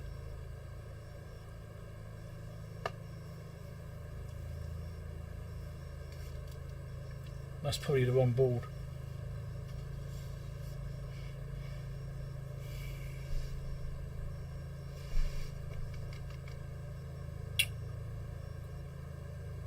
Need to find it so I can understand what it's actually doing.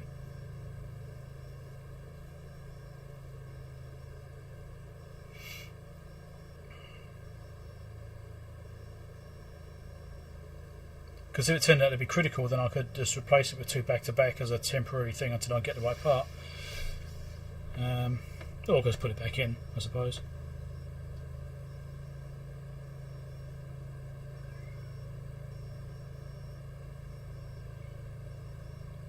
Interesting, because the part here doesn't look the same.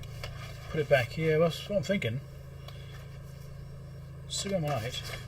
Maybe it is the right part. Maybe it's just the part they've used, or maybe the symbol they've used. Let's look at the parts list. And my stomach's grumbling away. I need a snack. Tuna and cucumber sandwich sounds good. Followed by some after 8 minutes. C118, 100 microfarad, 6 volt, aluminium electric. Aluminium electrolytic. Well, it's got 125 in there, not 100. For a start.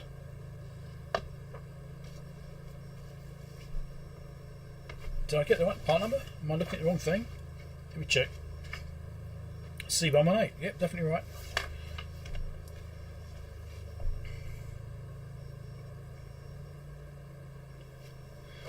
It says 6 volt and this is 15 volt.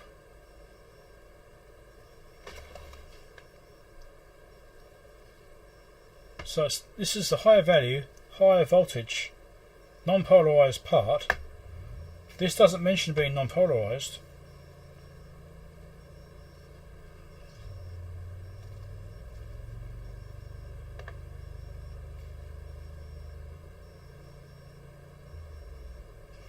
The diagram doesn't show a polarized part at all. It's on the 1 volt output. So it's over here. Yeah, there's only one CC8 in the parts list, so it doesn't quite match what's installed. Doesn't really quite match the parts list or the diagram. So there's C118 there, which isn't a polarized part. I mean, it does say it's an aluminium electrolytic on the parts list, so that would indicate a polarized part. And it is an aluminium cap, but no, it's just different. It's not what I'd expect to see there. And it's on the 1 volt output here. You're blind again.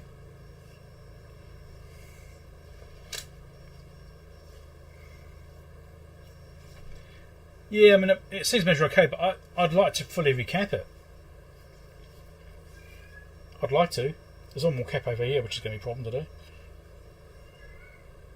You can't see yet, but yeah, I have to measure that one. It's a Sprague, it might be right. So, is that just an emission on a diagram? It's not showing the polarization. Let's go into an adjustment and R154.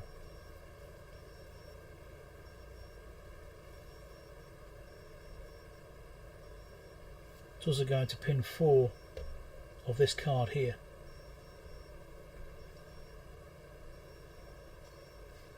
Goes to pin 1 of that card with that connection. Does it?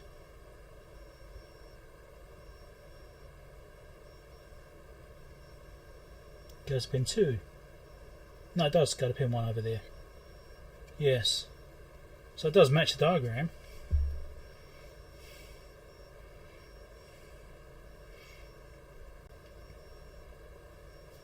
Why would that be non-polarised though? It's weird. So that's connection D from the power supply.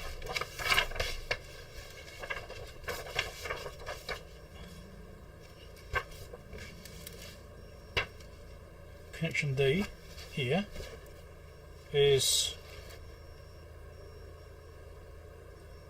a positive rail. We've set the reference to the second winding. Over here.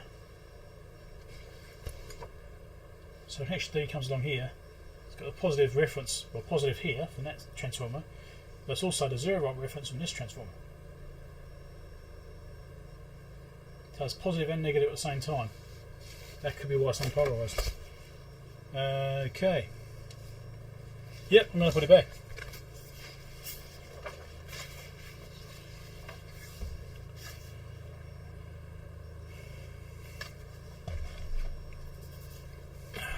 Yeah, interesting. Oh, we'll shove it back in. Could be fine. At least it hasn't measured bad. If it measured bad, then I'd be worried, but it hasn't measured badly, so I'm not really too worried about it, really. It would be nice to change it. You know, I'd like to change all the caps and have it fully recapped, so that I know in my mind that this thing has been fully refurbished, right? But right now, can't do that. Can drive it either way, yeah. So I mean, maybe what if I put in a poly cap instead of electrolytic? If I swap that out the film cap,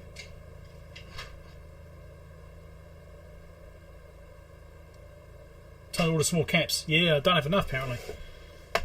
Oh, Ian, did you have? I wonder if there's any in that box Ian sent me.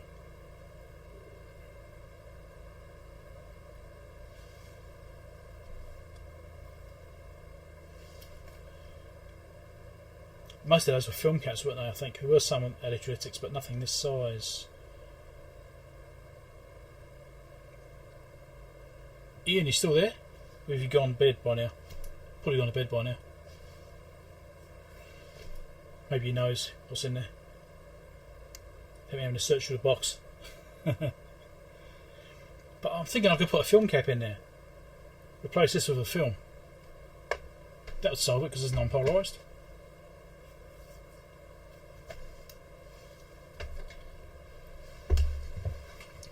I doubt it's that critical.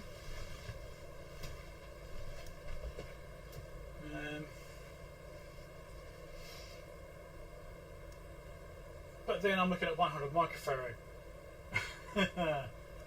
I'm forgetting one detail there, aren't I? I'm forgetting the detail, which is the fact that it's a 100 microfarad. There's no way I've got a 100 microfarad film cap here.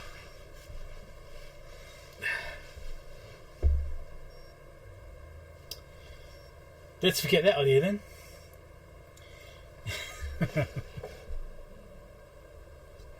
Let's shove it back in. I'll get my hand in there.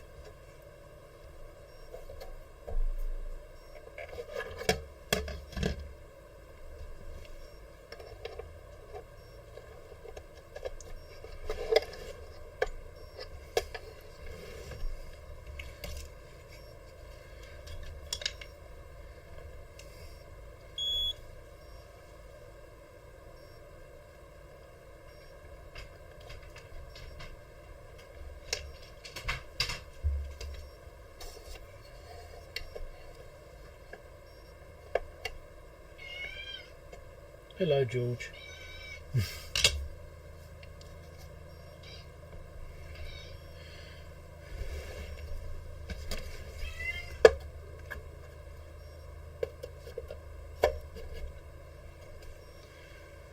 100 microfarad non-polarized cap, right? And was it 100 microfarad? Yeah, 100 microfarad, 35 volt. That's the two sizes I need to get.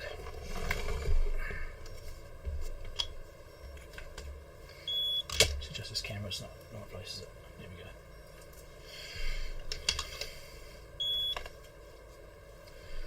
So I just went to replace the capacitor here. I pulled the thing out and checked it out, and it doesn't quite match up with what's in the actual service manual, which is interesting. The part that's in here is a 125 microfarad 15 volt part, and it's also non-polarized. It's got NP on it, right, which means it's a non-polarized capacitor, and both legs are marked as positive, so that confirms that as well. So non-polarized caps aren't, you know, they're not unheard of, but you know, they're a little bit more unusual. Don't tend to get them that often. But something to watch out for when you are working on gear. You don't accidentally replace a non-polarized cap with a polarized one. So I pulled it out, and it doesn't match what's in the manual, which says a 100 microfarad 6 volt. It doesn't mention anything about polarization, and the diagram doesn't even show it as being a polarized cap. But it's probably just because of the markings I had available to them when I did the drawing. The diagrams maybe, I don't know, but yeah. So I pulled it out, I tested it out of circuit, it measures okay, so I'll just put it back in again because I've really got no choice right now. Would have been nice to change it, but as it is, it's going to stay. I mean, it measured okay, so I'm not overly concerned by it. So it's probably fine, but also it could not be. It's possible it's not fine, but I'd like to replace all the caps. Now, there's one more capacitor to replace. Just one, which is this one here. And that's the last one to do, I think.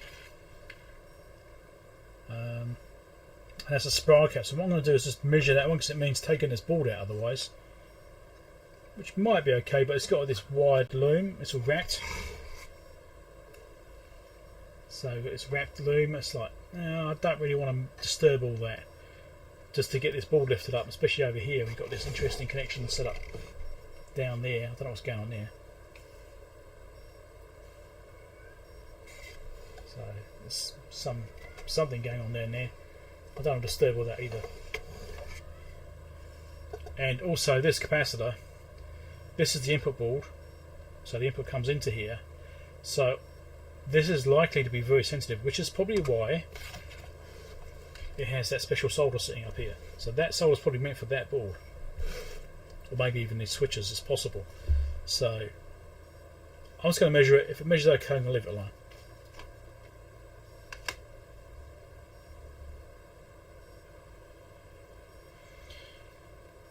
It might be tough finding a replacement, yeah.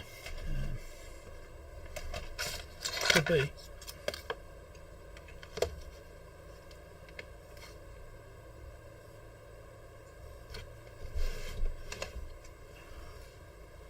Let's measure this cap.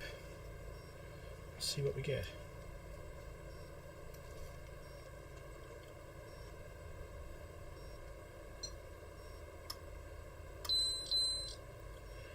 (131 at 0.64 microfarad).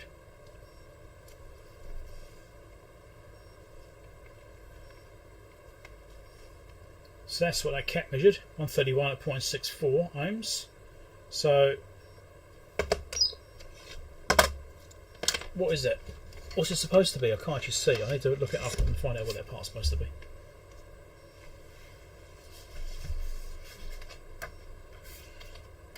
That is C103. It's supposed to be 125. So that's supposed to be 125, so that's measuring only slightly high, so that's fine. ESR is okay, so I'm going to leave that alone. It's not worth disturbing all the circuitry here to change that cap, which is probably fine anyway. Not worth it. I would like to change it, but it's not worth disturbing it for that.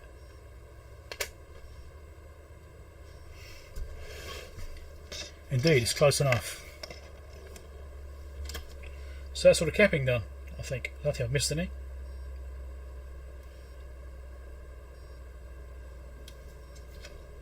Yeah, it's a Sprague. I mean, Sprague caps have always been really good. I mean, if I see the word Sprague on a cap, I'm usually fairly confident it still works fine. Because 99% of the time, they still do, even at this age.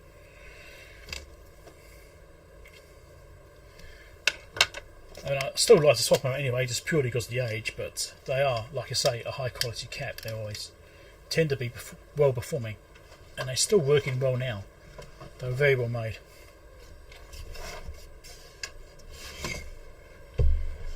So there's only one other cap, and that's across the meter here. I'm not going to worry about that. The meter's working fine, but it seems to be. That is all of the stuff. That's all the caps. So I reckon I put the covers back on it, get the noise out of it, maybe. Oh, I was going to do one more test, wasn't I? I was going to retest that ramp up after replacing those other caps. That's that. Touching the screen with a cable, it's detecting that. That was just down here. I don't know. Which is where are those two? Which one was it? Oh. How many times I look at this cap? This resistor to figure out which one it is. Oh, 110 is middle, next to the middle transistor. Right. That one there.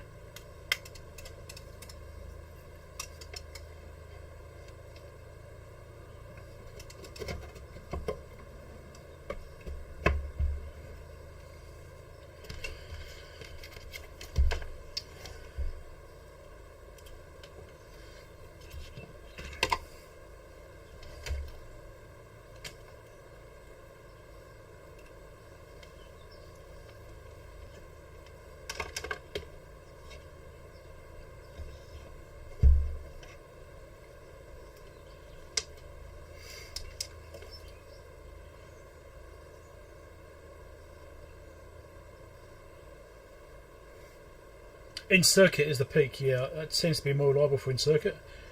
I do have the DER, which I also use, but I found the East Tester one up here is easier to use than DER, and it gives me basically the same results. So I just tend to go to that one as a bench meter because it's convenient rather than having another meter on a bench to mess around with.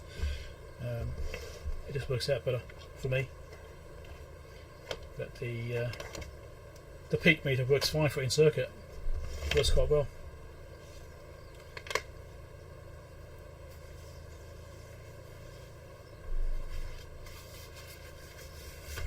Right, that's that. Scope is powered, ready to go. Let's power this up.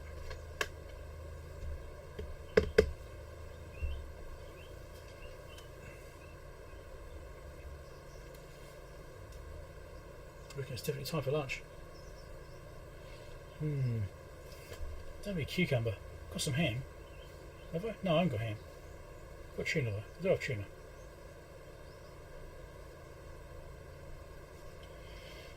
Right. Let's turn that off, give us some of that noise.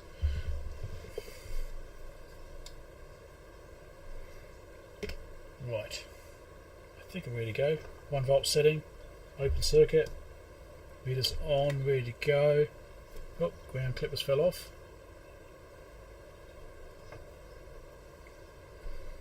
Right, should be good to test.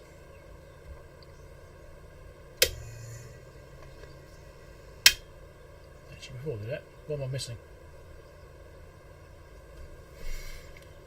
Oh, I've got that on AC coupling, haven't I? DC coupling. 2 volts for division. Right.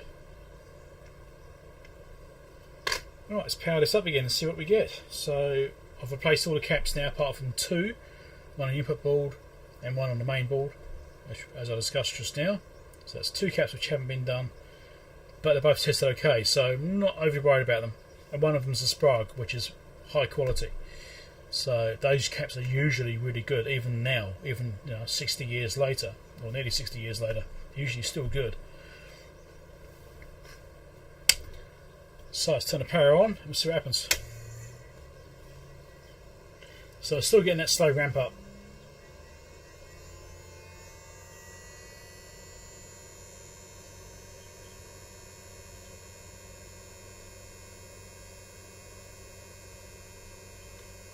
But that's looking okay. Let's turn some power into it. Let's put in 100 millivolts. Meter is still working. Nothing showing on there. Let's do 1 volt. Meter's fully deflecting like it should. Nothing showing on there. You can kind of see it stepping though, can't you? So there is something happening here. It is detecting the voltage change there. And the meter is working, so that's good.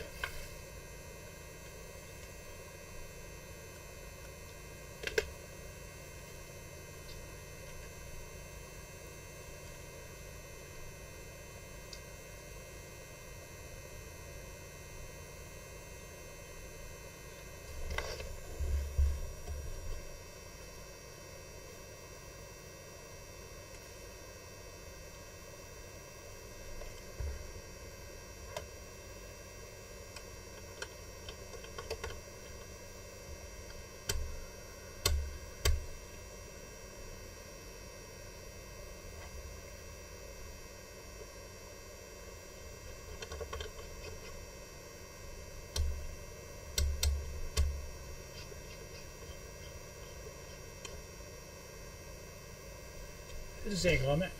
Maybe it is the angle I'm at. I was thinking it's not actually centered, but it is. Kind of. And it's warmed up a little bit. Alright, let's have a look at this. So this is on the 1 volt range. Do 1 volt. And it is basically there.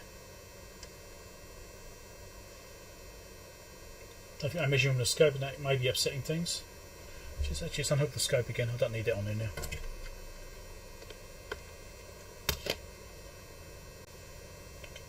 about a 0.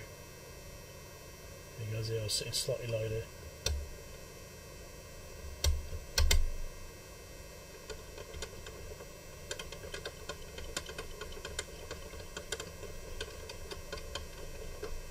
Will it shift?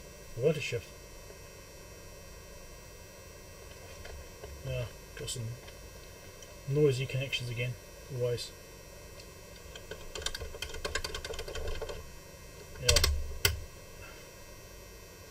Probably should put the covers back on it. It's upsetting it. Anyway, so that is basically working there. Might have to look at that in more detail just to make sure. 300. It's basically working there. But it fell off.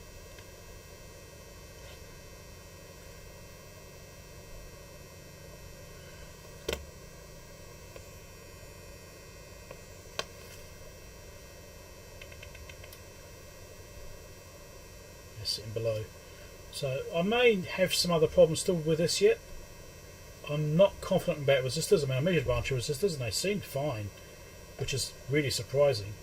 But I'm not sure about the stability aspect of this. Maybe it'll change once I've got the covers on, because you know, this is a sensitive instrument and having the covers off it probably aren't helping.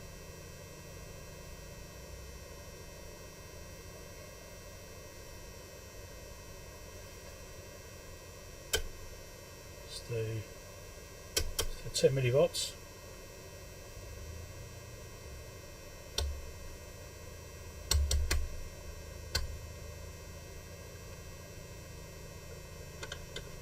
Adjust this one up.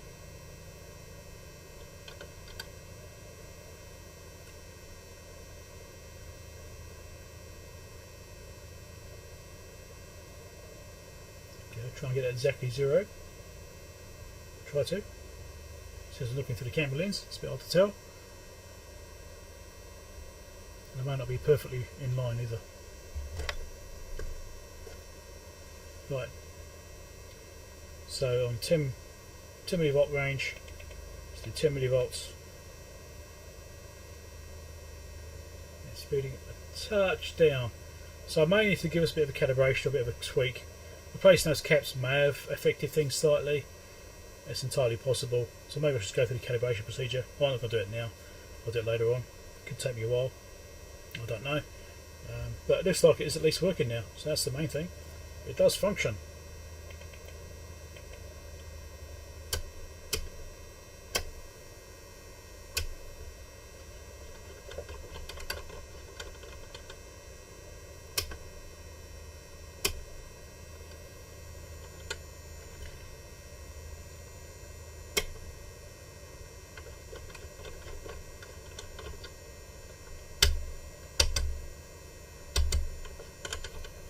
There we go. Going the other way. One way to the other. A bit sensitive down here.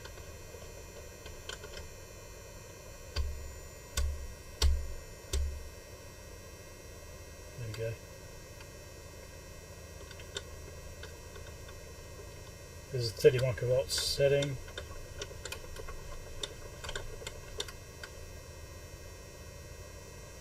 And just being near it is affecting it.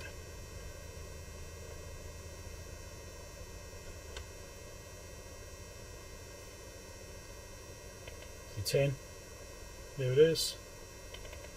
30, there it is. I bet if I drop down again it's sitting above it. It is, just very slightly. Yeah, it's working alright. Happy with that.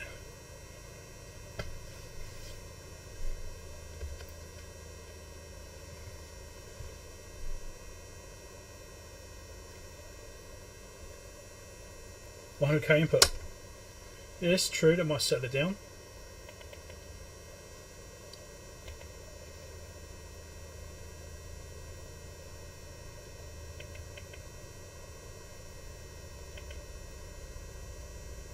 But I don't have the covers on, so it's going to pick up noise being introduced into circuitry and stuff like that.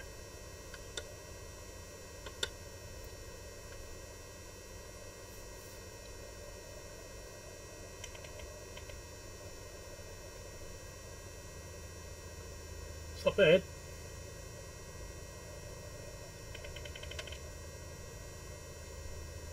Like I said before, I've still got 3 ranges below that one yet.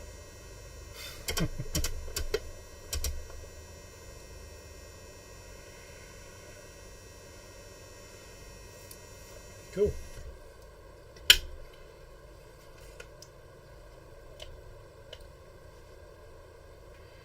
So I think at this stage I can call that a successful repair. So I'm going to go through the calibration procedure. That may throw up some more faults. If it does, I'll record some more video later on and add it on to the end. If there's no more video after this, then it's working fine. So I'm happy with that. This is a nice little piece of gear. I'm going to chuck this out in my other lab.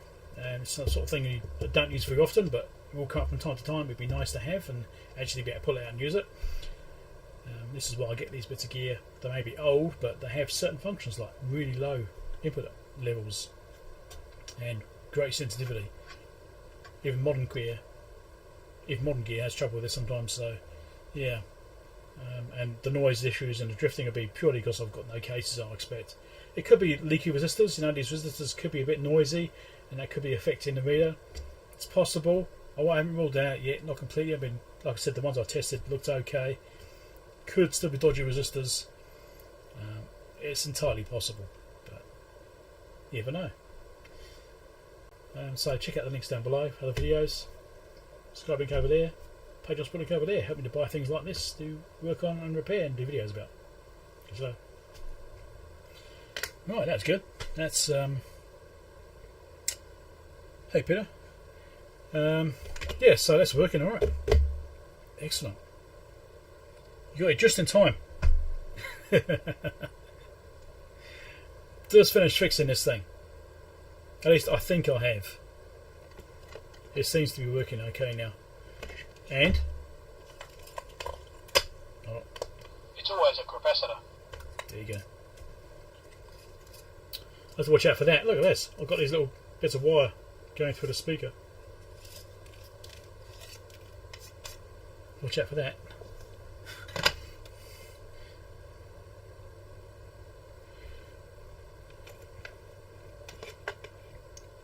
Yeah, the strap gain lead is off already. It already is off.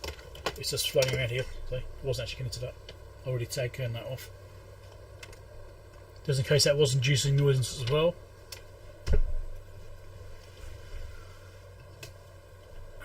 Right. So happy about that. I was a bit worried about this thing being a tricky one to do, but it turned out to be relatively easy. Time consuming, but easy. But like I said, I will do a calibration on this thing later on and just go through the procedure and see how that works out.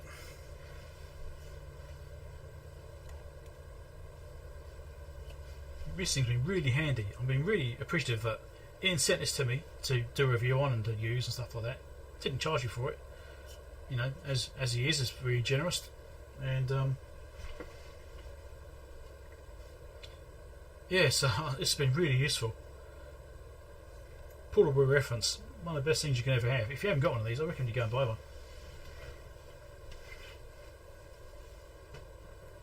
If you're doing the same sort of stuff that I'm doing, you know, tinkering around with things and looking at bits and pieces, you need a small reference like that. It does reference points. It's based on 1 volt, but obviously there are linearity things you have to consider for precision and rounding as well, because it's digital using a DAC. That's what I'm trying to say. And so it's not perfect, but if you have certain points of interest you may be interested in, like you might say, you want to know exactly what the output is at 10 millivolts, for example, you can actually ask Ian to look at that when he does the calibration, and he will tell you what it was in his meter, sort of thing. He does actually include now in the calibration certs for reference, not actually a calibration point, but as a reference, the levels below 1 volt. So I think it does like 100, 200, 300, 500 or something like that. I can't remember exactly what it is now. And those are as a result of me saying, hey, having a knowledge of what the actual output is below 1 volt would be nice. If you're trying to, like, a multimeter, I think it came out when I was working on something, it wasn't the HP multimeters, I think it was, because they had a 300 millivolt range, and another meter had a 200 millivolt range. It would have been nice to know exactly what the output was for those particular ranges. So if I've got a set of 200 millivolts on the PDVST Mini, I know what the output is, you know, based off the CalCert, you know. So I think that's why I added those in, because I mentioned it. You love it. Have you got one as well, David? Oh, you got one too. Chris has got one. Yep, great. Yeah, calibrate measurements. Yes, brilliant.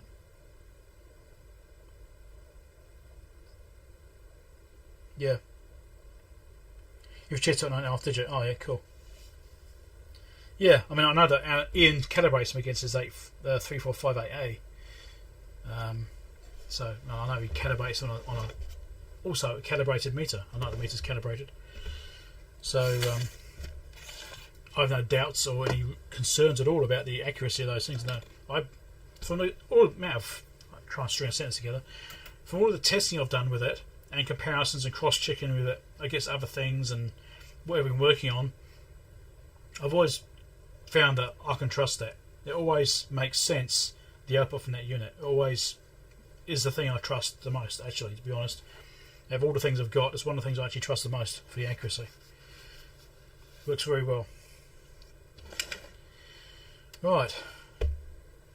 I reckon it's time for lunch and a coffee. So I'm going to call it a day. Let's just change cameras and stuff. Hold on. We've got blind again. Here we go, back over here. Right, yeah, die for a drink now. And I'm starving, definitely want some lunch. So, I'm happy with that, it works. Obviously I'm just going to go through and do the calibration thing. I'll do it later on, maybe today. So I can just be sure it's definitely finished so I can package it away and get some more space in this room. So that's good, I think. I've got a feeling I'm forgetting something. What am I forgetting? Don't know. Anyway, yeah. So thanks everyone for dropping by. Hope you enjoyed it all, and I'll catch you all next time I do a stream, and I'll catch you in comments and stuff on other videos. The next stream I do, I'm not sure when that is. We'll see. I mean, I've got a pile of gear behind me sitting to be done, so I'm not short of work to do right now. So definitely not next weekend. I'm working next weekend, and a week's time I'm working then. Let me check, hold on. Let me check.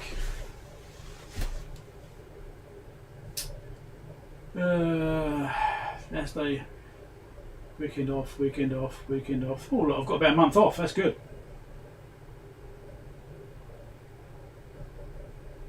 I've got a show then. Yeah. Still got about a month off for my next show.